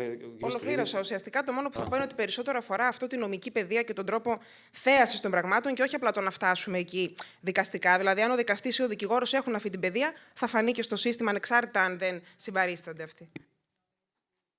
Ευχαριστούμε πολύ και για το χρόνο και την προσοχή σας.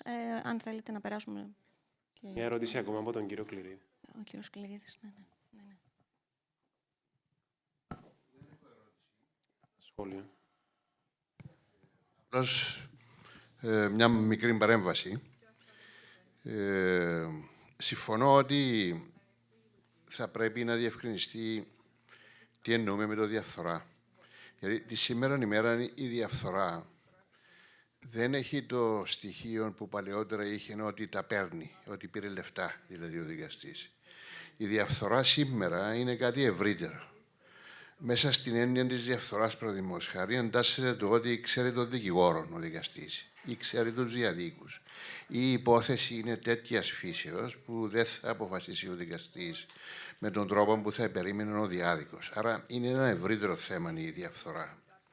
Το δεύτερο είναι, αν έχουμε αμφιβολίες που εξέφρασε ο αγαπητός Χριστόφορος για τη λαθασμένη αντίληψη του κόσμου, γιατί δεν κάνουμε την ίδια έρευνα 1.000 άτομα με 1.000 δικηγόρους. Διότι εγώ έχω την υποψία ότι μπορεί τα αποτελέσματα να μην είναι πολύ διαφορετικά. Άρα να μην καταλήγουμε στο ότι επειδή δεν ξέρει ο πολίτης είναι για αυτόν που καταλήγει σε αυτά τα συμπεράσματα. Και μια τέτοια έρευνα την έκανα όταν ήμουν στον Παγκύπριο Δικηγορικό Σύλλογο με τον κύριο Καπαρδί, σε συνεργασία με το Πανεπιστήμιο Κύπρου. Έχει συμπληρωθεί, είναι στο γραφείο του Παγκύπριου Δικηγορικού Συλλόγου και παρακαλώ να δημοσιευτεί. Δεν έχει δημοσιευτεί ακόμα. Μπορεί να ζητήσετε να δημοσιευτεί. Γιατί, λέει ο Χριστόφορος. Διότι εγώ έφυγα. Από εκεί και πέρα δεν έχω το πηδάλιο. Τώρα, επίσης να πω για την παλιά έρευνα που έγινε. Υπήρχε η αντίδραση από τους δικαστές που είχα συζητήσει με την πρόεδρο τότε, την κυρία Παναγή, του Ανωτάτου Δικαστηρίου. Το μεγαλύτερο παράπονο τους ήταν ότι το δείγμα ήταν μικρό. Ήταν κάπου 300, νομίζω... 290 κάτι. Ναι. Και το παράπονο τους ήταν κυρίως αυτό. Απλώς για σκοπούς της διαδικασίας να ξέρουμε για ποιους λόγους. Επίσης, να πω ότι τα αποτελέσματα της μεταρρύθμισης θα πάρουν κάποιο χρόνο να φανούν. Και δυστυχώς όμως, μεταρρυθμίσαμε την ανωτάτη βαθμίδα. Κάναμε εφετείων, ανωτό συνταγματικών, ανωτό δικαστήριων, πολύ θετικά βήματα, αλλά δεν προλάβαμε να κάνουμε τη μεταρρύθμιση στα επαρχιακά. Η εισήγηση μου ήταν και παραμένει να γίνουν τμήματα εξειδικευμένων δικαστηρίων στα επαρχιακά κατά το πρότυπο του ανώτερου δικαστηρίου High Court της Αγγλίας. Αν δεν γίνει αυτό, θα έχουμε και περαιτέρω καθυστερήσεις, θεωρώ. Και θα παραμένει η απαξίωση. Συμφωνώ μαζί σας. Ευχαριστώ πολύ. Ευχαριστώ την IMR, τον Χριστόφορο, τη Φανουρία. Ευχαριστώ πολύ.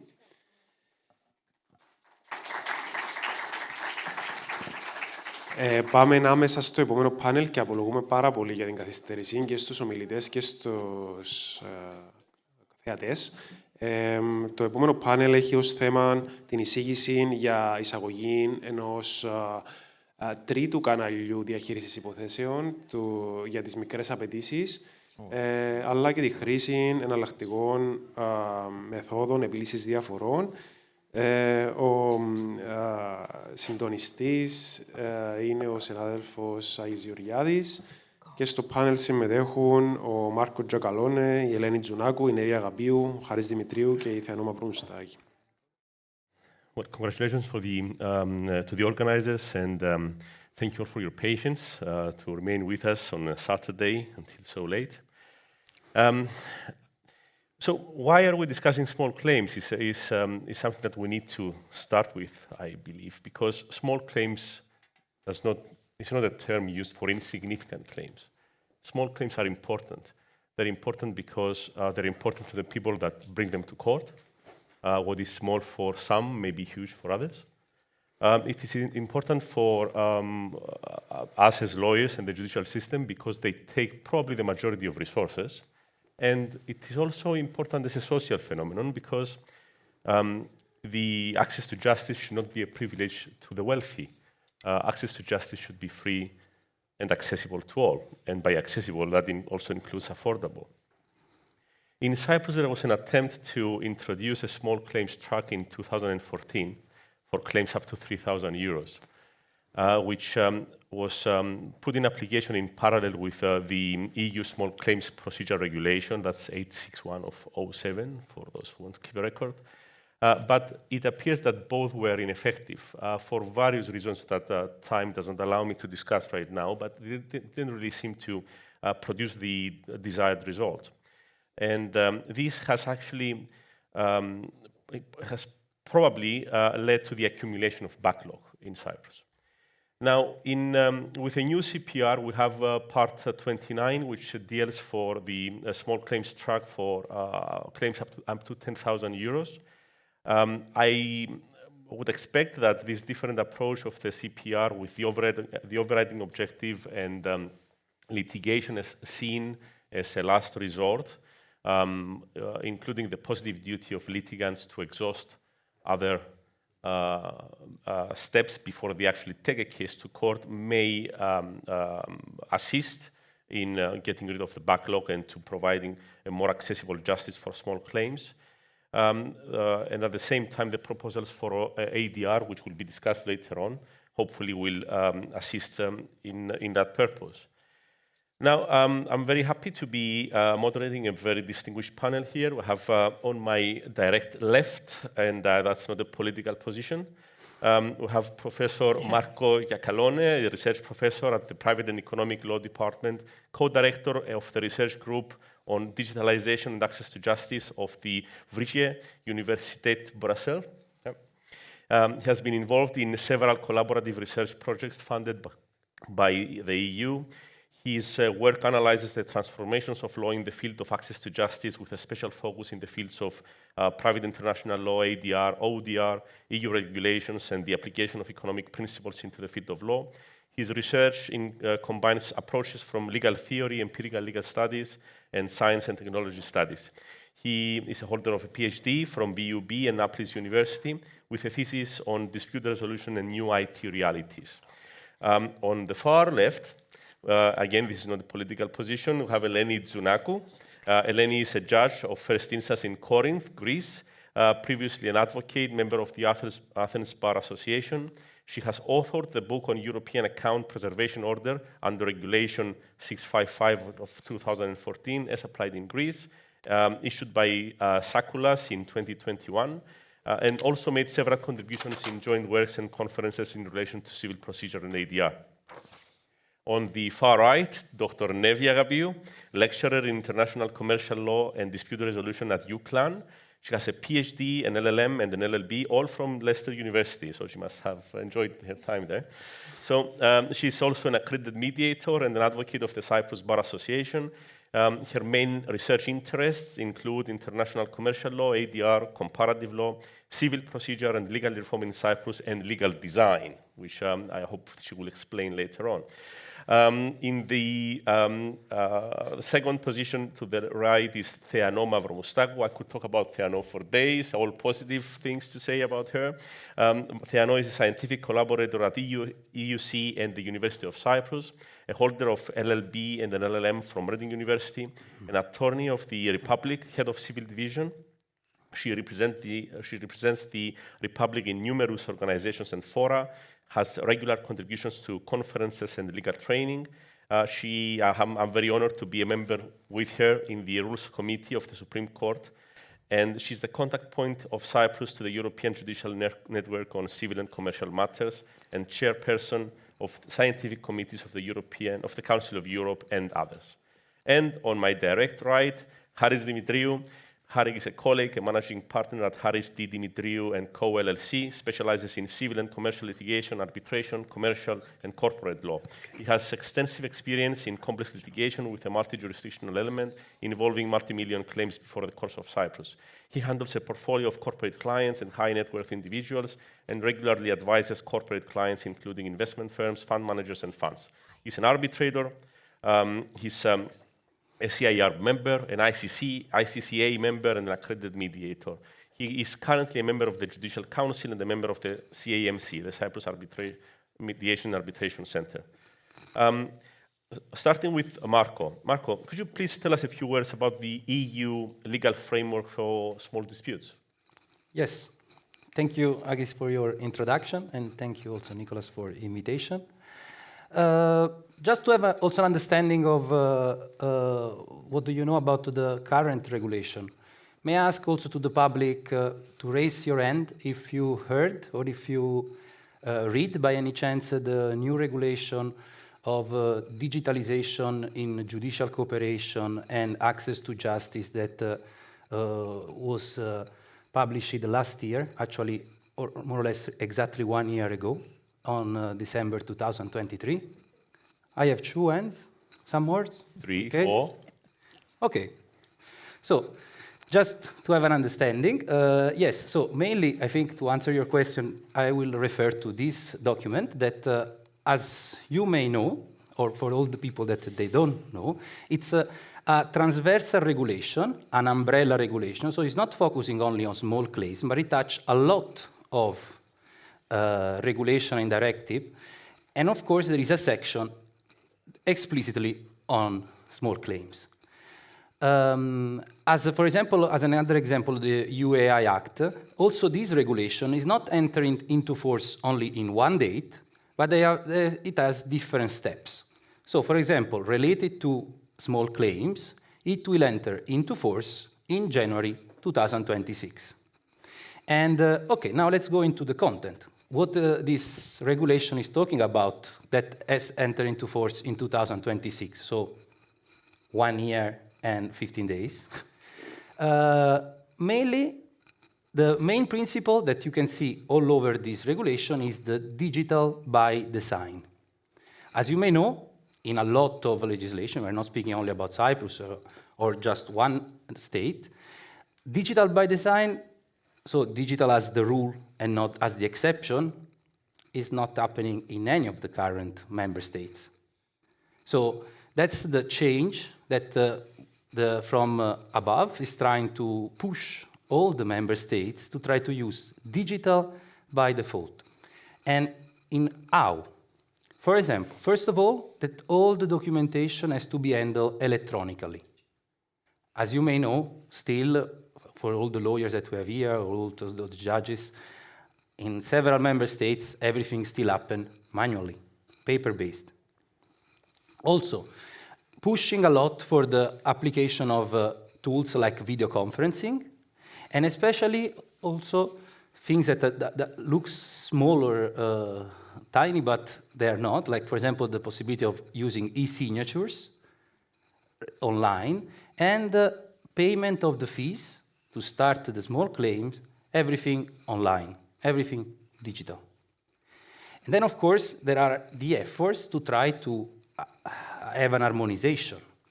Because, as you may know, like, for example, for the expert of the procedure, small claims has a limit. So we're speaking about, for the European dimension, 5,000 euro as a maximum. So all the claims that has to be under this amount, and with the one important aspect, the cross-border aspect. So it has to be between 2 or more member states. The point is that through also this legislation, we discuss also about the difficulties that we may have because of the understanding of what is a small claim. Since in every legislation, we have a different understanding, we have a different value. Just to give you an understanding, we go from 600 euro in Germany until to 25,000 in the Netherlands. So, in European level, we have 5,000. But at national level, we start from 600 till 25,000. So it's a different conception that in every single member state we have, and a different use. So now, try to go all together towards one direction, towards one also IT main central decentralized point, that for the EU is the e-justice portal. It will commit a lot of efforts in order to get to this point. So, okay, what you're describing a complete framework for this type of disputes? What can be done to improve it? Yeah. So, of course, thanks for the question. The framework is not complete yet because. For example, I was in April the European Judicial Network meeting, and one of the main questions that from the Commission was posed to all the member states was regarding about this limit. How actual can be right now at European level this amount, maximum amount of 5,000 euro, and if it's worthy to raise it. So. Another important connotation of this small claim procedure is that you don't need, there is not mandatory the presence of a lawyer. And I think it's here also that there is the issue of raising or not this amount. Because if we want to raise the amount, but keep the fact that you can also access these disputes without a lawyer, we need to take into account all national civil procedure regarding the fact of being self-represented when you have like a specific amount of money. Well, I think that's exactly why the European regulation could not work in Cyprus so far, because it basically prescribed a procedure which was documents only, but nobody could actually do that without a lawyer. And even when they did, they had to face all this bureaucracy from the civil registries, which they couldn't overcome. Yeah. So if I can turn to Nevi now. Nevi, your research is comparative. You're largely focusing on England and Wales and Cyprus. How does the English system deal with small claims? So before I address the specific question, just to discuss why we should be monitoring the English civil procedure rules, I think one of the first answers is obvious, is that we have historic links between the two legal systems.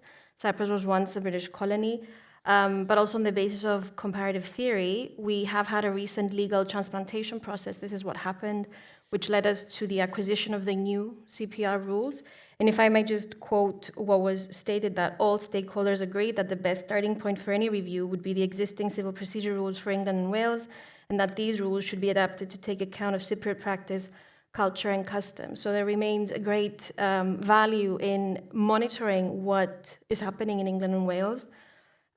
We have to remain aligned with best practices in anticipation of future challenges, but also identify potential pitfalls. We also need to build in Cyprus and allow for institutional knowledge for both lawyers, judges, and the judiciary, the judicial system as a whole. We have to also be careful that we avoid legal obsolescence in the sense that we don't allow the CPR rules to remain stagnant, but we are progressing them. Now, in relation to the small claims track and what's happening in England and Wales, obviously the model we adopted here was what they have over there.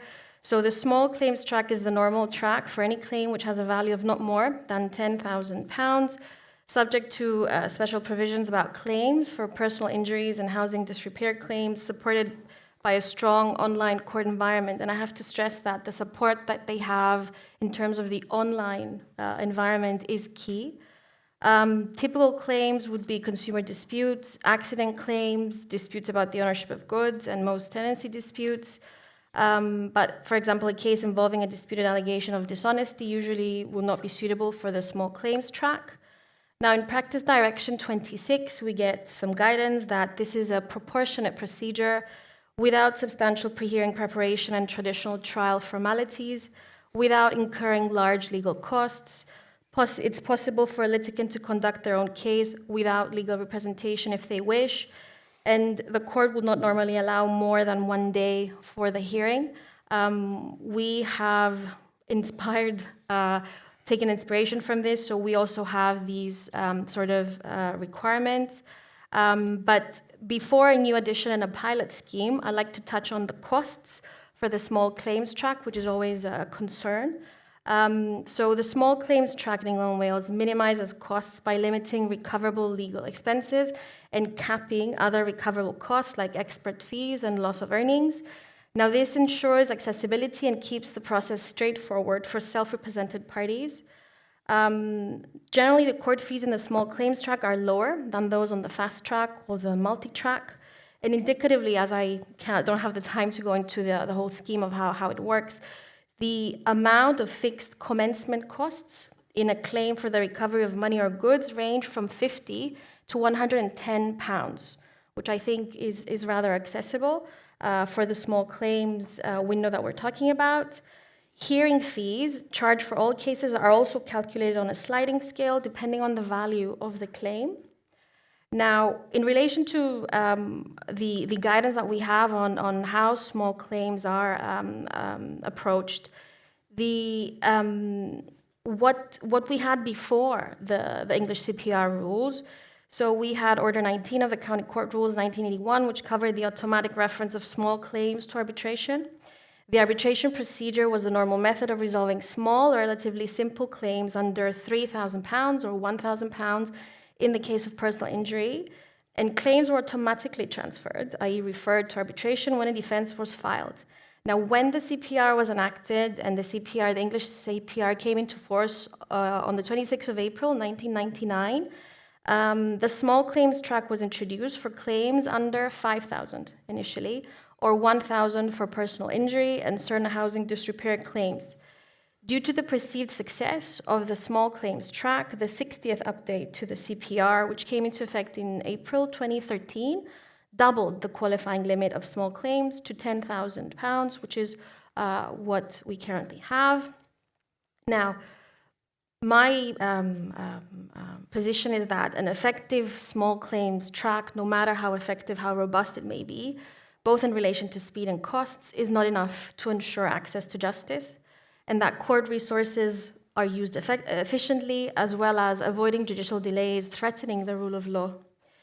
Now, there is a mediation pilot scheme that is currently running in relation to which affects small claims.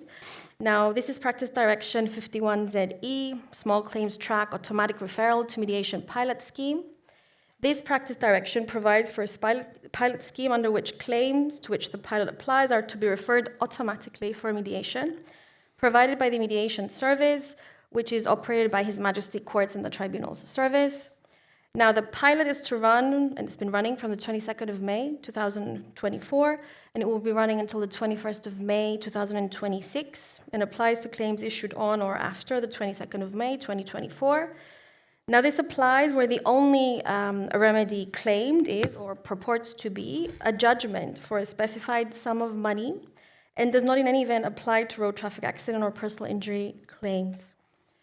I also want to make reference to a leading case, James Churchill and Mirfield Titfield County Borough Council, a 2023 revolutionary judgment. So in this case, James Churchill made a claim against his Welsh local authority after discovering Japanese knotweed in his garden.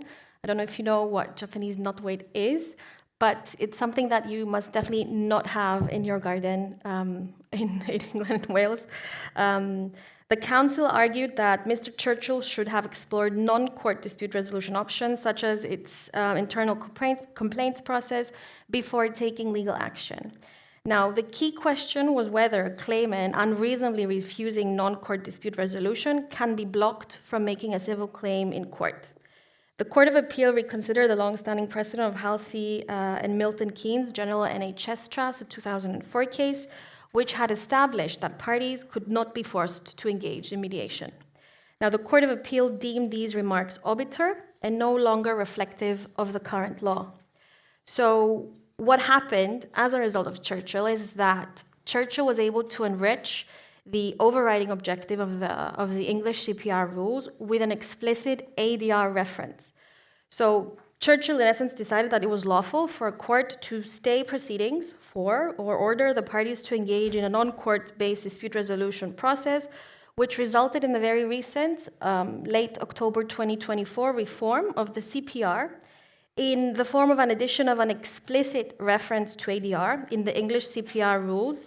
So this is now paragraph F, promoting or using alternative dispute resolution in order to enable the court to deal with cases justly and at a proportionate cost. Now, the ultimate goal, and I was glad to hear that this was being mentioned all day today, is what I would start from sustainable justice being human-centric justice. Now, the definition of sustainable justice, for those who are hearing the term for the first time, or low sustainability, is a very current issue of discussion. So sustainable justice is the approach to justice that aims to improve social harmony, well-being, the general feeling of safety within society, and furthers personal and societal development within a framework of human rights and principles securing legal uniformity and equality. In order to enable the justice system to intervene effectively, justice is vested with power and independence and acts in the pursuit of social sustainability of society and its members. This is a definition from the Center for Sustainable Justice, from their Sustainable Justice Charter. But ultimately, what we need to be aiming for by looking at procedures, small claims, on the small claims track, but also how do we embrace and use ADR, is ultimately towards achieving sustainable justice, which I think would also work in the favor of improving the public's opinion of justice. But we don't have much time, but can you give us a brief comment about how you see the new CPR provisions on small claims in Cyprus? It's largely, I mean, we've largely mirrored what is happening with in the English CPR rules, not in relation to costs though, which remains an issue because we have a very different approach to how we deal with costs, and I think that will probably be a problem. But the problem is that there is a mentioning of ADR in the civil procedure rules, but I don't think that is strong enough. So unless we allow our CPR rules to evolve as the English CPR rules are evolving and take inspiration from the expansion and enriching of the overriding objective, which is, it's absolutely the same if you compare it. It's the same. So well, I believe Theano will have something to say about that later on. But I will now turn to Eleni. So Greece has developed new procedures for small claims. Could you tell us a few words about them, how they work? First of all, I would like to thank the University of Nicosia and Nicholas Fotogiakidis for the invitation. In 2021, the Greek Code of Civil Procedure was amended, introducing significant changes to the small claims procedure. These changes included the adoption of standardized documents and digital tools to facilitate the procedure. This has not yet implemented, but it's very crucial to have this provision in our legislation. Also, the new law specified that if the plaintiff does not appear in court, the action will typically be dismissed. Conversely, if the defendant fails to appear in court, their absence is interpreted as an admission of the plaintiff's claims, leading to a favorable judgment for the plaintiff. This provision, previously limited to ordinary proceedings, now was applied for the first time to the small claims cases in 2021. So the peace course, Ειρηνοδικείο, was abolished. Was abolished, yes. Was that a good idea? Historically, peace courts handled claims up to 20,000 euros, while cases exceeding this amount of money fell under the jurisdiction of courts of first instance. However, in September 2024, peace courts were abolished as part of a broader judicial reform in Greece.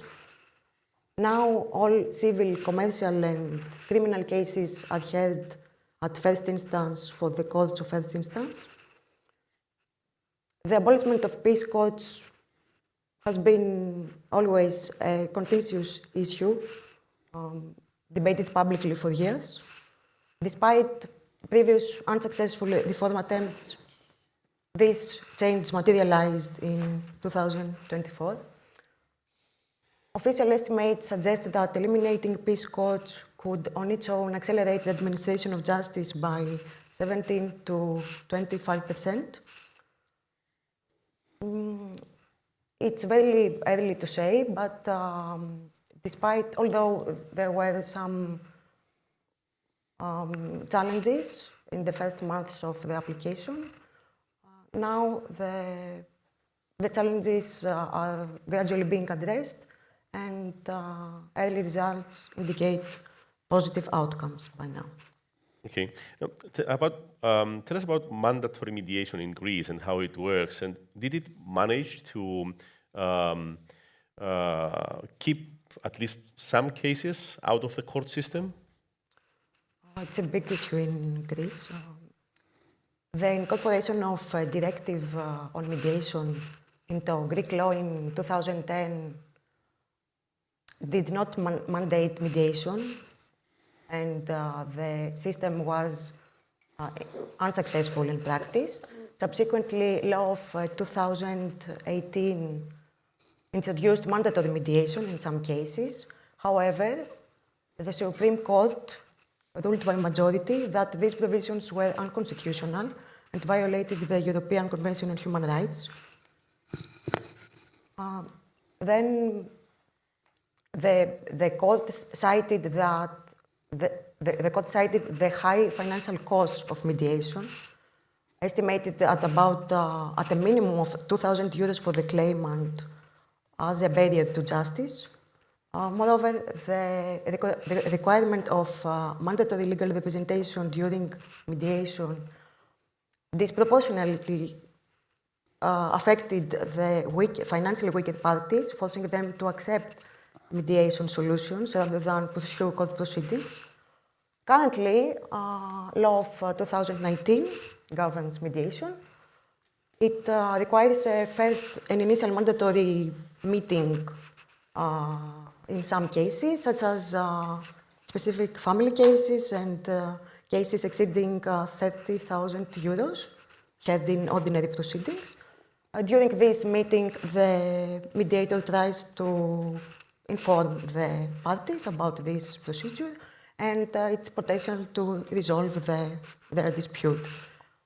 This step is mandatory for any subsequent court action to proceed to a hearing. Okay. There are thoughts about introducing mandatory mediation in Cyprus. Any thoughts on that, as we can get some inside information from you? Yes. Before answering your question, I would also like to thank the University of Nicosia, and Nicola specifically for this invitation. And I would like to make some introductory comments before going to your questions. You started, wondering how important are small claims, and I will give you some numbers so you can understand. I'm head of civil section of the Law Office of the Government, and the last 2 years we've been going through a huge reform. And last week we had some numbers represented, so we could understand where we started and where we are now. And I must tell you that small claims, defined as claims under 50,000 for the purposes of the presentation against the government, active cases, court cases, against the government were about 6,000, and larger claims against the government, active in court, were around 600. So that's how important are small claims if you consider how many people you need to handle them and how many judges to hear those cases. More than 90%. Yes. So they are important, and yes, we have to find ways to hear them more effectively. I will definitely disagree with you on why the small claims procedure in the previous rules, Order 35, if it was successful or not. My experience in my office from my colleagues who actually used that procedure, we had decisions in 9 months, which is unheard of for other kinds of cases. So I believe if we actually took advantage of that procedure, we could have had better results. Now, mandatory mediation. We do have some provisions in the new CPR rules, and we don't have a sample yet as how they could actually promote ADR. But the government is today, yes, promoting a new law, introducing mandatory mediation on small claims, namely claims under 10,000 euro. It's still under discussion, the reason being that it's mandatory. You cannot go to court if you don't go through this first meeting, and you have to pay. So, and no legal aid is offered in any way. So we did think if this was unconstitutional, and we have been studying Churchill and Arios-Pagos' recent decision on that. So, yes, for some people, 150 euro, which was the original proposal for a mandatory first meeting before going to court, could be a hurdle in promoting their rights. It's still being discussed, and now our proposal was that this amount, if we cannot offer legal aid in the cases that legal aid would be offered if someone went to court, then this amount should definitely be diminished. And that's what we're discussing now. It's still being discussed between the Ministry of Justice and the Law Office of the Republic, and we're trying to find a way to make this simple. Again, we're coming to the mentality issues, that we have to understand that we're not going through this procedure to be able to go to court. We're going through this procedure because this could be the way to resolve our claims and not and avoid court procedures. So, but that's not something to discuss now. There is proposed legislation. We don't have a final bill to go to Parliament yet. And I must say that we're trying to exclude claims against the government. Why is that? Well, the Law Office of the Republic has set up a procedure. I should be proud to announce this, but I'm not really, because this should have been set up ages ago, but now it's ready, whereby people can file their claims under 10,000, and there two of my colleagues will have a look at them and discuss them and actually try to find a solution. Having seen those numbers, you can understand why.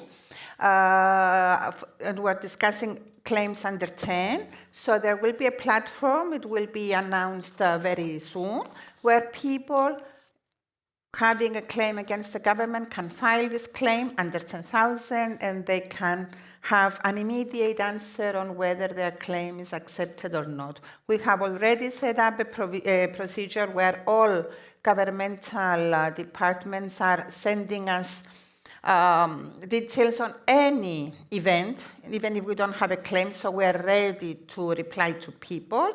So if this procedure is used properly and becomes known to people, maybe part of the 6,000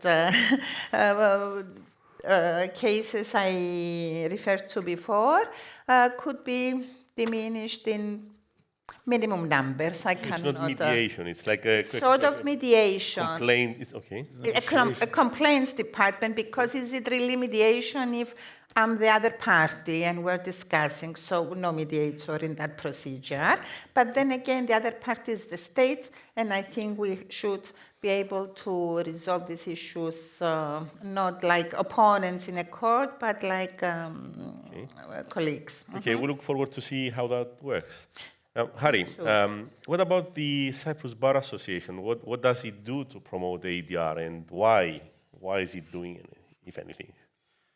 Before going to that, just a small remark on the mandatory mediation issue, which is an internationally big dispute, whether it should be mandatory or not.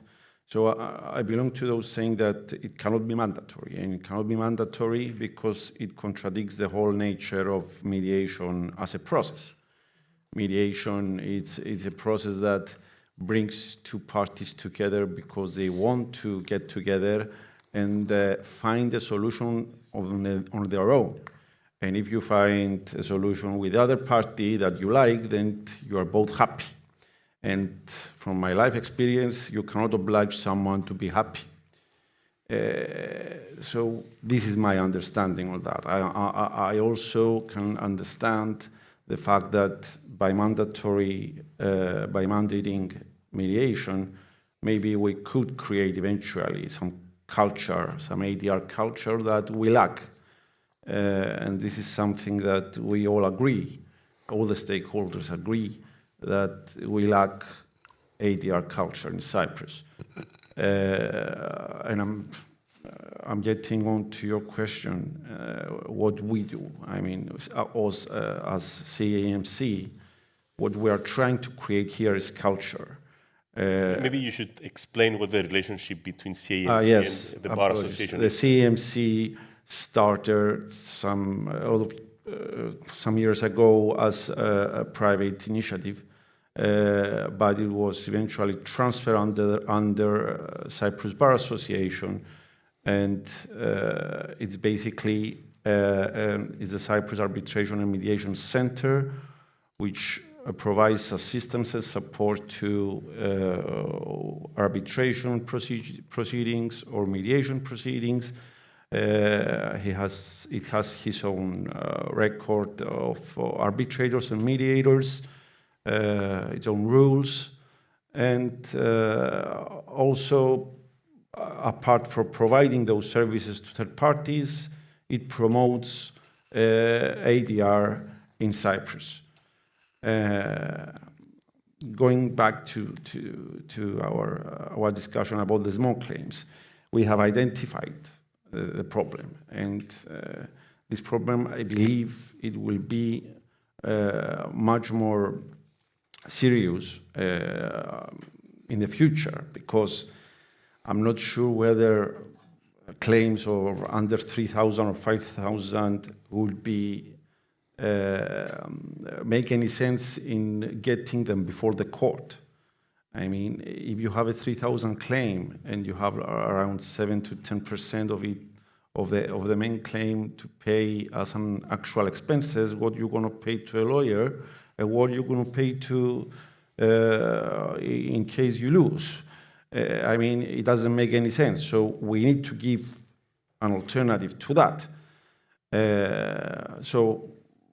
We are for the small claims track, which should provide the opportunity for a person to just go on himself to a court, submit the form, wait for the judgment, but at the same time, we are for mediating the small claims.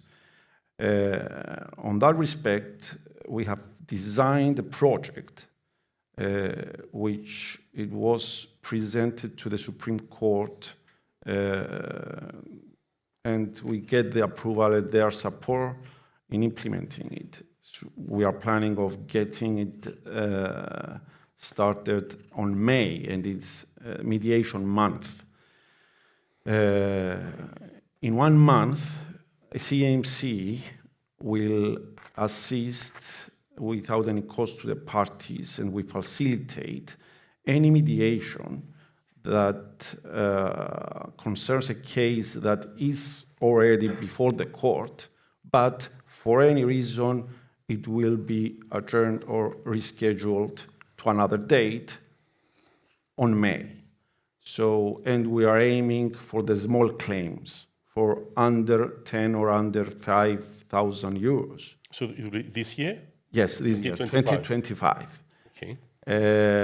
In all district courts, CMC will provide the facilities, any administrative support if required, and from our registry of mediators, the mediators to perform free the mediation. Okay, so very promising. Yes, hopefully in this way we can introduce mediation in practice. So we all know what is mediation, more or less, but we haven't seen it actually. We have like some thousands of mediators in Cyprus, but I'm not sure if we have any, at least commercial mediation completed. Commercial, not of any other nature. So this is what we are trying to implement, is just to introduce the procedure, and I believe if everything goes well, and we don't mind in succeeding in resolving the case per se, the case will be waiting for its turn to be tried in any way. I mean, whatever you get out of it, it will be a positive outcome in promoting mediation. Okay. Now I would like to open the floor to the audience if you have any questions.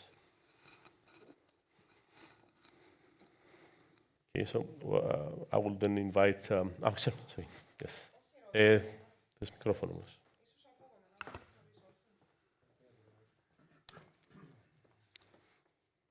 Question or a comment? Μπορώ να το κάνω στα ελληνικά. Υπάρχει μετάφραση, φαντάζομαι. Ναι. Ναι, γιατί είναι όχι, πολύ... Μισό λεπτό. Ναι. Υπάρχει? Όχι. So in English. A contribution, a comment for Greek system and mediation. I think that in family disputes in Greece, we have a broad implementation of mediation, I could say. And in all disputes, even not family disputes, that have a personal point, I mean a loan between two brothers, or something that has a personal point, actually. We can see that in Greece mediation is broadly used. Another point is that it created many problems for real adjudicating on the merits of the case. We have many procedural obstacles due to mediation law, and sometimes it's not so well implemented from the judiciary, and we have some problems on this in Greece. Okay. Χρησιμοποιείται δηλαδή ουσιαστικά δημιουργώντας δικονομικά προσκόμματα στην πραγματικότητα. Okay. Eleni, any final comments? Yes, there are two opinions in case law about this provision of the law of 2019.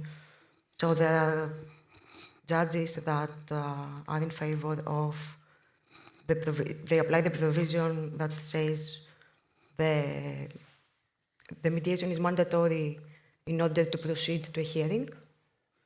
And there are some other judges that say they are more flexible in this, and they review the claim on the merits, and they don't stick to this procedural law about the mandatory. Yes. And but in the first years of the provision of the law 2019, that was a big problem, because lawyers didn't know what to do, and there were judges that insisted on these procedural obstacles, I could say. Okay. Any other final comments? I have a question actually for everyone. For everyone on the panel? Or from the panel and from the audience. So it seems to me that in Cyprus we're trying to introduce mandatory mediation, which I feel I need to clarify that what is mandatory is to get into the process, which it can then not be successful. So it's coercion into mediation and not coercion. Yes. So I think, so when we say mandatory mediation, I think we all feel that, oh, they go into mediation and they have to absolutely reach settlement, which they may walk away. The other development I think we should all have in mind is that we now have the Singapore Convention. Now, what gave arbitration teeth was the New York Convention, 1958, which allows for the recognition and enforcement not only of arbitral awards, but also the arbitration agreements. The Singapore Convention aims to do the same for international mediation settlements. So I think there needs to be a call for Cyprus to consider joining it. I haven't heard anything in the news. It may be that we are considering, but the UK has expressed their intention to join the Singapore Convention. Well, maybe Theano can convey the message. I think we should. I cannot comment on that actually, because I'm not taking the no, not on this. Let me make a final positive comment, though. I have a question. Sorry, Sure, sorry. I'm sorry.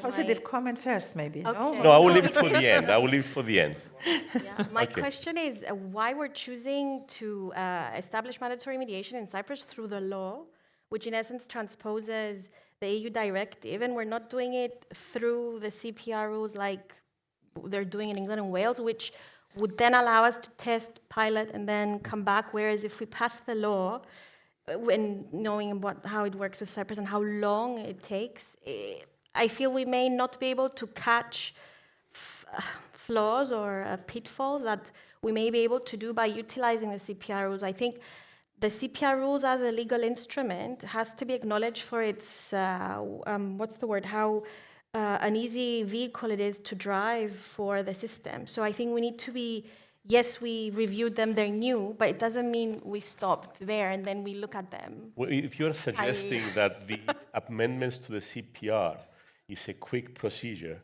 it's not. Then I and Theano can assure you it is not. It's not, but maybe we need to revisit how we are modernizing the civil procedure infrastructure. And I think the CPR rules is the driver, not necessarily the law. I don't know what you think or what anybody else thinks. I think... I agree totally with you that the CPR provisions are there and they could be, and that's how I started talking about, we have the new, I'm sorry, I took the floor without. Nicolas wanted to say something. But I agree completely with you, and it's one of my observations towards the ministry about promoting this law. Sorry.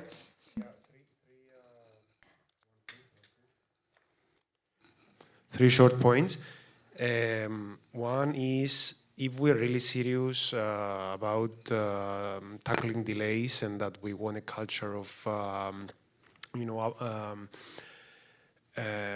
pre-judgment, pre-court settlements, if we're really serious about that, the only solution is to make mandatory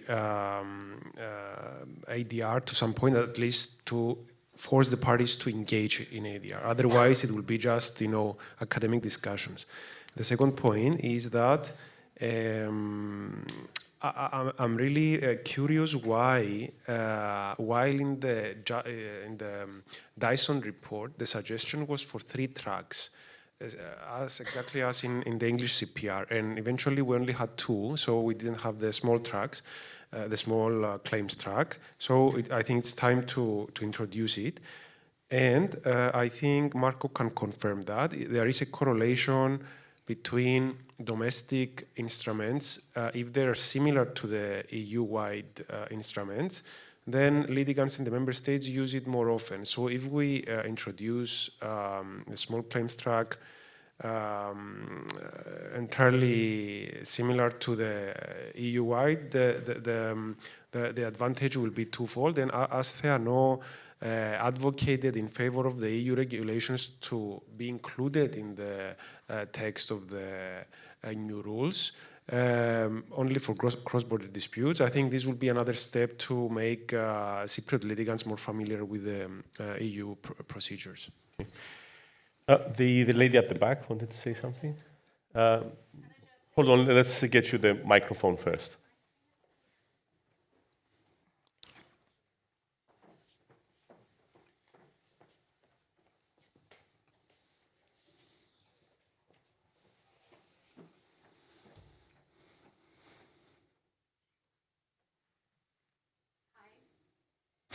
Hello? I'd just like to say that people are more ready to access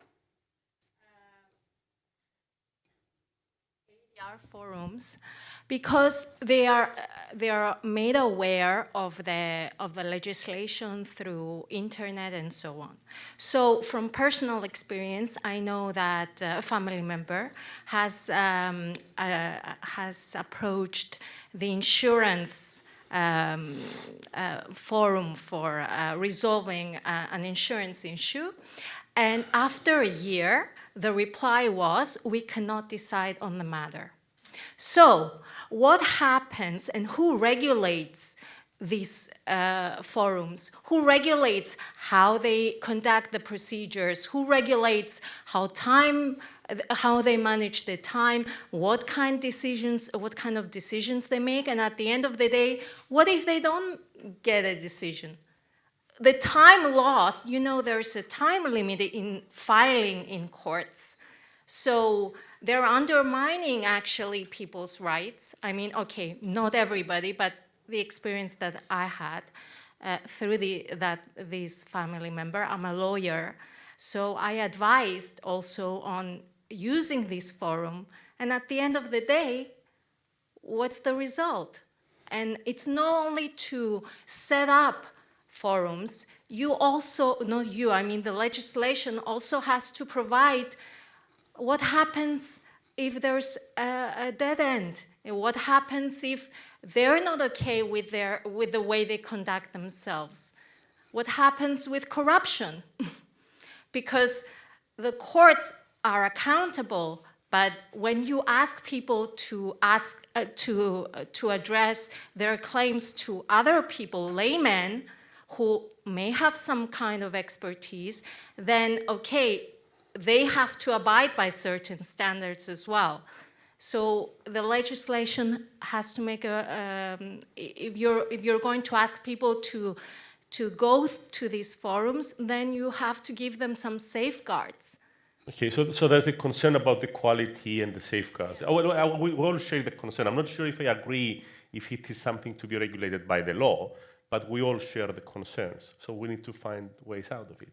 Anyway, I wanted to end this with a positive note.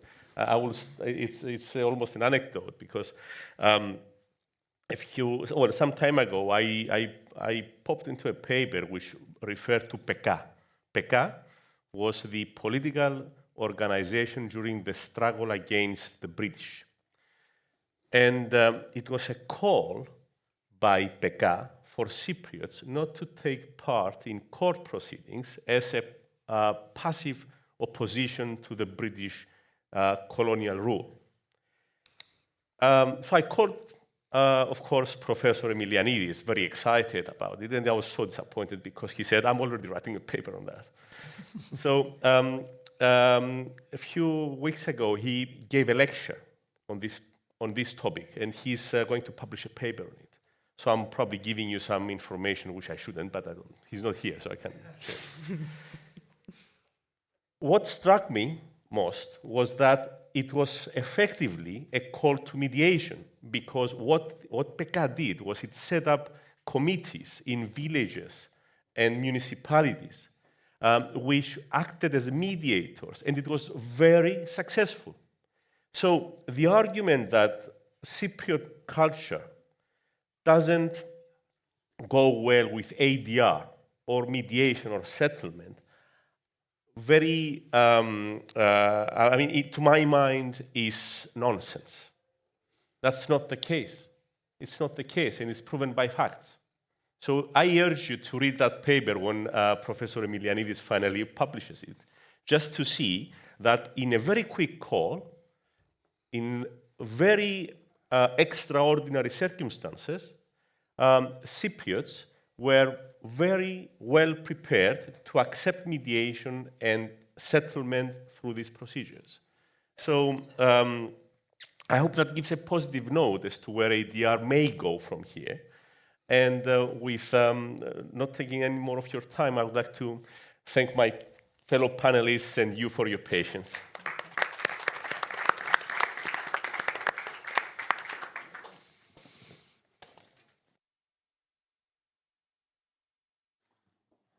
Thank you very much. And we have reached our last panel now. And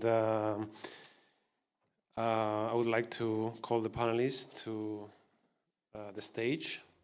Τι είναι ο διάλογος? Η συνομιλία, η συζήτηση με στόχο την πληροφόρηση και την αναζήτηση της αλήθειας. Όπως το οξυγόνο είναι απαραίτητο για τον ανθρώπινο οργανισμό, ο επικοδομητικός συμμετοχικός διάλογος είναι απαραίτητος για τη λειτουργία της δημοκρατίας. Ο οργανισμός οξυγόνο στοχεύει στην καλλιέργεια μιας κουλτούρας διαλόγου και ανταλλαγής απόψεων μεταξύ εμπειρογνωμόνων, αξιωματούχων και άλλων πρωταγωνιστών και την πρόθεση ιδεών στα κέντρα λήψης αποφάσεων, στην παρουσία και με τη συμμετοχή του πολίτη που έχει άποψη. Το οξυγόνο δεν ανήκει σε κανέναν, αλλά ταυτόχρονα ανήκει σε όλους. Δεν εκφράζει συγκεκριμένη άποψη. Είναι απλώς μία πλατφόρμα συζήτησης θεμάτων που διευρύνουν τους ορίζοντές μας. Για να λύσουμε προβλήματα, για να βελτιώσουμε την νοοτροπία μας, για να εξελίξουμε τη χώρα μας.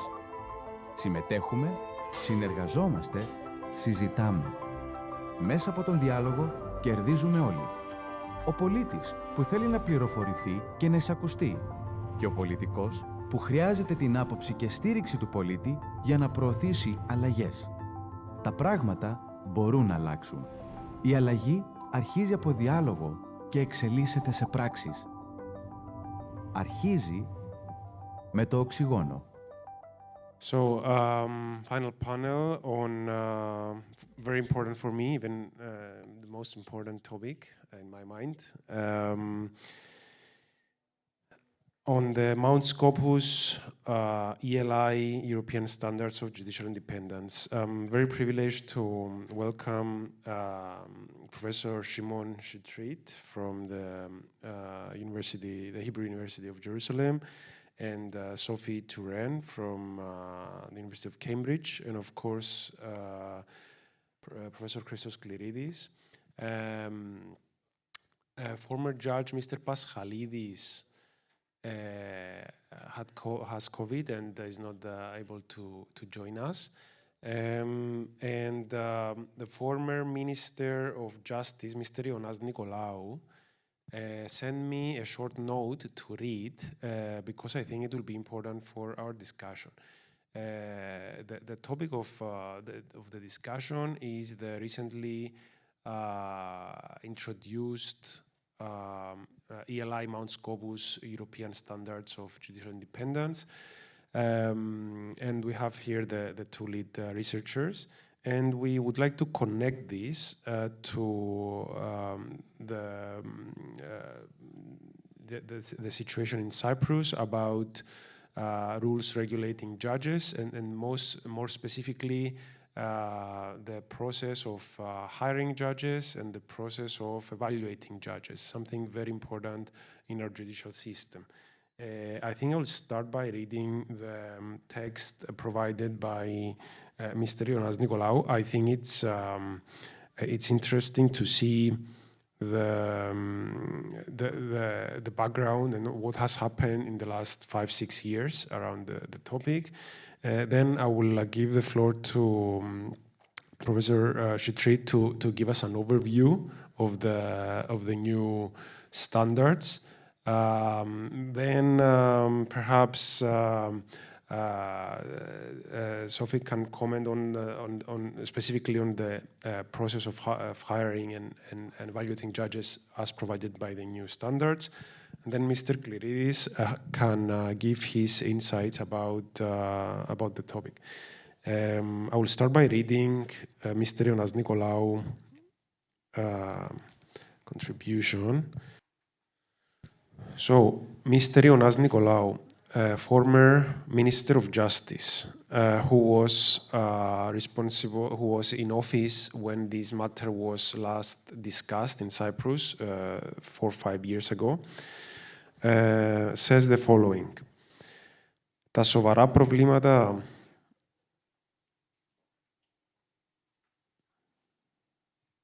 σοβαρά προβλήματα στη λειτουργία του συστήματος δικαιοσύνης συνδέονται άμεσα με την κατάσταση του κράτους δικαίου στην Κύπρο και ειδικότερα με τις προκλήσεις για την αποτελεσματικότητα και την επιτάχυνση των διαδικασιών. Οι διαδικασίες διορισμού, αξιολόγησης και προαγωγής δικαστών πρέπει να εγγυώνται την ανεξαρτησία και αποτελεσματικότητα στην απονομή της δικαιοσύνης. Ως εκ τούτου, κρίθηκε αναγκαία η διεξαγωγή μελέτης για καθιέρωση αντικειμενικών κριτηρίων και διαφάνειας στην όλη διαδικασία και μεθοδολογία για την πρόσληψη, αξιολόγηση και προαγωγή των δικαστών.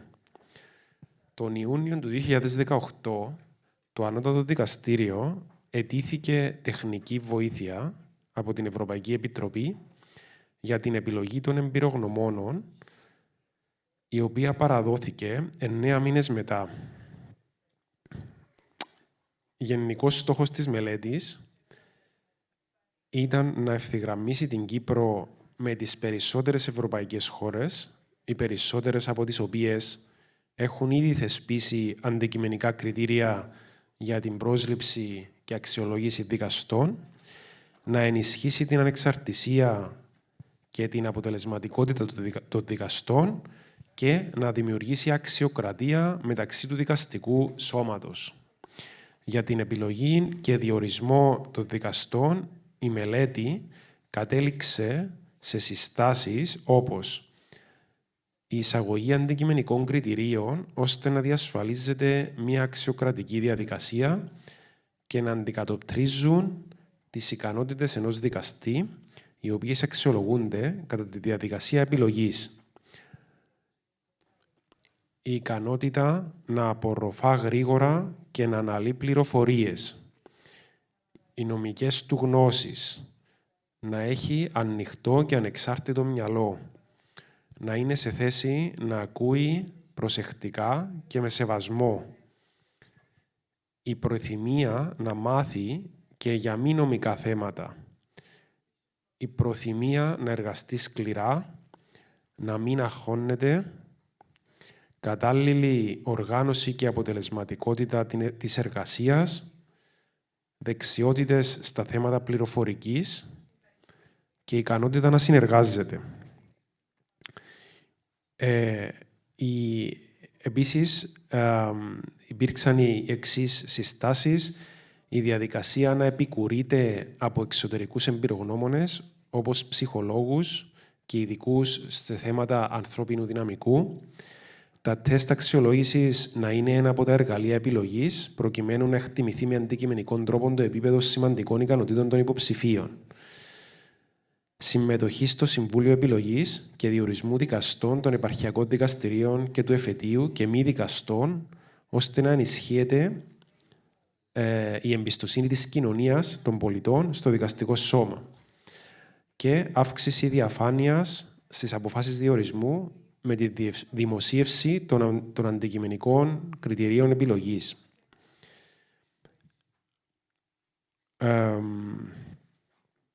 Και μετά, όσον αφορά τη διαδικασία προαγωγής, προτείνονται 42 συστάσεις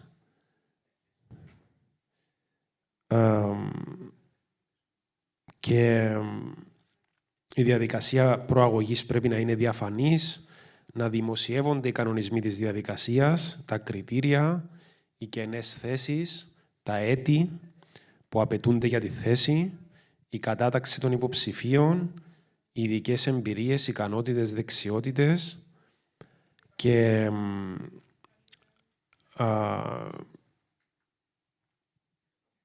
ναι, και μετά υπάρχουν και κριτήρια προαγωγής από σε πρόεδρο του Επαρχιακού Δικαστηρίου ή δικαστή του εφετείου ή του ανωτάτου δικαστηρίου.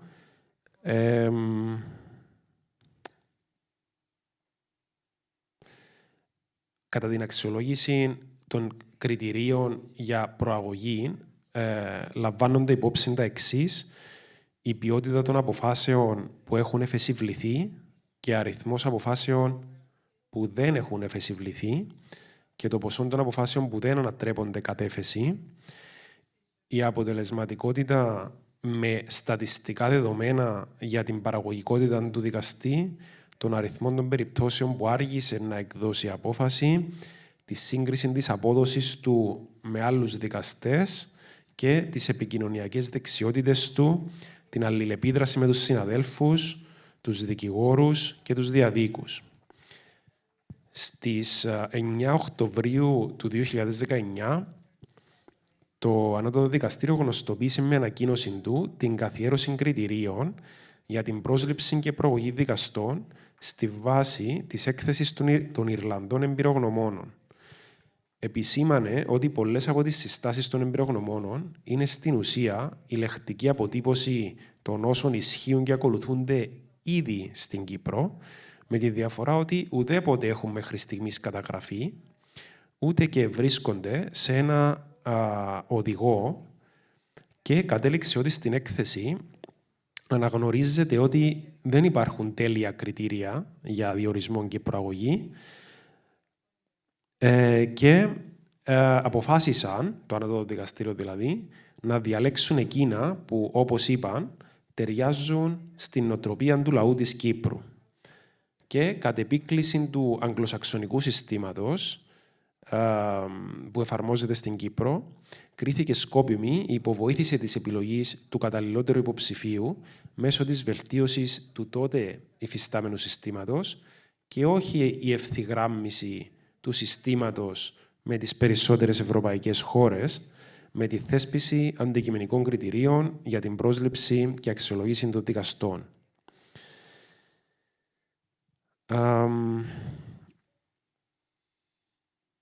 Η απόφαση για βελτίωση του συστήματος πρέπει σύντομα να τύχει της απαιτούμενης αξιολόγησης πριν από το 2025, αφού συμπληρώνονται 5 χρόνια εφαρμογής του και διαπιστώνονται ακόμη καθυστερήσεις. Αλίμονον να μην υπάρχουν περιθώρια βελτίωσης. Για ζητήματα που αναφέρονται στην απέτηση για διαφάνεια και λογοδοσία, για αποτελεσματική και ανεξάρτητη δικαιοσύνη, δεν πρέπει να αναμένουμε διεθνείς εκθέσεις. Ο εξυγχρονισμός, η αλλαγή και η βελτίωση πρέπει να γίνει πρωταρχικό μέλημα μας. Διαφορετικά θα παραμείνουμε στάσιμοι σε πρωταρχικής φύσης θέματα που επηρεάζουν το κράτος δικαίου και εμποδίζουν την βελτίωση της δημοκρατίας στη χώρα μας. Αυτά γράφει ο κ. Ιωνάς Νικολάου. Now I will pass the floor to Professor Chypriot to make a presentation of the new ELI Mount Scopus European Standards of Judicial Independence.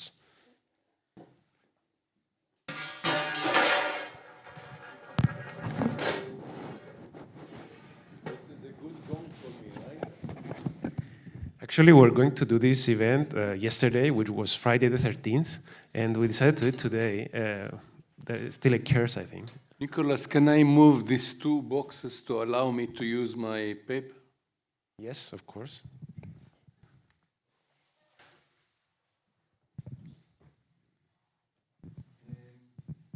Thank you very much, Nicola, for the invitation. It is a privilege to come here and to share our thoughts on the ELI Mount Scopus Standards of Judicial Independence. We had a very long day, and I commend all the students and other participants who demonstrate very good resoluteness to stay on for such a long time, for only one break. And so I think this is an indication how important is this subject for them. You see on the screen, the official title, ELI Mount Scopus European Standards. We will present this topic by two parts. One part, as Nicola indicated, will be overview with a focus on the fundamental values, and the other section by Sophie, Professor Sophie Touraine. She will be discussing the subject that was extensively presented by Nicholas, but from the point of view of the ELI Mount Scopus standards. So, first of all, I have to say thank you to my colleagues, the co-reporters, Sophie and also Professor Frederick Zoll from Jagiellonian and Professor Leah Wortham from Washington. It was a hard work for a long time. It took about 3.5 years. The aims of the project of the Mount Scopus standards for judicial independence is to take the Mount Scopus and other relevant sources and adjust them to the European context. And we did it in a long process over this 3.5 years. Historically, the Mount Scopus standards had a very long history. It started in New Delhi when the first draft or the first code on judicial independence was passed. It was in 1982, and later on it was revised, and in 2008 it was revised in Mount Scopus, and therefore it changed the name to Mount Scopus, and this was the basis for our work, and of course other sources like the jurisprudence of the European courts and other works that have been done over the years. So what are the aims? To provide specific guidance to measure judicial independence in a national legal system, basically European democratic state. And here we have to stress that we're talking about liberal democracy. We don't accept any other kind of definition of democracy, and you know that some people think that there is illiberal democracy. We reject it totally. We're only talking about liberal democracy, and to promote common standards of judicial independence across the European continent, and of course in the hope that it will also influence other parts of the world, not only in Europe.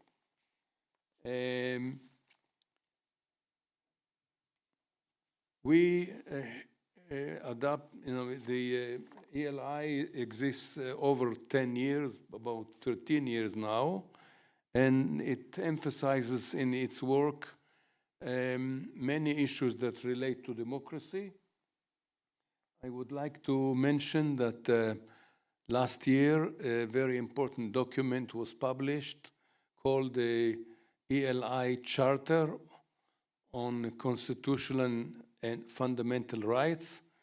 I recommend you to look it up and to get to know it because it's also important, and it's a kind of synergy between the ELI Mount Scopus standards on the European standards of judicial independence and the ELI fundamental constitutional rights. These are very two documents that, in fact, are overlapping in many aspects. Now, we connected the two organizations, and as I explained before, it started in 81, 82, and then we now have a consolidated Mount Scopus at 2022. Now, if you think about the whole day that we just discussed, what did we discuss? We discussed access to courts, for example, small courts. We discussed efficiency. We discussed delays and the impact on judicial process. We heard survey about public confidence.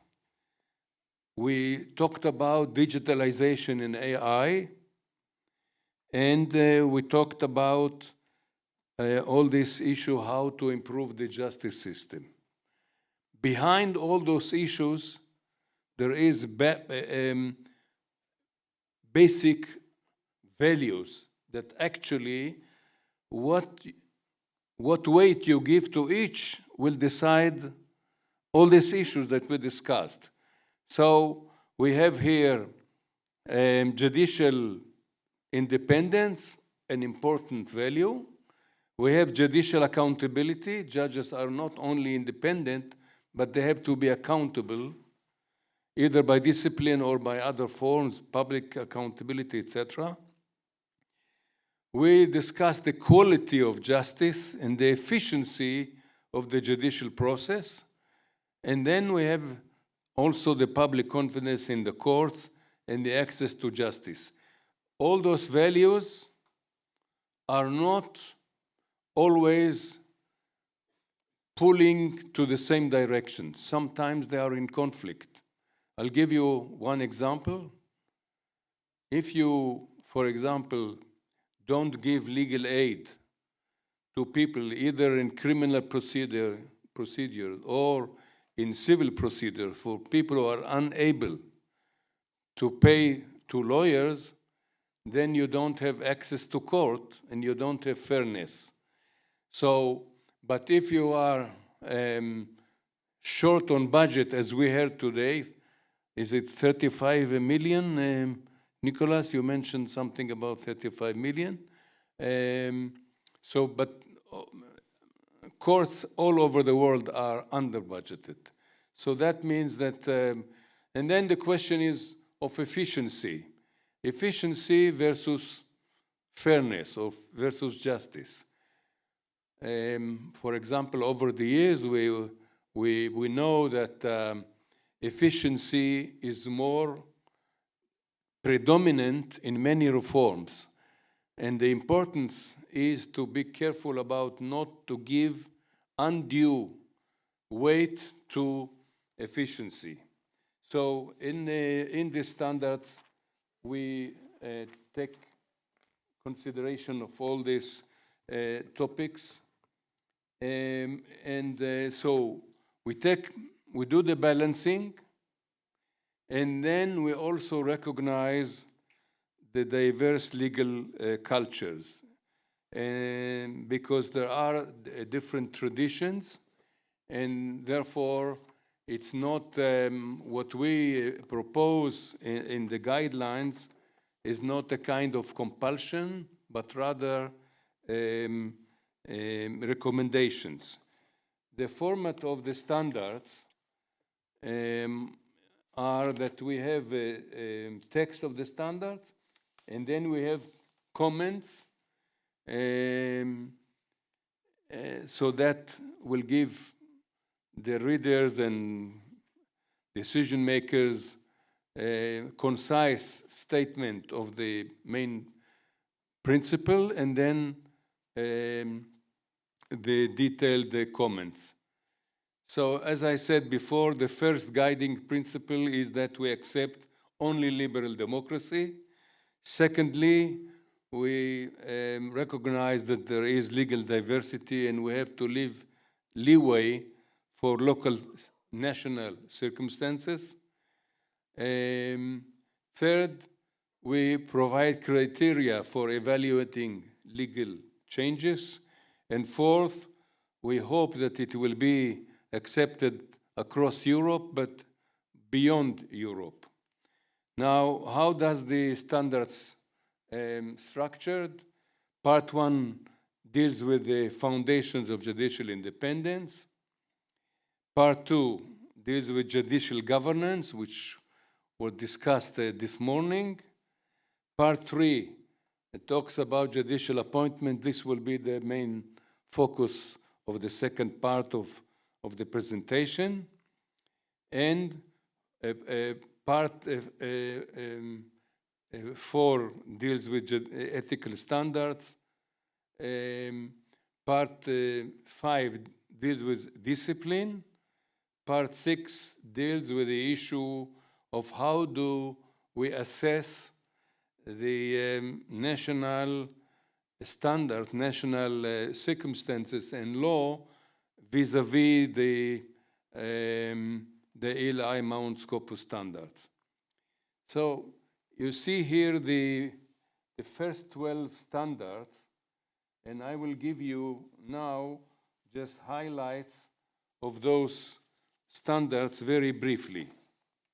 In the standard one, it is provided that judicial independence is an essential pillar of democracy.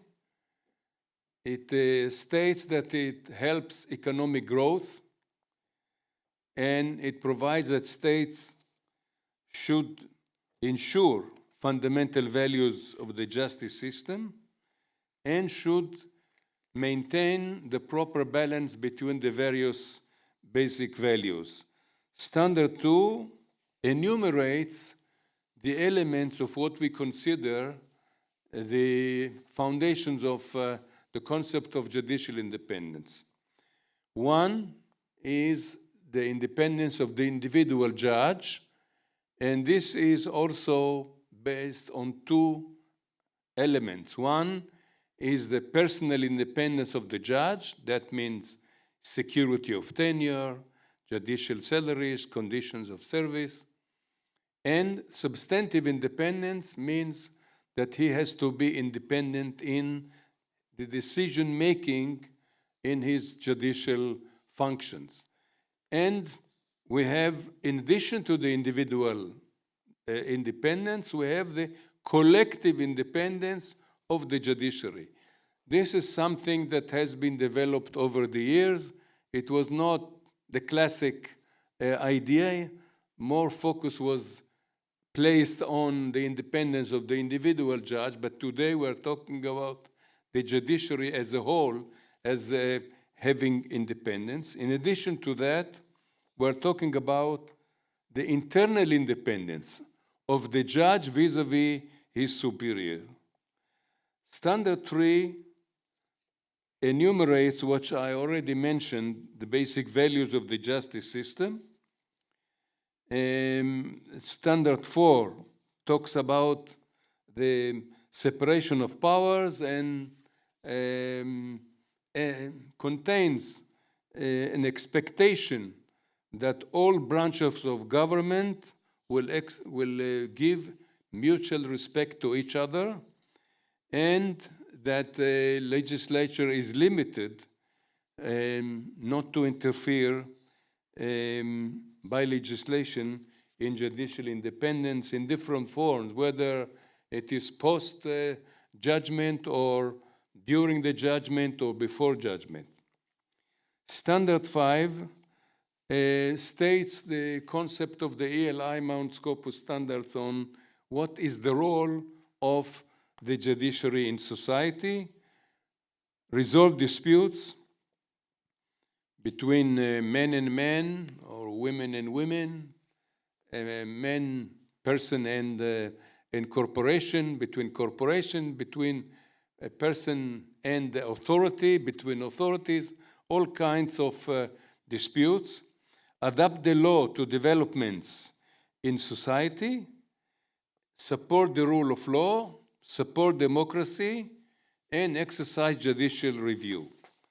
Standard 6 deals with impartiality. Standard 7 deals with the guarantee of judicial independence. Standard 8 deals with security of tenure. For example, the rule that requires the legislature or the executive not to interfere with the retirement age. The retirement age has to be fixed. You cannot reduce it. And then, like many cases, unfortunately, in recent years, that the reduction of a retirement age was used to kick out judges and to appoint new ones according to the requirement or the favor of the government. Removal must be done for a cause provided previously by law, and also limits on transfer of judges have to be laid down. Standard 9 relates to limits of liability, that is the need to give immunity to judges from civil suits or criminal suits when they are acting in good faith. Standard 10, the remuneration should be adequate, fixed, and guaranteed by constitutional provision. No reduction of salaries unless in general economic measure. Standard 11 deals with the duty of the legal profession to support judicial independence and to defend the independence and the rights of the citizens. And Standard 12 talks about building and maintaining culture of judicial independence. This includes institutional structure that protects judicial independence, constitutional infrastructure that is in the Constitution that gives the support for judicial independence and for the judiciary. And then you have detailed arrangements to the same direction in ordinary legislation, in jurisprudence, and all this is also supported by ethical standards. My final point relates to the issue I mentioned before, and this is what does the ELI Mount Scopus standards provide in terms of how you assess the constituency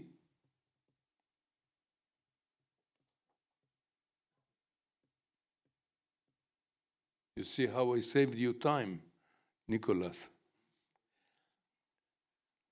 How to assess the consistency of national laws with the ELI Mount Scopus standards.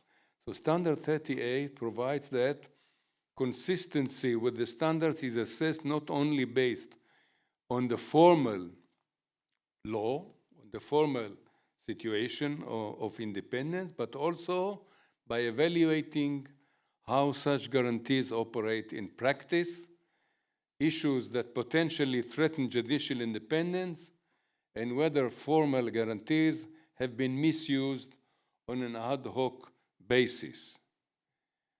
The development of the European standards of judicial independence relies on the normative understanding, but also on the practical situation. But then what is important to check is that we have many times situations that a certain institution like Judicial Council or Higher Judiciary Council, which existed, let's say, in Germany for many years, was borrowed to Ukraine or borrowed to Poland, and when it was challenged, they said, what do you want? They exist in Germany, it exists in Ukraine, in other countries. The answer is, you have to check what is the intention of the legislation, if it is according to the examination, is coupled with other measures that show that it is not good faith, and it's not just transplanting institutions that exist in one country into another. So Standard 38 warns that when we judge the issue whether a certain national law, national arrangement is consistent with the standards, we look at the whole picture. We look at the practice and we look at the intention. Thank you very much.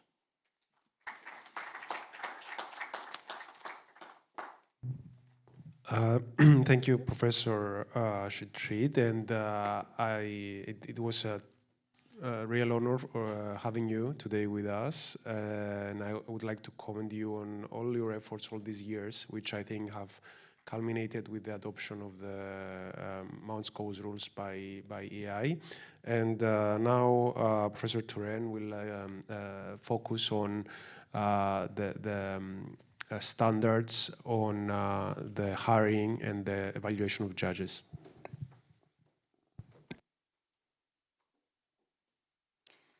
Thank you very much, Nicholas. I'm just trying to, oh, here we go. Perfect. So thank you very much, Nicholas. I would like to echo Shimon's thanks to the organizers for the invitation. And I'm delighted to present the standards on behalf of our group of reporters. Today's discussion were all about the right to an effective judicial protection, and my colleague here will.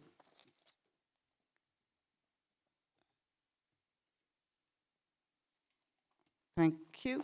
So I was just saying that today we've been discussing the right to an effective judicial protection, and there is no effective judicial protection, we know, without independent courts. So the standards aim to promote some common standards of judicial independence across the EU on the basis that it is vital today to insist on those minimum guarantees of judicial independence and impartiality for all the judiciary in the EU. I will use today the example of judicial appointments, and by judicial appointments I mean not only judicial appointment itself, but also the selection criteria and the process and the professional evaluation and promotion of judges. So you can see here on this slide our first standard on appointment. It is fairly broad. It provides that the criteria, methods of selection, appointments, evaluation, and promotion must promote the independence, impartiality, and quality of the judiciary and enhance public confidence in the judiciary. And then the second point, such criteria and methods must safeguard against selection and appointment that might be perceived as biased or directed towards undermining the independence and impartiality of the judiciary or the quality of justice. So why is it so broad? Well, we know that in the area of judicial appointment, we have many different methods that apply, and many of them work quite satisfactorily. Many of them work quite well. Besides, there is often more than one method within the same legal system, each operating at a different level of the judiciary. So these differences, the fact that it works well, call for flexible standards, for these broad standards, but at the same time, we are very much aware that too much flexibility is likely to weaken the same standard, the effectiveness of the standards. And that is why our Commons introduced some more specific guidance for interpretation in light of current and recurring issues in order to reinforce the practical impact of the standards. To be absolutely clear then, and as noted in our comments mentioned here on the slide, we are not concerned with the extent of similarity and differences between jurisdictions, between the laws of member states in this area.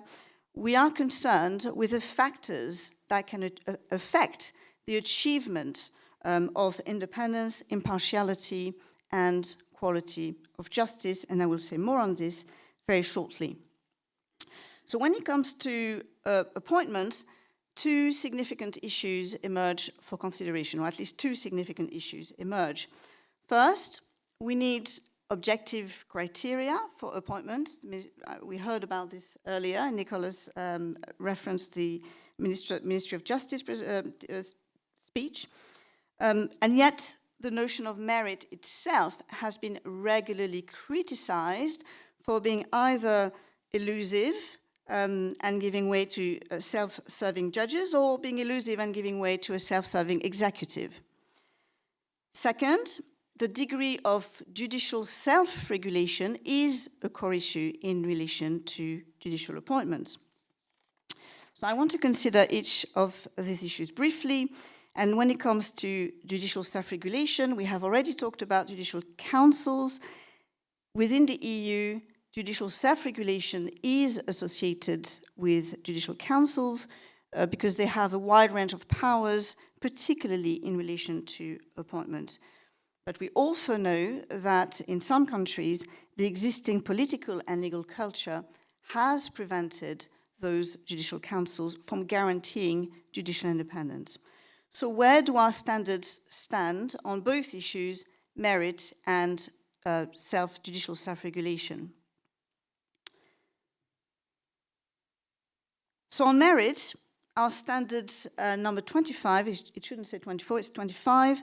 Our standard 25 reaffirms that decision by the competent body concerning judicial appointments must be based on merit, quote, defined by adequate, objective and published criteria, having regard to high standards of professional qualifications, integrity, ability, efficiency, and the objective needs of the court.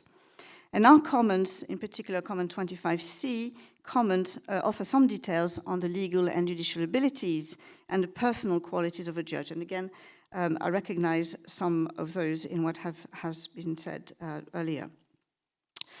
Importantly, merit may be understood differently depending on the post concerned.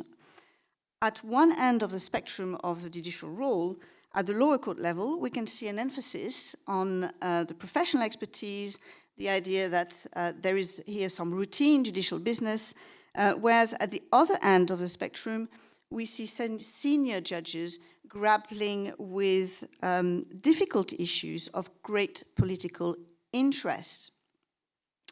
So the key to merit, therefore, is to identify the weight, the balance in importance of each of the merit criteria, depending on where on the judicial spectrum the post is placed. In the case of senior judges, they carry great responsibility as an organ of government, and they may need to be more creative or wary than the lower court judges. Senior judges, in other words, speak both in the name of the law and in the name of society. So criteria for selection to senior position, therefore, may give greater weight to qualities beyond legal expertise, which a judge might be expected to show, such as mentioned in Standard 25C, mental and moral fortitude appropriate to a culture of judicial independence. But also in those comments, awareness of the social context in which legal disputes arise, where this may help to explain a law's purpose, its typical function, and its effect on people or society as a whole. So this awareness does not itself require the appointee already to be senior, and it follows that when it comes to promotion, therefore, as a common 27L provides that although relevant professional experience is an important condition for promotion, seniority must not be the primary consideration for promotion. Further reason is that, as noted in this comment, when promotion is primarily associated with length of service, choosing among candidates who are all equally formally qualified can too easily rely on loyalty to other judges or politicians. So instead, we suggest that it is important to base promotion, like initial selection and appointment, on qualifications, integrity, ability, efficiency, and the objective needs of the court. Second, turning to my second point, I mentioned that the degree of judicial self-regulation is a core issue in relation to appointments. The issue is best understood, we suggest, by considering how far we need to avoid political influence in judicial appointments and how far we need an independent body representing the judges to make the appointments. In this respect, unsurprisingly, our standard number 24, the one I read earlier, affirms that political considerations cannot prevail upon merit. It doesn't follow, however, that the appointment process itself must also be insulated from politicians. The involvement of politicians, we know this, may in fact give greater legitimacy to judicial appointments. So our standard 24 therefore occupies the middle ground and with an emphasis on the need, quote, to safeguard against selection and appointment that might be perceived as biased or directed towards undermining independence, impartiality, or the quality of justice. So on the extent of judicial control over the appointment process, in concrete terms, our standard 28 endorses the common use in European systems of some independent advisory or recommending body to select candidates for appointments. And under standard 28, quote, the membership of the selecting body for appointment as a judge or for promotion within the judiciary must be properly qualified, diverse, balanced, and composed in a manner that avoids bias, perception of bias, or any other improper motive. In this respect, our standards, the comments expressly note that there is no single appropriate model in setting up a selecting body. Instead, what matters is the manner in which its members are appointed and the manner in which the composition of that selecting body guarantees that it will work effectively and that it will be independent. So in concrete terms, when we look at the selecting body, we need to consider who the selecting and appointing authorities are, what role the judicial community plays in that process, how decisions about appointing judges are made, and the guarantees of independence in relation to those factors. To illustrate each point briefly, in point 28H, we maintain a majority of judicial representatives in the selecting body and a clear separation and independence from the legislative and executive powers as a guarantee of professionalism and independence. So we say that the membership of the selecting body must normally include a majority of judges chosen democratically by other judges without undue pressure from judicial hierarchies. At the same time, comment 28I also endorses the participation of lay members, understood broadly as non-judicial members, in that selection process.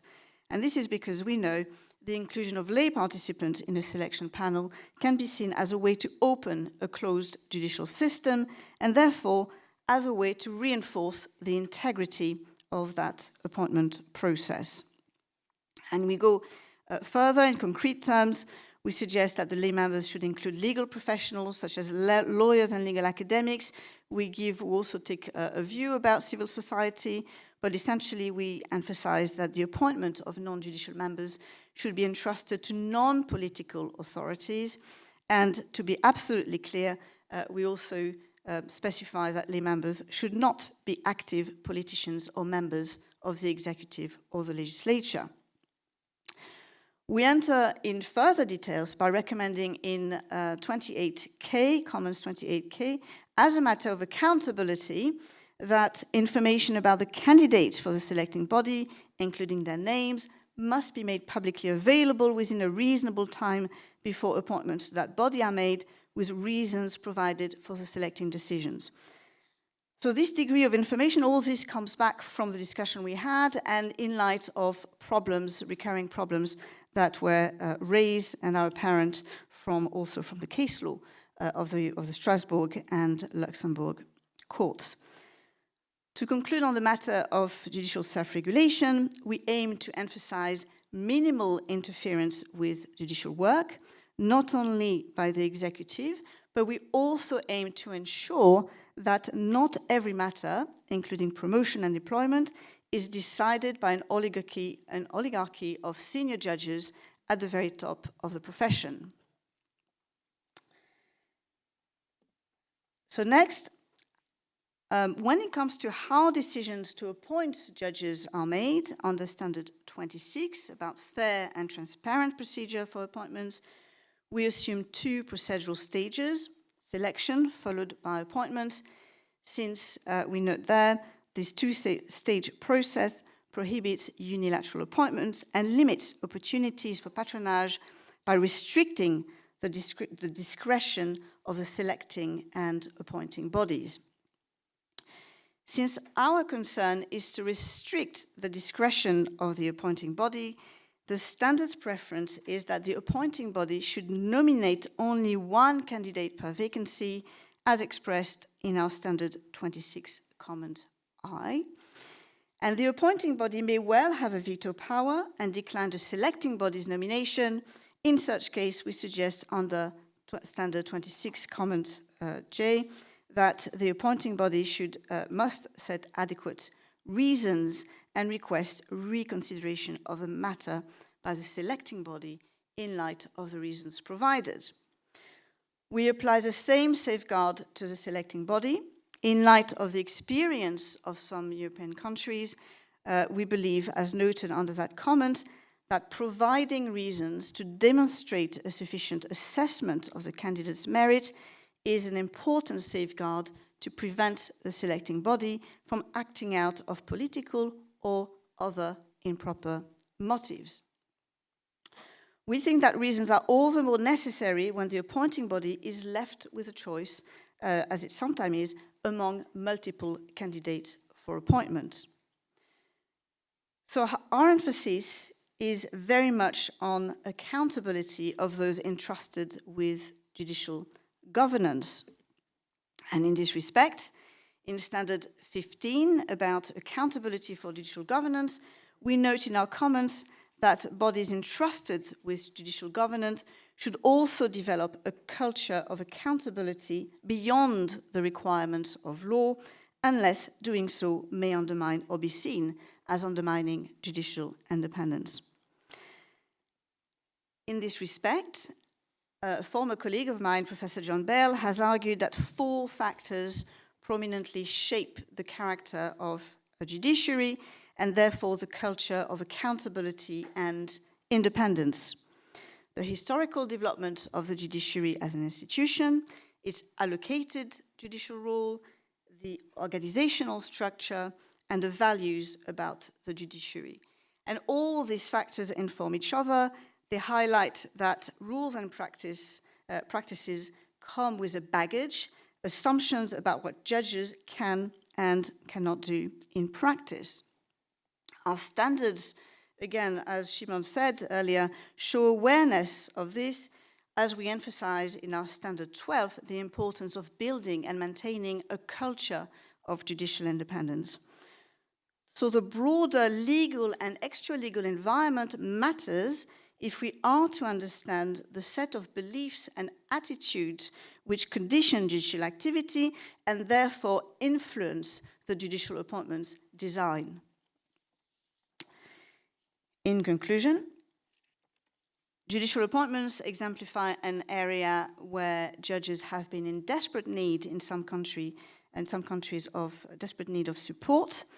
The standards and the comments with those standards aim to eliminate the risk of incompetence, corruption, invidious discrimination, but also to promote public confidence in the judiciary. They aim to offer guidance in light of past and current challenges and the aim to to maintain some basic separation of powers, which we know is characteristic of the rule of law.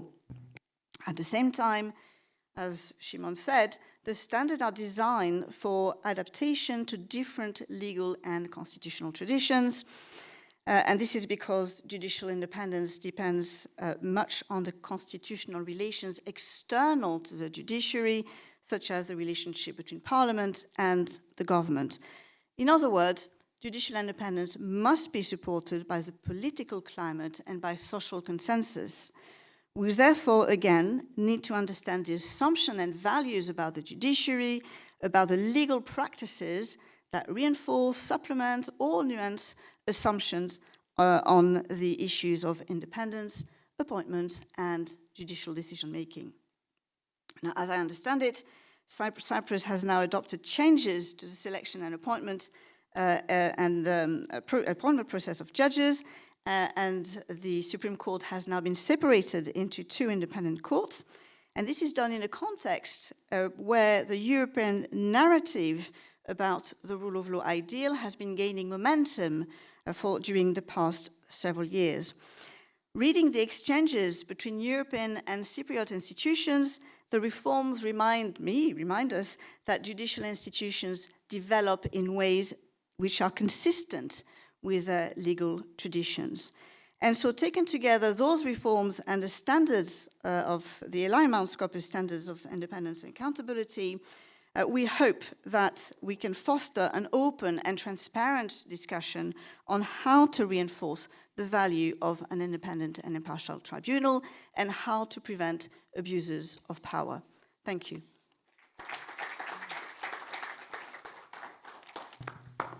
Thanks so much, Sophie, and congratulations for this excellent work, and thank you for presenting it to us. And now I'll give the floor to Dr. Kliridis for 5-7 minutes. You can go to the podium for any remarks, suggestions, comments, and also how you experienced this discussion about regulation of judges during your time as a president of the Bar Association. Thank you, Nicholas. Thanks again for the invitation. I could write a book on my experiences relating to the issue of judicial appointments on Cyprus. In Cyprus, under the Constitution, there is a Council of Judicature, which is responsible for the appointment of judges.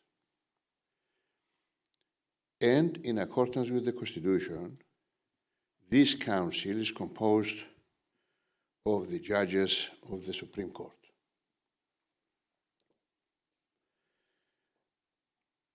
After the 1963 troubles on the island, the Turkish Cypriot community decided to leave their posts from the constitutional organs of the Republic of Cyprus. As a result, there was an imminent collapse of the constitutional order, and a law was enacted, the Administration of Justice Miscellaneous Provisions Law, 1964, based on the law of necessity, in accordance with which, by legislation, amendments were carried out to the operation of the two highest courts of the land, the Supreme Constitutional Court and the Supreme Court.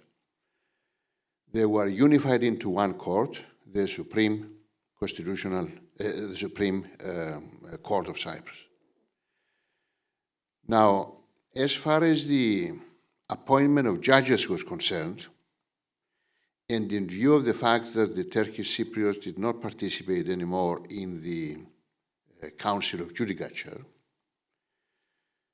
the provision made was for an organ, a Judicature Council, in which the Attorney General would participate along with the judges, and every 6 months, I think, by rotation, a senior advocate. This was in the process amended once again.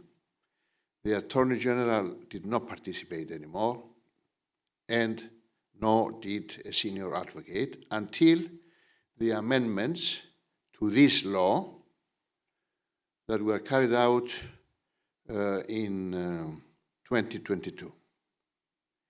Now the new Judicature Council consists of all the judges of the Supreme Court, plus the Attorney General without the right to vote, plus the President of the Cyprus Bar ex officio, and 2 senior advocates appointed by the Bar Council, with no right to vote, just to be there and participate, of course, in the proceedings. As far as judges to the Supreme Constitutional Court are concerned, these are now appointed on the basis of a recommendation by another council, which is composed, again, of all the judges of the Supreme Constitutional Court, plus the Attorney General without the right to vote, the President of the Bar, 2 advocates with no right to vote. Now, we had the first appointments to the Supreme Constitutional Court, which started operating as of July 2023,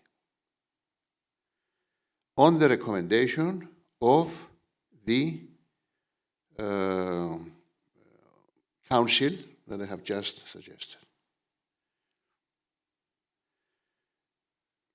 Although provision was made in the law that the emphasis should also be given to the appointment of judges from the profession, my experience in sitting with the first opinion council was that the judges of the Supreme Constitutional Court, which sat in the council with the Attorney General and the advocates, would have none of it.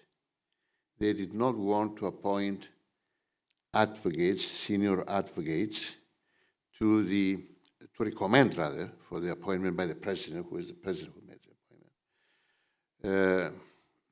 So what was done instead was that presidents of the district courts, 3 presidents of the district courts, were appointed to fill the vacancies in the Supreme Constitutional Court. The argument was that advocates do not have the necessary experience. We had a very good advocate who was an academic, a professor at the University of Cyprus, who was not chosen because it was thought that he didn't have the necessary experience. Although in constitutional courts in most countries, academics are chosen or are recommended. Now, the problem with these appointments to the Supreme Constitutional Court, because you have talking a lot about political interference and appointment, to my mind, was twofold. First of all, the Attorney General was an ex-minister. He was an ex-minister of Justice who sat in this council. Secondly, the problem is that the President appoints on the basis of the recommendations of this council the judges to the Supreme Constitutional Court, who would very soon thereafter sit on a panel that will decide cases referred to by the President of the Court on grounds of alleged unconstitutionality. So you have a President appointing judges of the Supreme Constitutional Court who would then sit and decide references made by him as a party to the proceedings as to the constitutionality of the laws. This, to my mind, creates problems. In any event, it gives the impression that there might be some tit for tat. I appoint you, but I expect that when you're going to sit to decide my own cases that I will refer to you, you will show the necessary leniency, if you like. I'm not saying that it happens, but what I'm saying is that on the basis of justice must not only be done, but seem to be done, it is inappropriate, to my mind, to maintain this procedure. Now, as far as the other judges are concerned, appointment to the appeal court or the district courts, the lower courts, these appointments are made by the Judicature Council of the Supreme Court. The judges of the Supreme Court sit there, and the practice that has been followed all these years is one of seniority. In other words, the Judicature Council decides on the promotions from district court to the office of senior district judge, then to president, and then from president to the Supreme Court. We never had, in all the years of the Republic since 1960, 60 years or so, 64 years, an appointment of a senior advocate to the position of either senior district judge or president of a district court, or to the highest court, the Supreme Court, by the president on the recommendation of the council. There was this practice that once you become a judge, then it's a question of time, promotion, to reach the highest court of the land. Advocates were excluded. Although by law they were entitled to be appointed, they were never appointed. Now, in order to change this, I pressed for an amendment of the law so that the law states specifically that the necessary consideration should be given to the need to enrich the judiciary through the appointment of senior advocates. I put up a strong fight in the Judicature Council and at least managed to appoint 2 senior advocates at the appeal court. For the first time in Cyprus, they sat in July 1st, 2023, in the appeal court. His Honor Pigis, a senior advocate, and Iphigenia Stylianidou, who sat also was appointed in the appeals court. There were other candidates also from the profession, but they were not appointed. But I'm very pleased that for the first time, we had appointment of senior advocates to these courts. I will say a few things also about the criteria for appointment of district court judges. The first appointment, I will finish because it's getting too late. As I said, I can speak for hours on this. The criteria for the appointment of a district court judge, first appointment, is 6 years practice. Now, and of course to be of high moral turpitude, which is standard in all judicial appointments. 6 years practice, in my experience and in my opinion, is not enough. Lawyers with 6 years practice in Cyprus, they hardly ever done a full hearing of a case. They only do a hearing, for example, for an adjournment or a mitigation in a case of plea of guilty, or summary trials maybe for summary offenses, or they did some interlocutory applications, amendment of pleadings and things like that. Full hearings, there are very few lawyers in Cyprus who in their first 6 years of practice have done a full hearing. either Assay Court or Appeal Court or Supreme Court or even District Court hearing on the merits. So the 6 years let down is inadequate. And we have the problem, unfortunately, that we have appointments of judges on the basis of an oral interview. What happens is that the vacancies have to be fulfilled.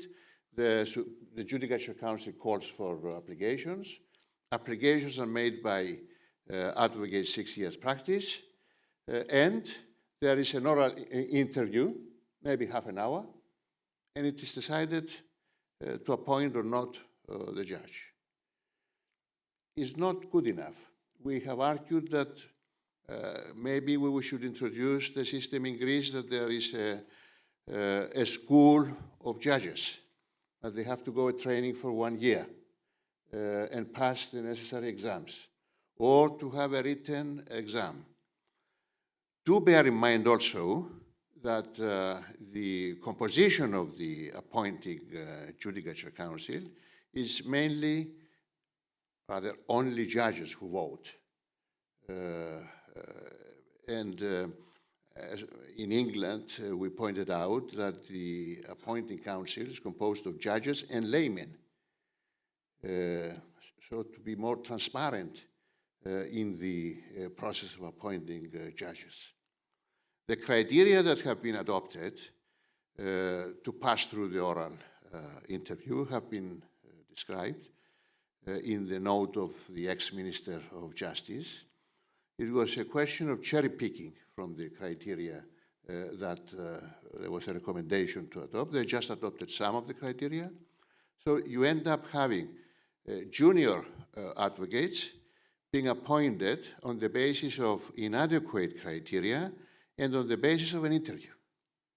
So we still have a long way to go. The Gregor report and the rule of law report of the European Community and the Council of Europe have made important recommendations that still need to be implemented. I don't want to go into this now, but they are very important and due consideration must be given to them. So progress has been made, but we still have a long way to go to have the best to be appointed for this very important post. Thank you very much.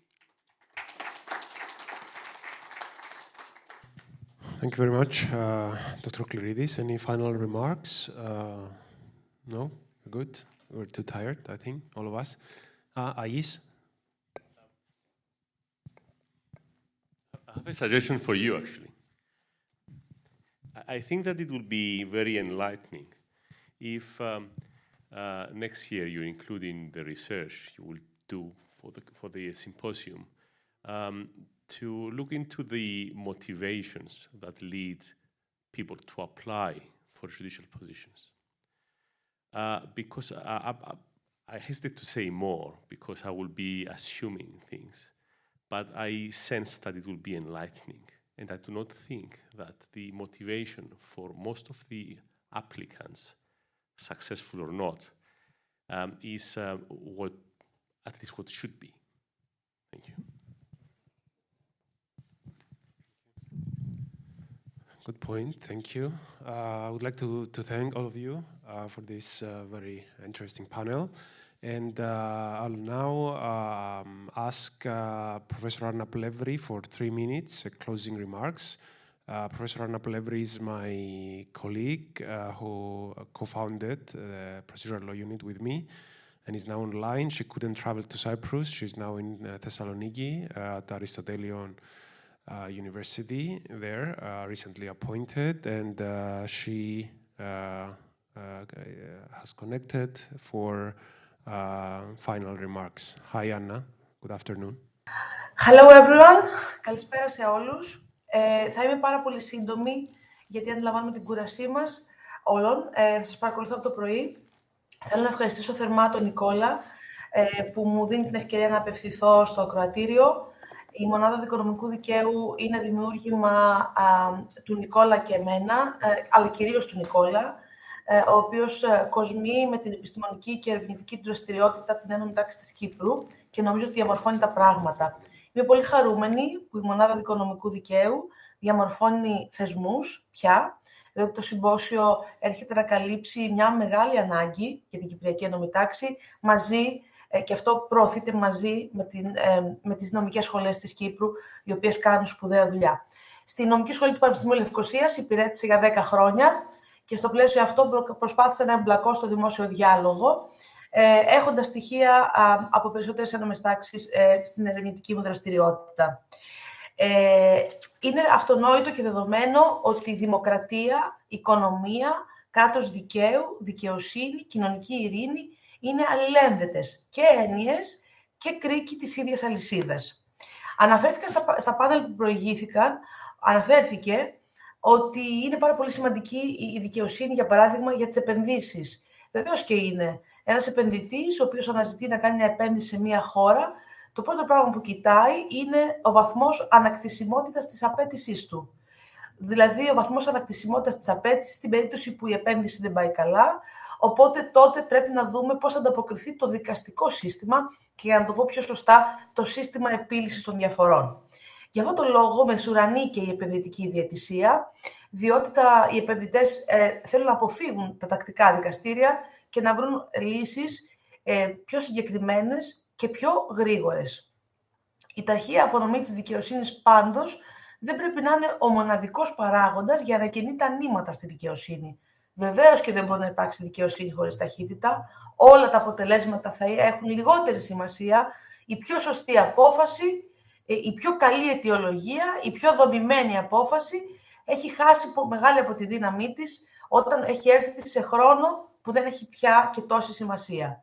Σε αυτό πρέπει να λάβει κανείς υπόψη όχι μόνο τη διαγνωστική δίκη, αλλά και το δίκαιο της αναγκαστικής εκτέλεσης, το σύστημα της εκτέλεσης των αποφάσεων, για το οποίο επίσης πάσχει η Κύπρος, και όχι μόνο η Κύπρος, αλλά ειδικά στην Κύπρο υπάρχει και αυτό, είναι και αυτό ένα πολύ μεγάλο ζήτημα, το οποίο νομίζω δεν έχει συζητηθεί όσο πρέπει, ούτε έχει ενταχθεί στις προσπάθειες της αναμόρφωσης, τις σοβαρές πράγματι που γίνονται τα τελευταία χρόνια. Έχω τη γνώμη ότι όποια και αν είναι η ερώτηση, ο άνθρωπος είναι η απάντηση. Επομένως, το δικαστικό σύστημα πρέπει να έχει επίκεντρο τον άνθρωπο από όλες τις πλευρές. Το διάδικο, το δικηγόρο, το δικαστή. Διότι αν μου επιτρέπετε η έκφραση, υπηρεσία, η δικαστική απονομή της δικαιοσύνης, η απονομή της δικαιοσύνης μέσω των δικαστηρίων ορθότερα, απευθύνεται σε ανθρώπους και υπηρετείται από ανθρώπους και γίνεται από ανθρώπους. Επομένως, δεν είμαι και πολύ σίγουρη ότι όλα τα τεχνολογικά επιτεύγματα και όλες οι καινούριες αλλαγές που έχουν στη διάθεσή τους την τεχνητή νοημοσύνη, τις εφαρμογές της τεχνολογίας, τις δικονομικές μεταρρυθμίσεις προκειμένου να φτάσουμε στην περίφημη επιτάχυνση, που είναι τίτλος σε κάθε νομοθέτημα που θέλει να νιώθει σύγχρονο, ότι αυτά θα γίνουν καταργώντας την διαδικασία στο ακροατήριο, την μία και μοναδική δικάσιμο έστω, και κάνοντας συστήματα μόνο έγγραφα, μόνο στη βάση εγγράφων.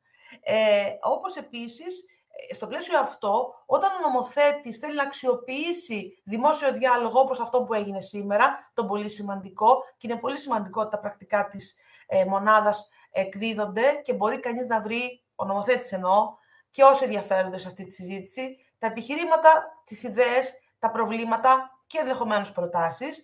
Είναι πολύ σημαντικό να λαμβάνετε υπόψη ότι όταν προωθείται μία τροποποίηση, μια μεταρρύθμιση ακόμα, πολύ πιο μεγαλεπίβολη λέξη και στόχος, απαιτείται να λαμβάνονται υπόψη και οι υπάρχουσες δομές και οι δομές που απαιτούνται. Δηλαδή, τι να κάνει η δικονομία, όσες και αλλαγές και αν κάνεις, αν έχεις ένα συγκεκριμένο ανθρώπινο δυναμικό και συγκεκριμένες κτηριακές και άλλες τεχνοκρατικές δομές.